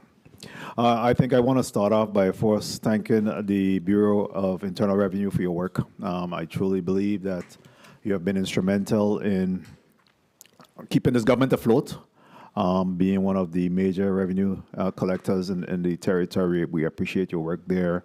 And I always want to look for opportunities where we could do more, right? The punishment for good work is more work. And obviously in your area and scope of responsibility, certainly bringing in additional revenues is something that we always endeavor to do. But, you know, just looking at the comparison that was made in terms of, you know, FY 2024 to FY 2025, we have already seen a net increase of almost $30+ million, and that is certainly commendable. And I'm sure the government could use every penny collected. In your testimony, because I think that one of the responsibilities here is how do we continue to support, and myself and the director, Julio Reimer, have had this discussion time and time again, is how do we continue to support the revenue collecting agencies by providing the necessary resources to be able to go out and do their job a little bit more. You spoke about a shortfall of $109,000 in a particular area. What are you doing to backfill that shortfall? How do you propose to address that? Good day, Senator. Joe Lee, the Director of the Bureau of Internal Revenue. Me and the OMB Director have been back and forth in a good way, simply because this is a fluid situation. A lot of the numbers that we provided are maybe, although it may be recent, but it's actually a month or two old, but it changes daily based on collection activity. So as we're able to bring in more, then the conversation with OMB to, you know, provide more funding for us is a little bit more open. So that's kind of how it's been going, and it's been working out, you know, so far so good. Mr. Reimer, anything you want to say to that request? As y'all are already having the conversation, so what's happening in that space? I reward when he collects. That's good. Absolutely. KPIs. KPI is something that's very near and dear to me. I think that there needs to be some you know, performance-based budgeting and establishment of KPIs in tracking the productivity of work there. I didn't hear a lot of KPI discussion earlier with the Department of Finance, ODR, and PFA. But, you know, going forward, I certainly want to make sure that we keying in and key performance indicators moving forward. What has been earmarked as some of the KPIs for OMB1 as well as the Bureau of Internal Revenue? For OMB itself is really to look at the overall, how do we get agencies in compliance and how well we actually do that job. One, two, how do we now turn around documents that come to offices, such as allocations or allotments or PRFs. Those are the things we judge ourselves on. And we have windows such as PRFs is within 72 hours. Unless there's an issue, we send it back. In other cases, what we look at is, here is you get an allotment out by the 10th of every month. Unless we're going to reduce it, we have to alert the actual agencies. But for us, is really try to put things in place that are accomplishable and realistic going forward, and these are the KPIs. To touch on the KPIs we're trying to set from the performance unit within OMB, we're looking at how do we set realistic KPIs for agencies and departments to accomplish, and then take it step at a time that how do we make them more efficient and effective year over year, versus setting KPIs that are not attainable because, of course, they have issues within the departments. So they're measurable as well as who's tasked with enforcing it, because I had a colleague, as a matter of fact, she was the finance chair last time around, who always talk about the what get monitors, get done. So who's tasked with overseeing your KPIs? Who's over to my right, my associate director, Mr. Durant. Okay, very well. So we'll have a little bit of a discussion with him as we go into this. What about you in terms of key performance indicators, KPIs? Good day, Senator. As the primary revenue generator in the government, the only KPI that really matters to me is our collections. I do appreciate that there are sub-KPIs as far as performance, but if our performance is 100% and our collections are down, that really does not help the overall picture of the government. So for me, my KPI is our collection. So you could surround your KPIs with collections. Yeah. Right. So still, I think there is an opportunity there for you to track in terms of collections. How can you improve in your collections and establish KPIs to do just that? So I don't want it to be lost in the transition that because revenue collection is important to you, there are KPIs that could be established around that. Do you agree? Absolutely. Good show. So let me open up the floor to my colleagues and not hog the mic. And we'll go for a 5-minute round on this. Let's maintain the 6 minutes. Senator Blyden, you recognize for your 6 minutes. Thank you. Thank you so much, Mr. Chair. Good afternoon again to my colleagues. Good afternoon, testifiers, and thank you so much for your testimonies. Short but on point. Let me start with OMB, Office of Management and Budget. Since, of course, one of your primary responsibilities is managing federal grants and compliance. And you spoke to having 13 new vacant, new and vacant positions. How many of those positions are new and how many are vacant of the 13, first of all? 5 are basically new and the rest 8 are vacant. Okay. And how many vacant positions you have left? Currently? Yes. 8. 8 vacant. And you spoke to the aggressive fiscal responsibility unit that's going to replace the third-party fiduciary effective October 1st of this year. So let me ask you, with that being said, and your goal in that role moving forward with not only the federal grant, but the other local grants and other departments, right? Yes. Let me ask you, will you have the capacity in terms of employees by then to assure that you accomplish your goal? That's my first question. Yes. I'm actively recruiting right now. Okay. So that's the hope, that we have all parties on board to assure that you accomplish your goal. Okay, let me go further then. Let me ask you, in respect to the post-audit report, let me go to that right quick before I go to IRB.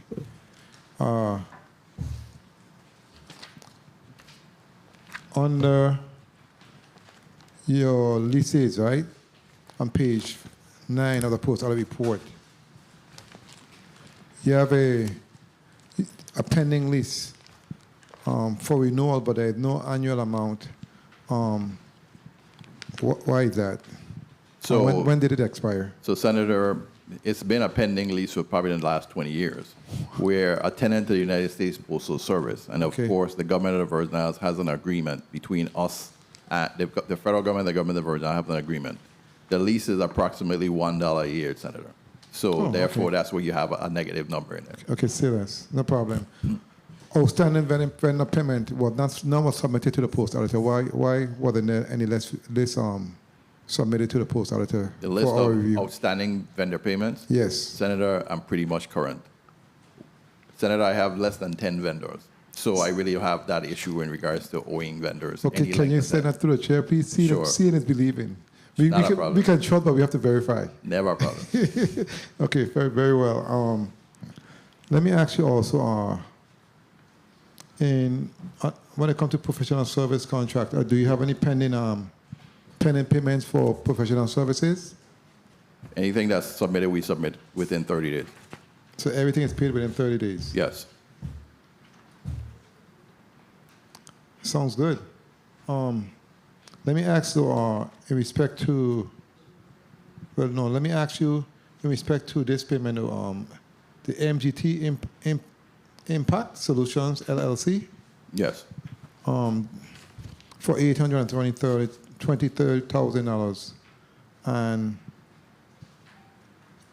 the balance remained the same. There have been no type of payment. Can you speak to that briefly, please? We just finally received the contract from property and procurement as executed. So therefore, despite the vendor actually started the work to get an indirect cost moving, they have not submitted any invoices as of date. And what about Omni System when it comes to the transparency website development? We're in the process now with Omni System and revamping the entire website. What's happening is we're waiting on additional data from other agencies to populate the actual site and then put it right back up. Okay, very well. And finally, let me ask you about the $727,000. The contract is still pending. That one is still pending also. Which one? Why everything is pending? IDC, We Specialty Technology. We go through the process, procurement, and then basically we wait on procurement to complete the contracts. Apparently, when PMP come in here, we're going to have to have a discussion because many things are pending within that department. Okay, thank you so much. Let me go to Director Lee. Good afternoon, sir. How are you doing? I'm good, sir. First, congratulations on the increase in collections. But let me ask you, how many funds do we have on the street? How many government funds do we have on the street of the Virgin Islands? How many funds do we have on the streets? Many. Outstanding? Yeah. Actual collectability, Senator. Speak into the mic, please. Good day, Senator. Actual realistic 1 minute. collectabilities, probably 150 million. That's realistic. Million. That's a realistic number. Okay, and how many vacancies do you have in your department? 21. Excuse me? 21? You have 21 vacancies? Yes, sir. How many of those vacancies would you consider to be critical vacancies? All of them, because they're all interact. Our agency interacts. There's we have revenue collectors, we have data entry people. 30 seconds. If the tax returns don't get entered, we can't collect. So it's all interactive. I consider they all priority. Okay, let me go to your person. Who is the person? Human Resources. Good afternoon. The director stated that you have 21 vacancies at the Bureau. First of all, how long have many of these vacancies been, these positions been vacant? That's the first question. Time. The positions have been vacant say this fiscal. Please put your name on the record for the record. Ophelia Hector, Human Resources Director. Okay. Continue now, what you said. The position have been vacant since this new fiscal. Since this fiscal year? Yes.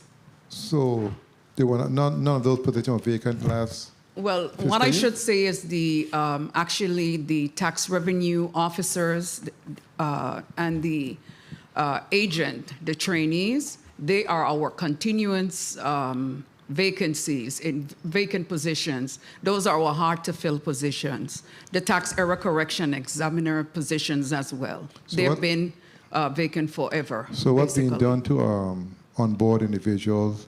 What's being done creatively to attract individuals? What's being done in terms of training? What's being done in terms of internship? And on and on. What's going on in that space? Well, in all honesty, we have participated with the Division of Personnel with all their various job career fairs to try to recruit candidates as well. And also, we have actually advertised. We have those positions advertised. We have been working with let's say, the union basically as well, to try to get some of the position, let's say, increased in terms of their beginnings, the starting salaries. Some of the starting salaries are not lucrative, and as a result of that, we are unable to actually fill our agents and our revenue officers' positions because they require one applicant to have a BA in accounting because we are an accounting hub. Understood. Thank you so much for your My response pleasure. here. Thank you so much, Mr. Chair, for the time. Thank you. Thank you very much. And continuing along that line, are these positions unionized? Senator, yes, those positions are unionized. Yeah. So there is no opportunity to merge some of these positions to make them a little bit higher. It has to be negotiated items. It has to be negotiated, items. yes. No stipends or outer classification pay or anything will be allowed to be able to be a little bit more attractive. I think we got to find creative and innovative ways to try to tie these positions down. I had the same problem when I was with the police department. In instances, I worked with the union, but more so, I allow for outer, what we call outer classification or outer rank, to be able to merge, positions and be able to offer. Otherwise, you'll never be able to fill these positions at the rate they're at. Yeah, so that's something that should be considered.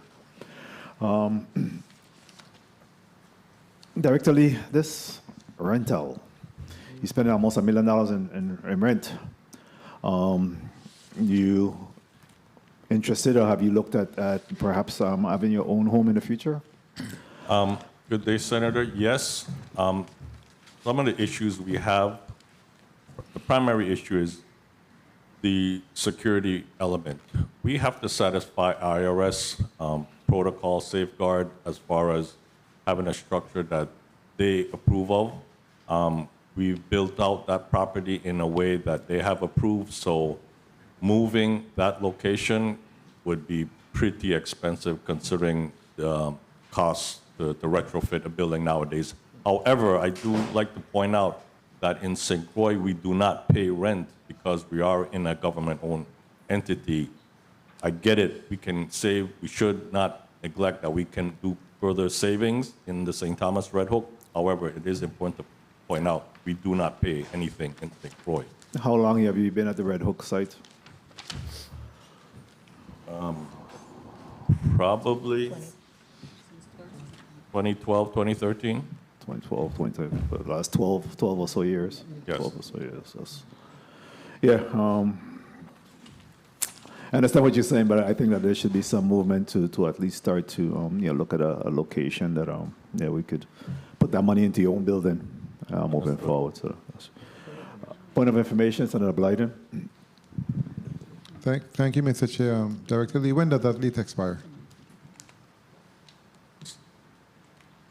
It expires 2027. Okay, very well. So we have a couple of years to figure out something. Thank you so much. Thank you very much, Senator Blyden. Next, the chair will recognize Senator Avery Lewis. You recognize for your 6 minutes. Thank you, Mr. Chair. Good afternoon, colleagues. Good afternoon, testifiers. Good afternoon, people of the Virgin Islands. Director Lee, on page 2 of your testimony, it does bring some clarity. I was just following with you.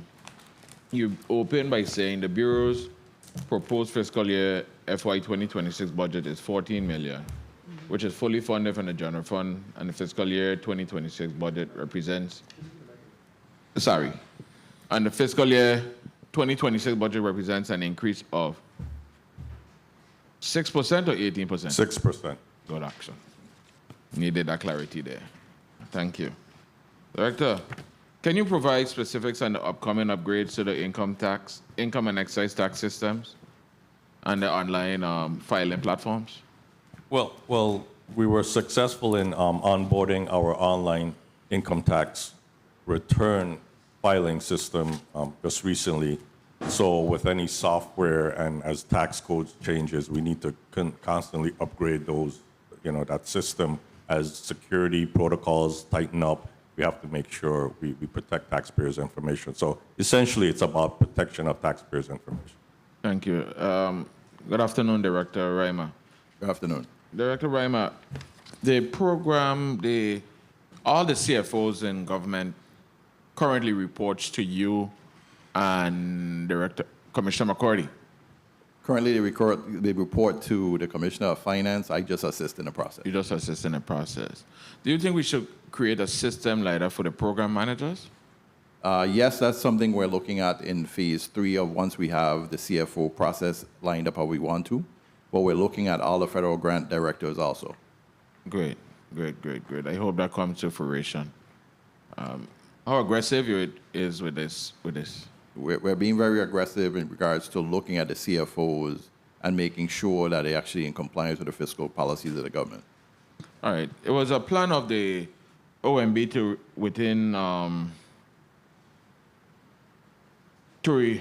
replace the third party with an in-house fiscal responsibility unit by September 30th of 2025. How does this compare with last year's approach? I mean, and what cost savings or improvement have we done it? Is it in place? So what we're looking at now is really replacing the unit with an internal unit because, of course, your environment within the U.S. government is very different, where the president wants to basically disband the Department of Education. In doing so, we don't feel right now comfortable enough, as we are aware, all the federal funds the Department of Education receives, that they could handle, say, $70 to $100 million all at once. So therefore, the structure will remain in place for that. Adding additional personnel would actually add to it, that actually would actually put other agencies through a process so they could become more fiscally responsible at this point. Of course, we have a compliance unit that would assist, and a performance unit would assist that unit also. Thank you. Director, again, your fiscal year 2026 general fund request is 6.3 million, correct? Correct. With a 2.08 million from indirect funds and 38.1 million federal. How does this compare with fiscal year 2025 fund mix? And what prompted the shifts? On the general fund side, it's actually more. We added about 500,000 more from the previous year. That's just to staff the unit. In regards to indirect costs, it's about 100,000 less based on the current percentage. And then the federal grants basically remain the same, 27.1 from BEAD and approximately 10 from the EDA grant. Can you detail what other services and charges cover in the indirect fund? Other services and charges normally is the different contracts, which means you do audit contracts for review of certain items. You have things such as janitorial services. There's things that go into that, other charges and services that helps the agency operate. And as it pertains to your BEAD grant management, you secured 27.1 million under the BEAD.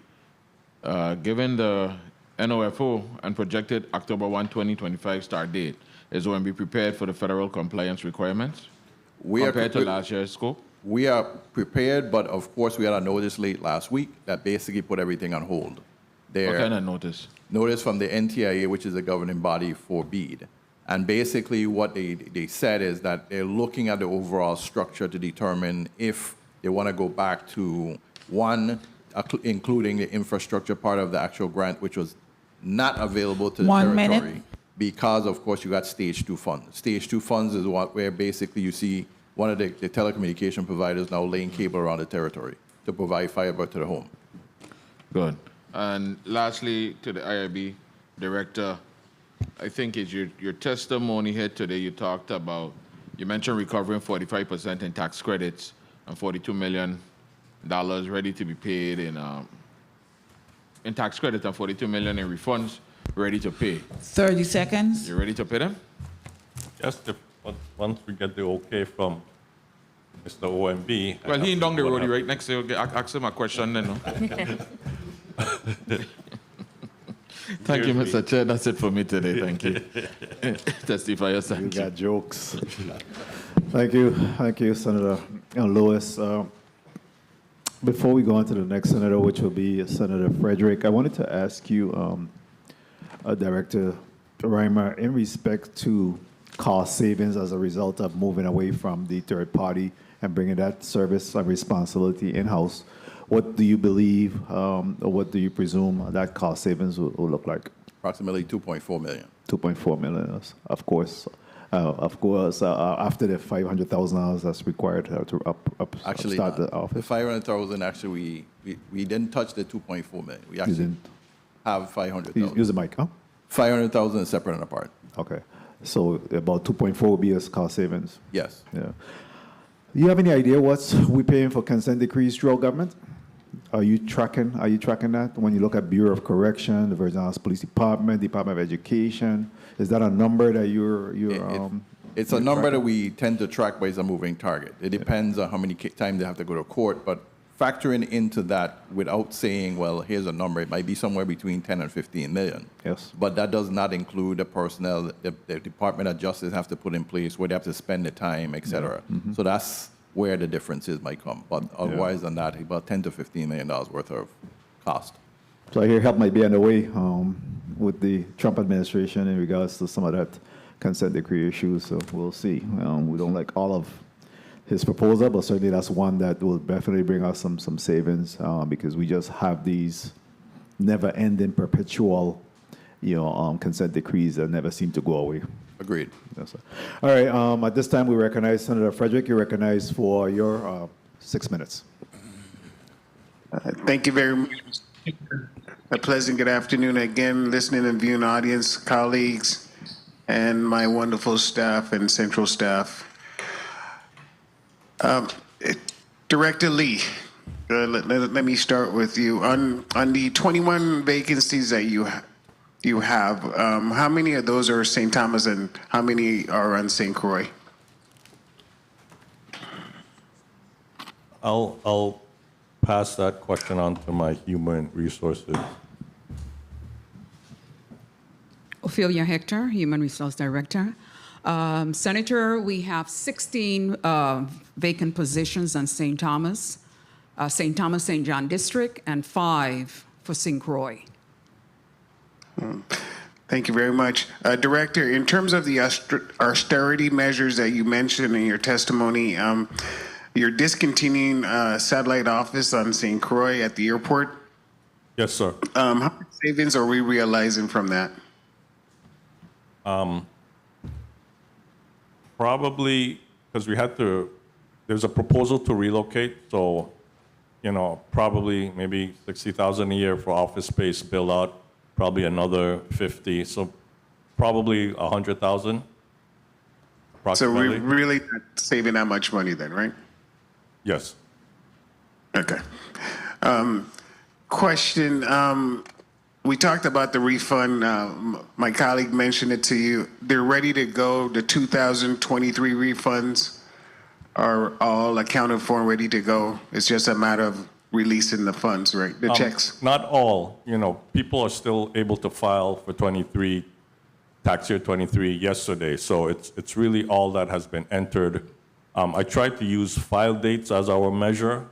Once again, I don't want to say all of 23. Currently, we've paid everyone who's filed up to February 4th or 5th, 2024. That's where we're at. But we are able to pay a significant amount with the 44 that I indicated.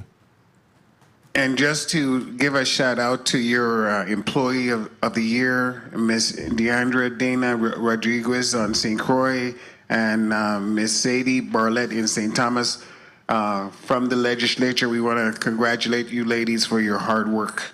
I think that's very important to recognize your crew, especially the yeoman's job that you guys are doing. You bring in a lot of money to have so few staff. I'm amazed that you do it with that small amount of staff. In reference to the revenue agents that we talked about earlier, most of these are classified positions that the chair mentioned that you seem to have a problem filling these positions because of the educational requirement. We've got a business program at the UVI campuses. There's no reason why we can't attract young people as junior analysts to start working with us. What seems to be the challenge there? Number one, as the good Senator Novell Francis said, we have a challenge as far as the union and the raises. Not the raises, but the amounts paid. There's no secret. There's a lack of accountants in the territory. It is what it is. As an accountant myself, I'm aware, and we just can't compete with the private sector. Well, we're going to compete with them because we're paying a minimum of $35,000 a year if we're successful. And so we want to step it up. So the private sector will just have to step it up as well. To do business in the Virgin Islands is just expensive, period. So there's no way around it. Director Reimer. Yes, sir. I want to appreciate you coming and joining us this afternoon. I like the fact that you were the only official that mentioned or used the word austerity measures, and I see that you're really tightening the budget. Thank you very much. It's going to be required because there's no way we're going to be able to meet our obligations this time around if we don't tighten up. In terms of your personnel, I noticed there's a lot of exempt employees or non-unionized employees in your staff. That is good and that is bad, as you know, because we want our people to be unionized because they tend to stay longer. They're civil service employees, and it's just more helpful to us that way. But I know you're trying to attract more qualified people with the higher salary, but you have a large number of unclassified employees in your rank. Are you trying to right-size that a little bit? So Senator, to help you here is, within the Office of Management Budget, we never had a union. We're classified non-union employees because of the nature of the work we do. We see everything in the government, from everything that's basically confidential of the government. So therefore, they're non-union classified positions. And the second thing, for you to answer your question, in looking at the overall organization from when I entered here in October, we started a process with the Division of Personnel 30 seconds. to fulfill that mandate of making all my employees that actually are classified non-union employees. Oh, nice. So we talked about having the third-party fiduciary as part, at least temporarily, as part of the process to help move some of these funds through. What's the indirect cost currently on the federal side for third-party fiduciaries? There's no indirect cost for the third party. Time. So any cost that associated with a third party is paid out of the general fund. We're not allowed to use federal funds for the third party fiduciary. So that will be a cost savings to the programs that do use your third party program, right? Correct. Awesome. Mr. Chair, thank you very much. I've got more questions on the next round. Thank you very much, Senator Frederick. Next, we'll go to Senator Ray Fonseca. You're recognized for your 6 minutes. Senator Fonseca. Yes, thank you. Thank you so kindly, Mr. Chair. Couple questions quickly. I want to start with Joe Lee for IRB. Okay, so yeah, I see that the collections are up 566 million. Last year, now you're at 599. That's 33 million more. Notably, it seems like the individual income and the corporate tax are up, pretty good. Okay, I want to ask you the foreign money transfer collections. We've been trying to get like a gauge on that. I know it's been about 6 months now. You have any idea how much that is so far, collections? Senator, we don't collect that. That's the Office of Lieutenant Governor. Oh, that's Lieutenant Governor? Yes, sir. Oh, okay. Okay, good. So how about the hotel room tax? I was trying to see that breakdown. I didn't specifically see that you lumped it in. How is that going compared to last year?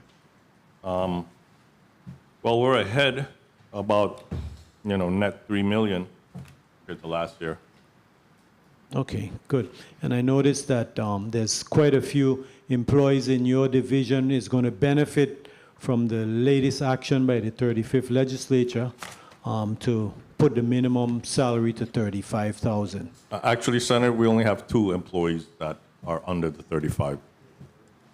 Yeah, so I'm sure that that's going to help them. Okay, real quickly, let me go to OMB. Okay, so the BEAD, the Broadband Equity Access Program, how is that going to impact those vendors like Liberty, Via, One Now? How is that going to affect those? Currently, Senator, most of those entities have to go through a process where they submit a proposal, et cetera. Most what we've seen in the past have submitted proposals to do infrastructure, which was not allowed. But we don't know if that's going to change because the notice we received last week, they're reviewing it to determine if infrastructure will be allowed moving forward. And by meaning infrastructure, meaning basically the backbone of anybody's, in terms of network. Okay, so I'm glad to hear that The McConnell and Jones is going to be phased out. It's been a while.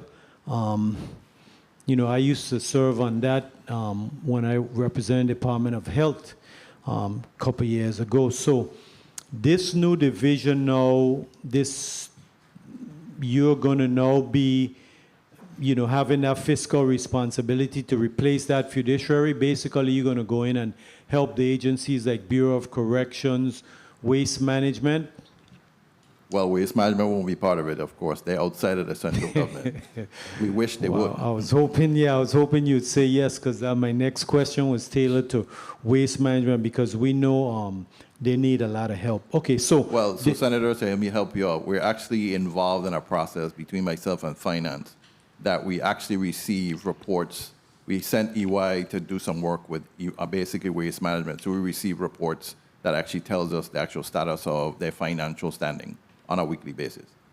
Yeah, I know they come in with some kind of proposal to increase the property tax, but I think that's dead on arrival. The property tax owners already have a big burden. Okay, so the indirect cost rates, you're on 2020 rates, and you're going to be looking to recalculate them. What do you have in mind? The recalculation is happening now to try to get us to at least a 2024 or 2025 rates. Okay, so you don't have within the next 60 to 90 days, you say you'll kind of like know what the final is? We'll know what they propose, and then it'll be submitted to the Department of Interior. Okay, so you mentioned now an area of focus is resolving the repeated audit findings in the delays in the federal drawdowns across the GVI. That's a very important item, because, you know, if we don't get a drawdown, we have to use general fund to pay that bill. And of course, that affects your cash flow. And, you know, cash flow is part of the reason why, you know, gets into a lot of things. So how are you going to address that? So, of course, I have a compliance unit led by Ms. Cherise Hodge-Tucker here. But so you understand, not just the drawdowns is part of the problem. If you don't do proper reporting, which is required, then you can also lose the funding or actually have delayed funding. In some cases, agencies have delayed funding because of their reporting. So that is just as important versus doing the drawdown of the funds. You have to do the federal reporting on a regular basis. Okay, and as the chair of Health, Hospitals, and Human Services, I know Human Services in particular had some issues there. So what are some of the recommendations you're making for Human Services to address this? So Human Services themselves, myself and my colleague, which is the commissioner, actually have regular conversations to determine what challenges she might have. Okay. We brought in her CFO under the CFO program, 30 had seconds. discussions with her, and now we're going through the process of saying, here's the plan for each agency. Some might require little or no help, and others might require some help. In terms of Human Services, she has a personnel challenge where she needs employees, and we're going through the process of helping out with that now. Right, that's what I was going to say, because I think Human Services, you know, correct me if I'm wrong, even though education is the largest department by numbers, Human Services receive the most federal grants, right? Pretty much, yes. Yeah, so I'd like to see that, you know, work on that. Of course, you know, the Commissioner of Human Services is doing an awesome job. But those federal dollars, we got to make sure things are going good, because, you know, just recently, Mr. Chair, if I can quickly wrap up, I know the daycare, the Head Start program was funded at, I think, $10.2 million, and they lost about $2 million. But even though they still can cover the kids, I think they were funded for 794 children, and they had 631. The funds now can only cover 637, which is still 100%. But any further cuts would mean that some kids would not be eligible to go to Head Start, which would be a terrible. So I'm glad to see that. I'm glad to see that. Are there anyone in OMB that would be affected by the minimum salary of $35,000? Not to my knowledge, no. Nobody in OMB. Okay, well, that's good to know. One further question before I wrap up. So the VI Slice program now, it was originally $20 million, and we found out that 12.5 was transferred back to OMB due to issues, et cetera, et cetera. So What are you doing with that $12.5 million? The $12.5 million came back to the general fund. To the And general fund. What we basically did was actually made a revenue loss for the last year. Okay. So none didn't go to WAPA? No. None didn't go to WAPA. Okay. Thank you, Mr. Chair, for the time. Thank you very much, Senator Fonseca. Can you expand on that revenue loss on that payment of the 12.5? So the 12.5 million, what we realized, there were no contracts or nothing pending within the pipeline of the EDA for the SLICE program. So what we basically did, we requested that they actually send the funds back in order to avoid losing the funds which expired 12/31/2024 if they were not obligated. So what we basically did is actually brought it back to the fund and then basically said, okay, we needed revenues, of course, beginning of the fiscal year is slow. We use those revenues to actually float the government at this point. Well, makes sense. Before we go on to the next, Senator, is in your collection, directly in respect to your collection and your improved collections, do you have a specific carve-out category to identify your improvement in terms of delinquency accounts? How much of that $30+ million that was collected is attributable to delinquency? Actually, not much. It's primarily driven by, filers who filed their normal 2024 income tax returns who made significant capital gains due to the market activity. Okay. So you're not tracking, are you tracking at least from the delinquency aspect So of it? what has given us a boost in the delinquency is the LCA has been very aggressive with their revocations. So for businesses, we were seeing an increase.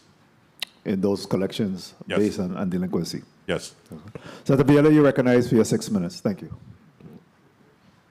Thank you, Mr. Chair. I didn't get, where was the $12.5 million from that was returned? From which program? It was from the ARPA VI program. Slice. So, no, the funds, the original source of funds were ARPA. Wait, hold up. The monies from ARPA, wasn't that from the $500+ million that we received for this government? Yes, sir. And you're saying that the $500+ million had an expiration date of 12/31 what? 2024. It has to be obligated by that date, and then by the end of 2026 spent.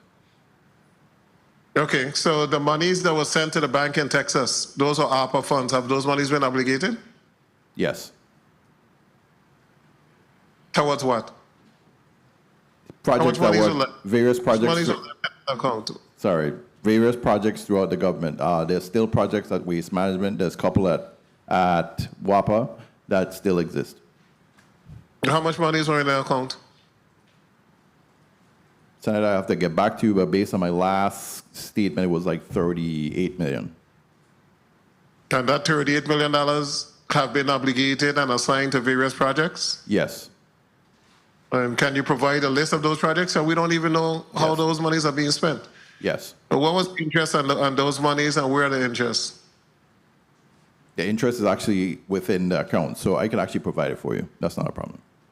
We need a full detailing of all of the monies that were contained in the bank in Texas to include how those monies were remitted back to the central government and how those monies were spent. Because how is that $12.5 million indicated on the revenue sheet for this fiscal year? Is it, does finance have it as federal funding, ARPA funding? Is it indicated there? Yes, it should be indicated where it comes back to the actual government and put it as federal funds. Okay.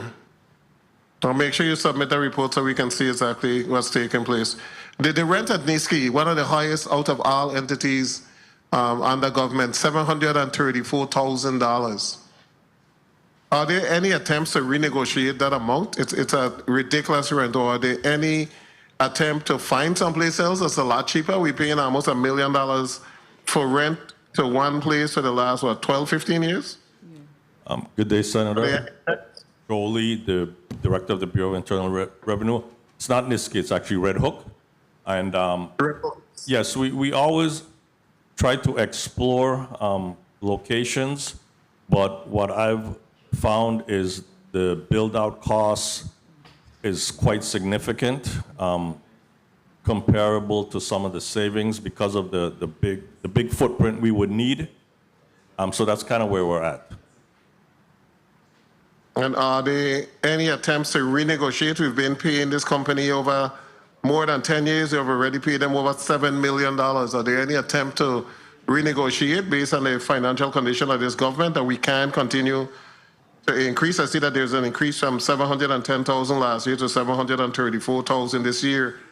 And saying monthly parking permit is included. Are you paying $700,000 and we still got to pay for monthly parking permit? They're renting a tremendous building and they didn't provide parking spots? I understand your concern, Senator, but yes, that's correct. Listen, that whole thing was a hookup back in the next administration. We need to get rid of that hookup. It's costing this government too much money. We don't have that type of flexibility anymore. In reference to gross receipt, what process do we have in place to make sure that we actually collecting gross receipt from all brick and mortar establishments and contractors? How do we assure that we really collecting? Because a lot of people are just so good in going in to pay on a regular basis. But we have entities that I know that are circumventing the system. How are we able to try to track who is paying? Do you have individuals who go out into the field and check to see if they're paying the gross receipts on a regular basis? Well, in a nutshell, that's our audit function. I mean, going out in the field does not really serve us simply because, a lot of our businesses here is based on cash. If someone has cash sales and takes it home and puts it in a safe, we are unable to legally, subpoena a bank account to actually see that cash because it's not in a bank account. So we have to go through that proper channel. Right. But what you're able to, at the very least, check and see whether or not they're paying any gross receipts. Or if they're paying gross receipts on the credit card and debit card receipts. Yes, Senator. So that's a part of the audit process. One thing that has helped us, as I had mentioned recently, is the revocation of licenses from DLCA. So that has created a boost in the collections because, folks have simply not been filing, but that has helped. Okay. So do we need a legislation to come back in reference to tax clearance? Well, right now, DLCA is doing their part. So, do we need it to come back for DLCA tax clearance to make sure that individuals are filing the taxes? I don't want to answer that just yet because we're just, they're doing their part right now. So for right now, we have momentum going. I hope so. I recently heard that the chief executive, the governor, spoke about EDC beneficiaries that are then seeking returns from internal revenue. And a case in which some 20 million was filed in court and someone just for 5 million. Are you aware of that? Yes, Senator. Okay, and then there was a discussion about legislation being needed. The government of the Virgin Islands, through the Public Finance Authority, they have tax lawyers. How come you guys haven't drafted legislation and sent it down to the legislature? Where we're paying tax attorneys hundreds of thousands of dollars that could draft this legislation instead of trying to put it in the Senate and saying the Senate need to come with it. If it's affecting 30 seconds. The finances of this government, why are they not sending down legislation through their tax lawyers? Well, two things. We mirror the federal tax code, so we can't touch that. However, from administrative EDC standpoint, I guess that could be done. However, I believe what it's going to do is it's going to weaken EDC's saleability to the program. But once again, that's kind of outside my scope. But as far as the changing of tax law that we mirror on the U.S., the federal level, we cannot tamper with it. And thank you. Well, then that shouldn't be publicly said because I heard the governor this morning on a radio show trying to say that the Senate refused to bring this legislation that needs to be enacted, and now you're clearly saying that there might be some issues with that. So we got to be careful what we're saying sometimes publicly in trying to embarrass the next entity. Mr. Reimer, should the Bureau of Economic Research be directly under OMB to provide data and stats? Senator, no. We're in the same office. We actually reside under the Office of the Governor, so we coordinate our efforts. So you're comfortable with it under the Office of the Governor? That's correct. Okay, thank you so much. Last question, non-sufficient fund checks. Do we have somebody that's actually like calling individuals, you check bunks? When are you going to make collection?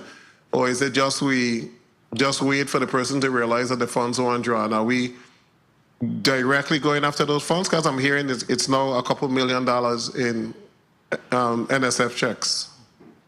Good day, Senator. I can speak for IRB. Yeah, we have been very active. Our outstanding check amount is, less than $1 million at this point.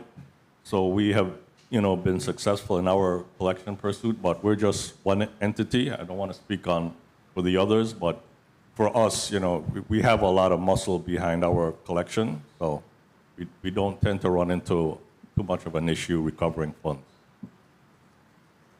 Okay, thank you. Mr. Reimer, have you run the numbers for the potential raise of $35,000 as to what would be the cost for fringe and personnel?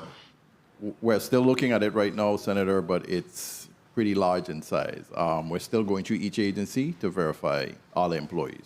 Current estimate now can be anywhere between 20 and 40 million. 20 and 40 million? Yeah. Because you're going to have to shift the entire pay scale. I'm not getting a number. How many employees are impacted? So you're talking about government. So you're talking here, Senator, is the following. You're talking about moving the first 600 to 800 employees. That moves to 35 from 27.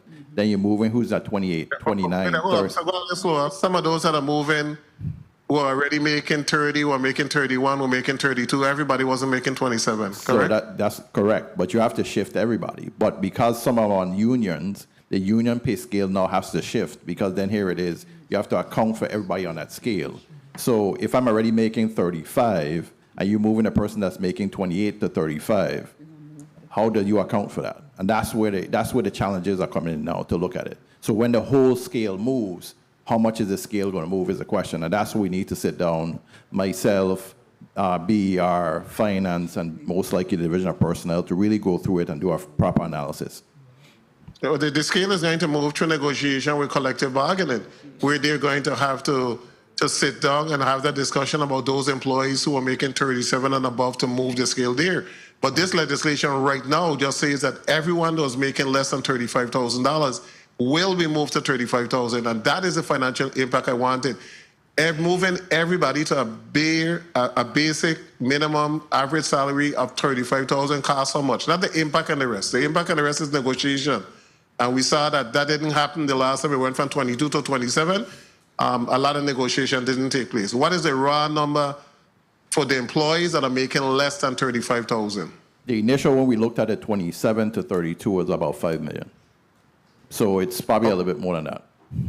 Probably 7 to 8 million. So it's not 20 million. We're giving out these figures to make it look like, and not you, make it look like the legislature is irresponsible. It's not that amount of money that we're discussing. And if we have a budget, Mr. Chair, and on this, you have a budget of $936 million. The least you could pay is $35,000. If we cut all the other fluff, if the departments submit the reports to you timely and you could draw it on and you could do what all you need to do to generate and get money in this economy, we could afford for the minimum salary to be $35,000. Thank you, Mr. Chair. Thank you very much, Senator Vale. I totally agree with that. It's not a lockstep where you just move like that. There's certainly some requirements for union negotiation moving forward. We should all be interested in moving individuals out to this poverty level. It's clearly making 27,000 or making under, and the government, based on just fringe alone, again, you lose almost, between 30 and 40% just on fringe. So you still will be making that kind of money. It's a travesty to see that, we continue to want to keep our people in this poverty level. Senator Fonseca, you recognize?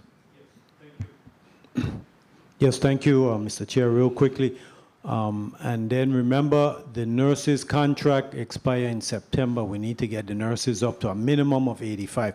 But I want to ask you real quickly here, the $38 million that was sent to the Bank of Texas, what's the name of the bank? That's not on our purview, but I can find out for you. That'd be Department of Finance. Okay, so through the chair, if you can give us the details of those former ARPA funds that was sent to a financial institution in Texas. Thank you. No problem. Thank you, Mr. Chair, for the time. Thank you very much, Senator Fonseca. Just on the retroactive money recently, there was a savings from that $22.5 million where there is $4.7 that went into taxes. How will that money be either returned to that Epstein fund, or how will it be utilized? You're talking about the actual tax withheld from the employees? Yes. That goes back to the general fund, Senator. Goes back to the general fund. Correct. Okay. So then it becomes, when you go back to the general fund, I mean, you're marked for something specific, or It becomes revenue for the general coming into the general fund. All right. Director Lee, in regards, do you believe that we're leaving money on the table? Is there opportunities that you see where collections could be improved? Especially when you talk about the cash businesses, I already heard some of the difficulties in being able to enforce that area. But what is some of the creativity? What is being discussed in respect to some of the funding that may be left on the table and uncollectible right now? Good day, Senator. Joel Lee, Director of Bureau of Internal Revenue. That falls, a lot of the unknown falls in our audit group, who does go out and audit. Once again, as we discussed earlier, staffing levels are a little bit low. So there's only so much we can do. However, that's pretty much the main avenue. However, for folks who have outstanding balances that we do know, we're trying to negotiate and work with them. We figure something is better than nothing. As I indicated, we have offering compromises. We're willing to make payment plans just to kind of help the taxpayer. After a cursory look, I do realize a lot of people are hurting. The economy, things are expensive. Inflation. So it's not practical or fair to simply say, give me all your money and you figure it out. It's not realistic by IRS standards. We're not able to take all of someone's money so they can't pay rent, can't pay their bills. So we do have a cap of what we can take, even if you owe a whole lot of money. So just trying to work with them, but we do realize folks are nervous coming in. There's no gotcha, now we have you moment. So I do want to encourage folks to come in and we're open to working with you. Okay, very well. Observation that I made that I must talk about, right? I had a meeting with you recently at the Office of Management and Budget, and I got in there a little bit before 8 o'clock. And I was amazed to see the amount of government employees that are coming in for 8 o'clock. I mean, I had not seen that for quite some time, where I go to different agencies. I don't know if because of budget that they were coming in to work, but I was truly amazed to see that between 7:45 and 8 a.m., the amount of people that came into that building at OMB, it was really commendable to know that all government employees, and in the St. Thomas district where you have challenges in terms of transportation and traffic and all kind of thing, that individuals were actually walking into that office before 8 o'clock.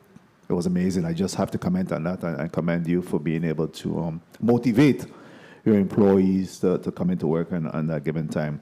We're going to take a 2-minute recess, and when we come back, I'll do a second round, and we'll just wrap this up real quick.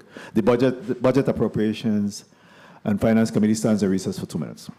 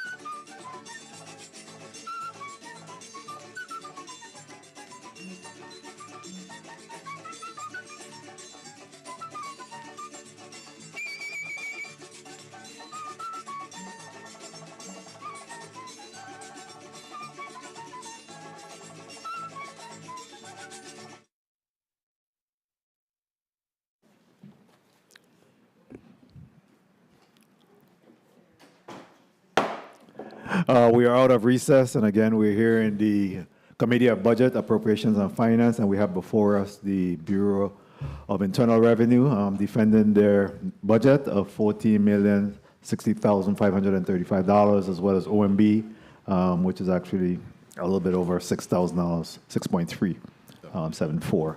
And we just completed our first round, and then we're going to do a wrap-up round, and I'll allow for 3 minutes on this particular round. Senator Blyden, you're recognized for your 3 minutes.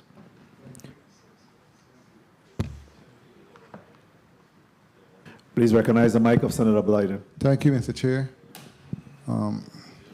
Director Lee, you spoke in your testimony on other services and charges, repair and maintenance. You stated that you have $241,500 for IT and maintenance, right? But you don't have any funding for the elevator maintenance, Correct. vehicle maintenance, and or the Bureau's machine and equipment. How do you plan to fill that delta? Good day, Senator. As I had mentioned earlier, it's kind of a fluid work in process thing. As me and Mr. Reimer go back and forth, you know, I do recognize we are responsible, just like any business, to generate a lot of income to help cover our costs. We do realize there are other agencies that have dire needs as well. So the onus is on us to kind of, you know, provide and motivate ourselves to cover our. What's the plan? To collect more. That's the plan. And then I go to Mr. OMB, and then he helps fund some of our needs. But we have to balance the budget right now. I don't like that answer at all. I've been honest with you. What's the plan? You have a plan B? Yeah, the plan is to collect, and then OMB will continue to fund our needs as we've been doing so far. You also spoke to, based on the post-audit report, the professional services for $85,287. What type of services are we speaking to? What does that cover? What type of professional services that covers? Look to that. Professional services. I mean, our professional services cover a wide range of our needs, mostly in our, you know, our IT functions. Speaking to the mic, please. Sorry. Most of our professional needs primarily cover a lot of our IT needs, especially as we are going online. You could only imagine the cost for security and the capability to file online tax returns. And 1 minute. $160,000 for training. What type of training are we speaking to? For staff? Yeah, we're currently in a grievance situation. Speaking to the mic. We are currently in a grievance situation because we have been unable to provide training, and we need funding for that. But beyond that, we have to get training from the IRS, which has been difficult as they go through their changes, you know, under this new administration. But we need funding to satisfy growth. That's good. Training 30 is very seconds. important, especially for our employees. And communication, $109,000. What type of communication are we speaking to? Mail, internet, phone, all of the requirements to get our bills out in whatever shape or form to be able to collect payment. Okay, very well. And in closing, Director Reimer, you spoke to the Economic Adjustment Assistant of $10 million. And it's for Time. To establish disruption caused by the COVID pandemic, etc., for travel, tourism, outdoor recreation industries, etc. How did you come up with who, what, when, and why when it comes to that grant in terms of funding? How did you come about? Well, that grant's been around for a period of time. Correct. And basically, there's projects still pending on that for that grant, such as retrofitting the lighting at some ballparks within the territory. There's also stuff in regards to the Department of Tourism, in regards to advertising and marketing that's still out there, that's still pending. That was my thought, because I know there's a lot of funds also from FEMA and elsewhere, insurance with the different parks, based on our different conversations. So what type of coordination have been done to assure that there's no duplication of efforts in that respect? The conversations are constantly had between ourselves and ODR, who actually runs the actual program, the disaster program. So we ensure that it is not duplicated, because, of course, they'll disallow one versus the next. But again, thank you for your responses, and Mr. Chair, I want to thank you for the time.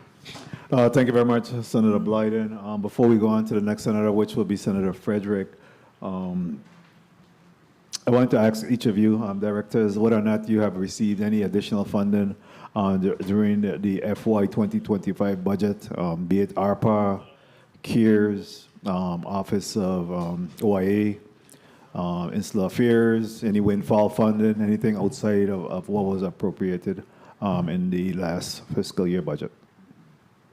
No, Senator. No, Senator. Very well, thank you. At this time, Senator Fredericks, you're recognized for your 3 minutes. Thank you. Thank you very much. Pleasant good afternoon again to the listening audience. Director Lee, if you would, have your office done an assessment yet on the potential financial impact on the Virgin Islands government revenue if, in fact, the president institutes a ban on taxes on overtime pay and Social Security checks? Do you know what that number would look like? No, because we don't have a breakdown of overtime. When our information comes in the form of W-2s, and the W-2s do not separate overtime from regular income, so we don't know what that's going to be or what that looks like. Another question that's been, I haven't heard anyone talk about it, but what's the impact, and this is for you and Director Reimer as well, what's the impact on your agency if we implement more AI-related technologies? How much cost savings do you think we could realize during our budget? In regards to AI itself, you still need the bodies to actually do the financial analysis, still need to do the budget itself. To do AI, it's going to take some time to actually transition to that model, but you still need human beings to actually complete the task. So I don't see at the moment any savings, maybe probably 3 to 5 years out, but not right now. So I'm struggling with this process. This is my first budget appropriation and finance cycle. And the reason I'm struggling is because of the amount of, or the lack thereof of any reconciliation that's being completed by these agencies. It's hard for me to understand, being a former auditor, how I could look at a budget, but yet the numbers were never reconciled on a month-to-month basis. So I don't know if it's just a gross projection that's being thrown out there, or these are net numbers based on the reconciled amounts. How do you deal with it, Director Reimer? Because I could imagine this is tough for you as well. Senator, we look at many factors within each agency. Each agency is very different. Some have lots of federal funds, some don't. But in terms of reconciling, that's where we have the compliance unit. That's why I have my budget analyst that looks at the actual expenditures on a monthly basis. So we actually go through 30 the process seconds. and determine what is real and what's not. So the reconciliations now is something that we're working with finance through the CFO, basically a new organization, to actually have the reconciliation that we get a little bit more accurate. Right now we're pretty accurate, but we actually want to get to a point where we're like 99.8% accurate versus 95% where we're at now. You're saying 95%, but we've got agencies here that are still saying that they haven't their reconciliation, so I don't know how accurate that could be. My question is, Mr. Chair, if I can just wrap up, we've got some key areas that I see every budget that's sitting before us have, rent being one of the highest categories, followed by technology, subscriptions, software, communications. That was also something that we found out yesterday with the but Bureau of Economic Research. They said technology and communication is extremely high. There's inflationary pressures in the Virgin Islands. These are some key areas that I think we should find ways to reduce our budget to see if we could find some cost savings. I know it's hard because each individual agencies have their own arrangement with these carriers, but what are you doing from an OMB perspective to try to consolidate a lot of this cost so we could save some money? Consolidating costs, we're looking at rentals first. of course, to consolidate rentals. We have an agency such as the Department of Health that has many rental locations. We're also looking at the Department of Human Services, Department of Education. When the consolidation comes to a point, we actually want to reduce those rental footprints. In regards to other parts like telecommunications, et cetera, we're starting to look at how do we now not go to a single carrier, but how do we get more competitive in terms of pricing? And that's what we're looking at going forward. Of course, you have 3-4 main competitors in this industry, and we'll look to see how we can be competitive going forward. So we're going to move forward with a consolidated proposal to them as opposed to allowing these agencies to fragment and cut their own deals? That's where the Bureau of Information Technology comes into play. Thank you very much, Mr. Chair. Appreciate the time. Thank you very much, Senator Frederick. Mr. Reimer, Director Reimer, in respect to the BEAD grant, what kind of impact would that have if we lost that money? Well, currently there's no loss because the only thing we have, we just shift the 2 employees there back to the Office of Management and Budget.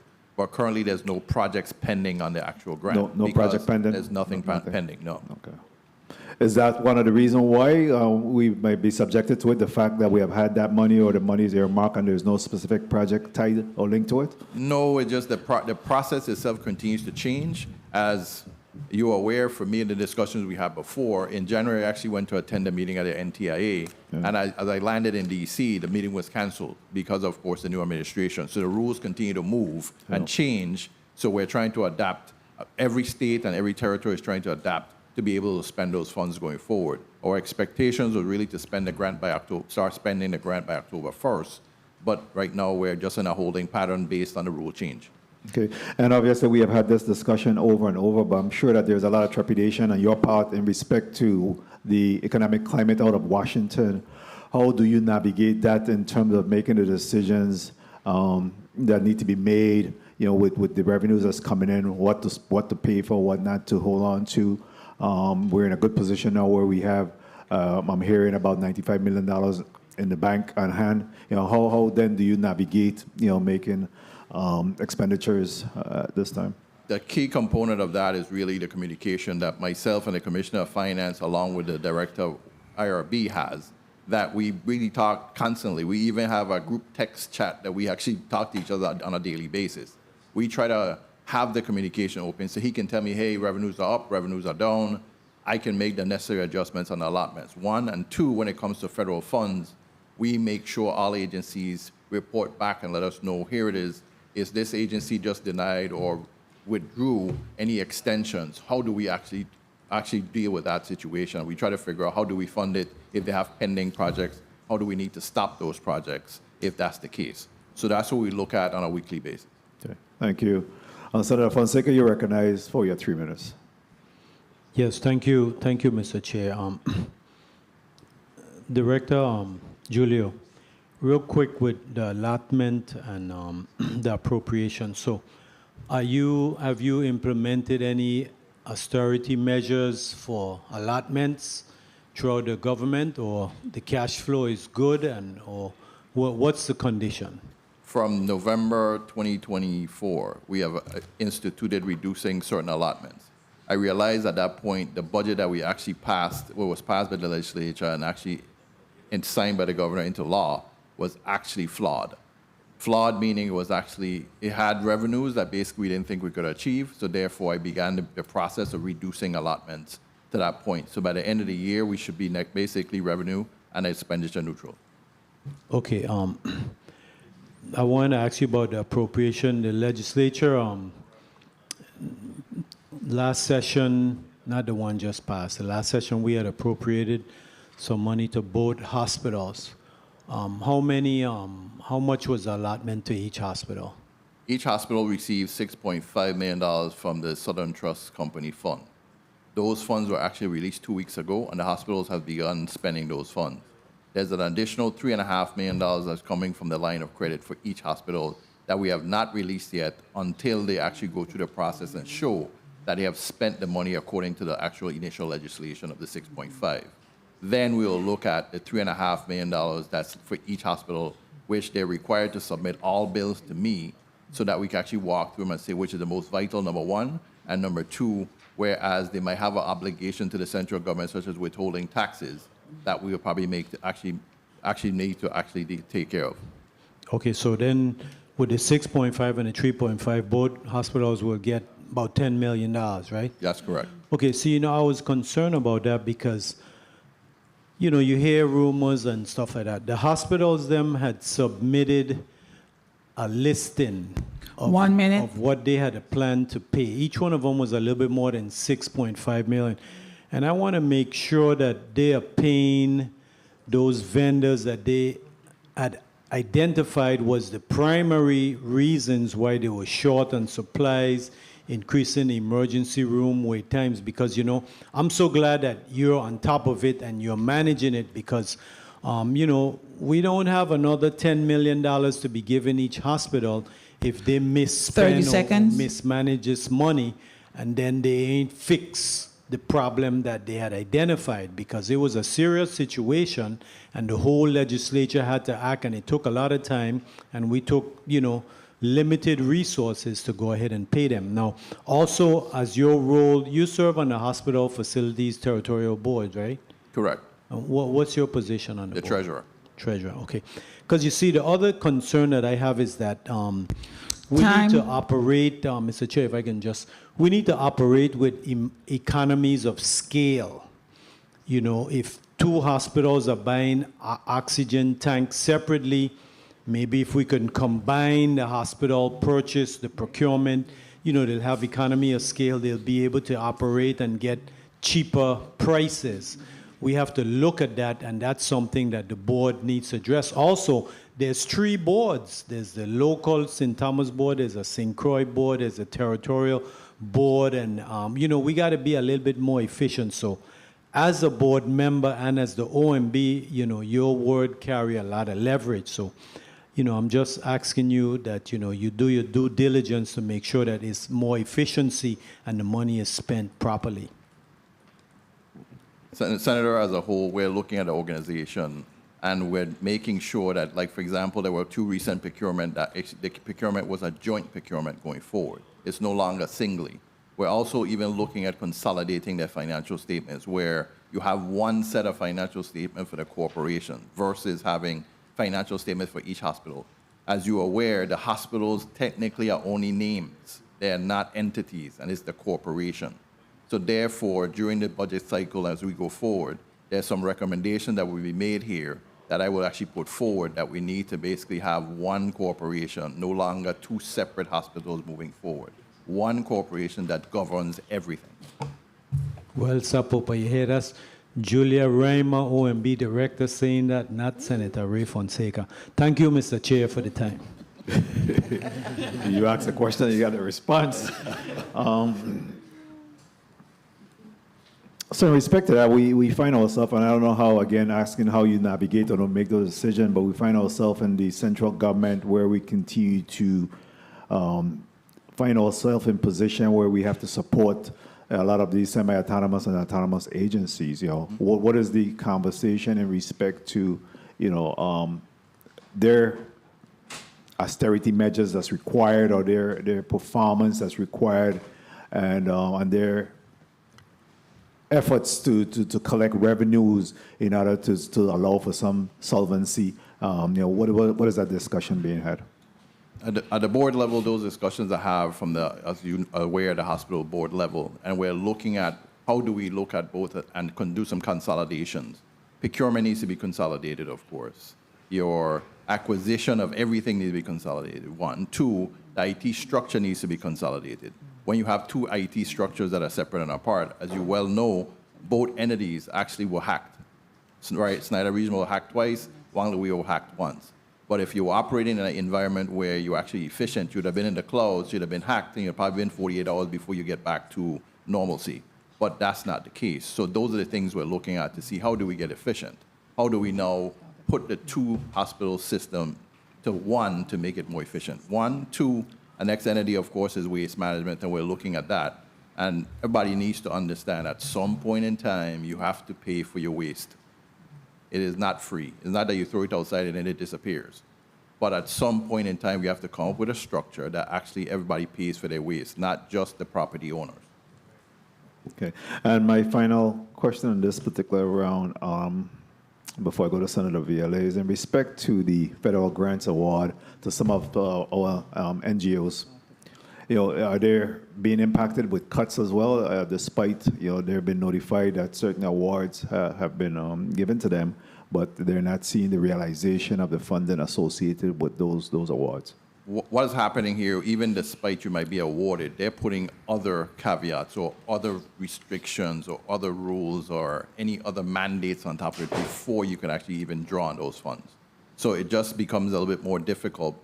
And that's why we have a unit here that actually helps them to actually do the compliance and assist them in regards to actually being able to actually draw or start the process of those funds. The key component when we actually put forward are basically what your spending plans are. We need to stick to that. We can't no longer have spending plans that actually say you're going to start spending October 1, 2025, and it's a 3-year granting. We're trying to spend in August of 2027 or 28. It's problematic, and we have to fix that. Okay. Very well. Senator Viale, you're recognized for your 3 minutes. Thank you, Mr. Chair. Hopefully before my 3 minutes start, I just wanted to really outline the Act number 8985 that was sponsored by the 36th Legislature. You're the primary sponsor along with a number of other individuals. I'm happy to have worked on that particular bill, but I heard the last senator, and we're not giving ourselves the credit that is due. The $6.5 million wasn't given in a lump sum. The money was separated into categories: laboratory, pharmacy, operating room, materials management, radiology, all the different areas you could think about. We made the hospital submit that, and it was included in the bill when we drafted the bill to be passed. Additionally, on the Section 4 that Director Reimer spoke about, the Section 4 clearly says that the $3.5 million to each hospital, that the invoices must be submitted to the Director of the Office of Management and Budget. So it was done to make sure that the monies are not wasted. There was also language that said that the monies cannot be utilized for pay increases. So everything was in this bill to try to make sure to spend that $6.5 million responsibly. So the legislature did their part. Now it's up to the board that has oversight and both hospitals to do their part and make sure that we don't have the same problem 1 month from now. Now, Director Reimer, in your professional services contract on page 10 of the budget, of the post-audit report, McConnell and Jones, the third-party fiduciary, those monies are coming from OMB. It was through your department. It was through education. Through my department. Okay, so now with the budget, fiscal year 26 budget, the amount for McConnell and Jones is going to be zero. Yes. Okay, and that's included in the budget moving forward. Yes. We actually we left 1.1. We left 1.1 in there, but we expect that it actually can go away once we complete the process. Okay, your original was 2.2. You have spent 1.1 up to now, and you're saying for the FY26 you're going to ask for $1.1 million to remain? Yes. Why? There's some transition needs to happen. They operate on their own ERP system that is actually the same as the central government, but they're at a different version. 1.1 is 50% of what they received before. Correct. If they're going to transition, would it take 2-3 months? So if it's 3 months, that's 25% you should earmark. But you have other costs such as the IT systems, which is the ERP. They actually have the data in for the Department of Education that we need to transition to the regular ERP, which is central government. They at a version that is the current version, and the Department of Finance is actually, I think, is 3 or 4 versions behind. So we have to actually assist in bringing finance up to date. Okay, we need some solid numbers. The Ernst & Young Puerto Rico LLC, ARPA Financial, ARPA Grant Administrative Service. How much ARPA funds are left after this year, after this fiscal year? What we project is about $38 million that's going to be available in 2026. The $38 million in, the $38 million that you already 1 obligated? minute. Yes, and that's part of the obligation. Okay, so what is the amount for them? We don't need to be paying them $1.3 million for grant administration when we only have $38 million that's already obligated. So what is going to be the amount allocated to them in moving forward? So, Senator, we're actually in negotiation with. Do we need them in this case? Hold on. So, the current negotiation is actually to wrap them into a different contract that would eliminate the cost of the ARPA altogether. 30 seconds. Okay, we can't wrap them. Can't we wrap them out? That's the intent. But we're actually using them for other functions. So, Senator, when we actually move them out of the ARPA funding in terms of that, we're going to actually move them to help assist with waste management and cash flow and revenue generation. But it'll be under one contract, and they'll have a savings of the original contract of about $200,000, not have anything to do with ARPA. There's a separate contract that costs $635,000 currently. Okay. Outstanding vendor payment, especially for those entities that run summer program, et cetera. You put any emphasis on those, getting those paid? And I spoke to you about two of them, I think, 2 or 3 of them. Yes, Senator. So I've released those funds. The challenge we have when it comes to the not-for-profits, sometimes the agencies that are actually responsible for them have not submitted anything to Office of Management and Budget to say, well, it's okay to release the funds. They have certain criteria they have to meet, good standing letters and different aspects. I actually added one more layer to help my colleague here to my left to make sure they're filing their 990s in a timely manner on a yearly basis. Okay, we also, as a legislature, we have done it for a number of years.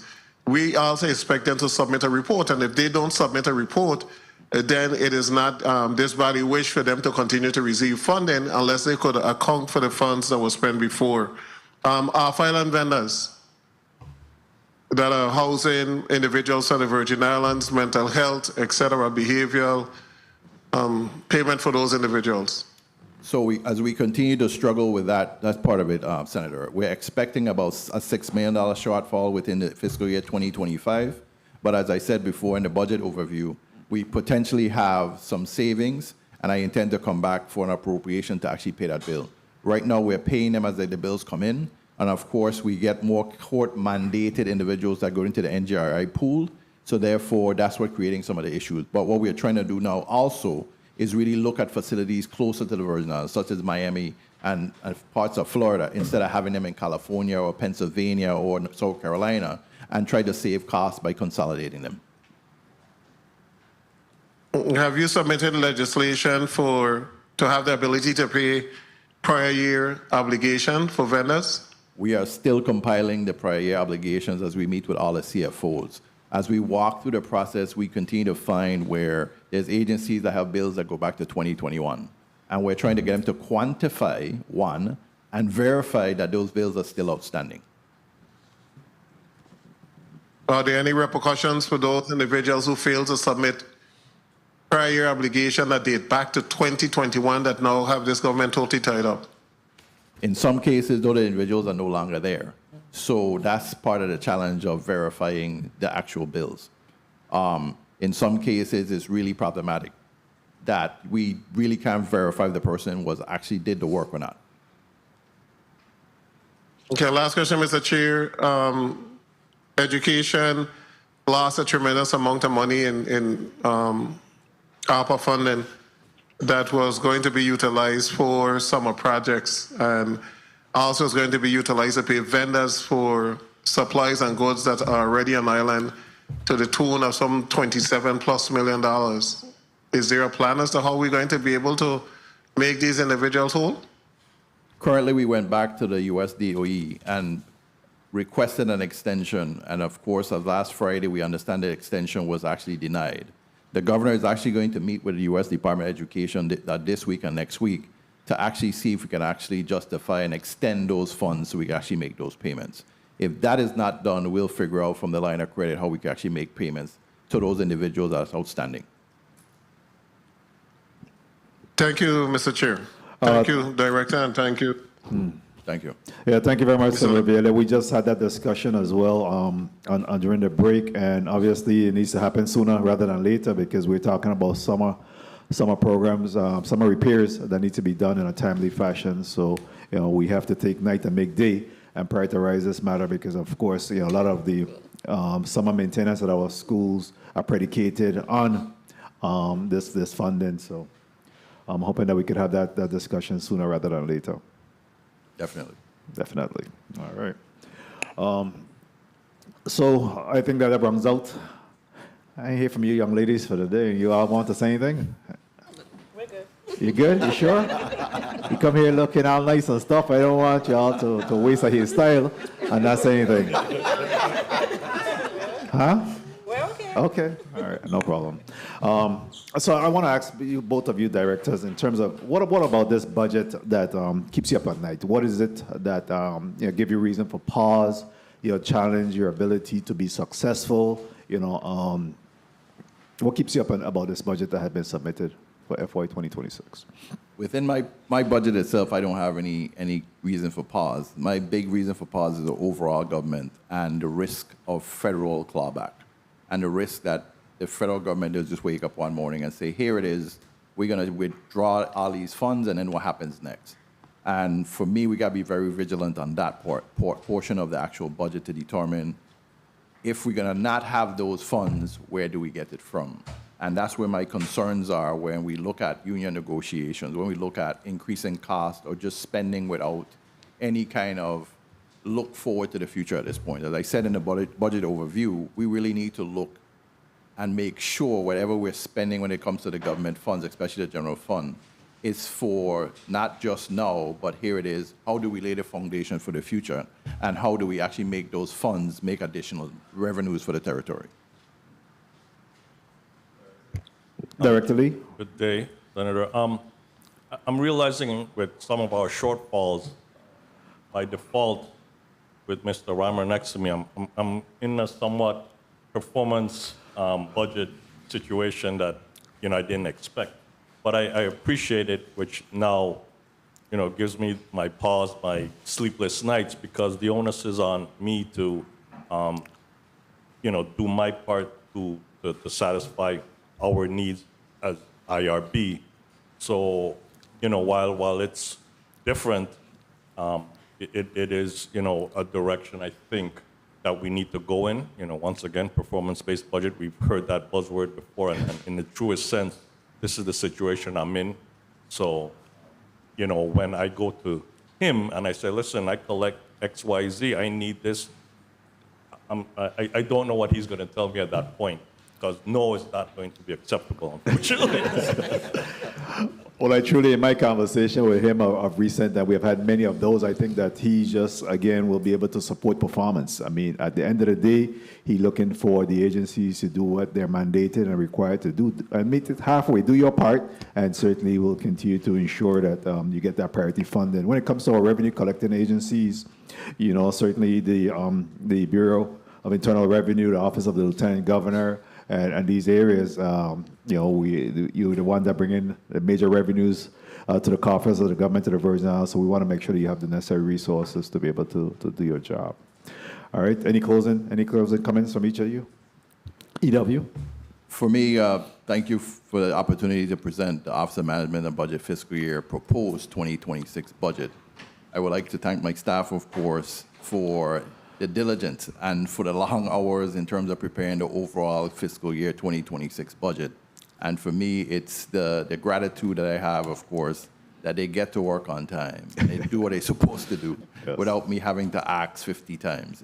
For me, it's really heartwarming at times where I'm walking out the door at 7 o'clock at night and they're still there. Yeah. So for me, I would like to tell them thank you publicly. I join you in thanking them. Good day. I live on two opposite poles. People love us when it's refund time, but they don't like us, or they don't love us when it's time to collect. So, the majority of our time is spent collecting. So I do want to thank each and every member of our staff. While we don't have the most favorite job in the government, I appreciate them doing what they got to do, despite the yelling, the cursing, and all of the many things that we go through while we're simply just trying to do our job. So I appreciate all my staff, and once again, thank you for the opportunity to present our budget for fiscal year 2026. Thank you very much. I don't think we hear that enough. I mean, I think that both of these agencies really do their part to keep the government afloat and collect the revenues as required to provide the services to this community. We don't say thank you enough. So I really want to join you in commending the rank and file staff in making that a reality, making that happen on behalf of the people of the Virgin Islands. The Committee of Budget, Appropriations and Finance, again, thank you for coming before us today. We had the Department of Finance this morning, as well as the Public Finance Authority, Office of Disaster Recovery, and of course, now we end in the day with the Bureau of Internal Revenues, as well as the Office of Management and Budget. I want to thank my staff, the Post Audit Division, the central staff of the Legislature of the Virgin Islands, and I just thank everyone for making this day a reality and for the work that you continue to do on behalf of the people of the Virgin Islands. The Committee of Budget, Appropriations and Finance is hereby adjourned. God bless.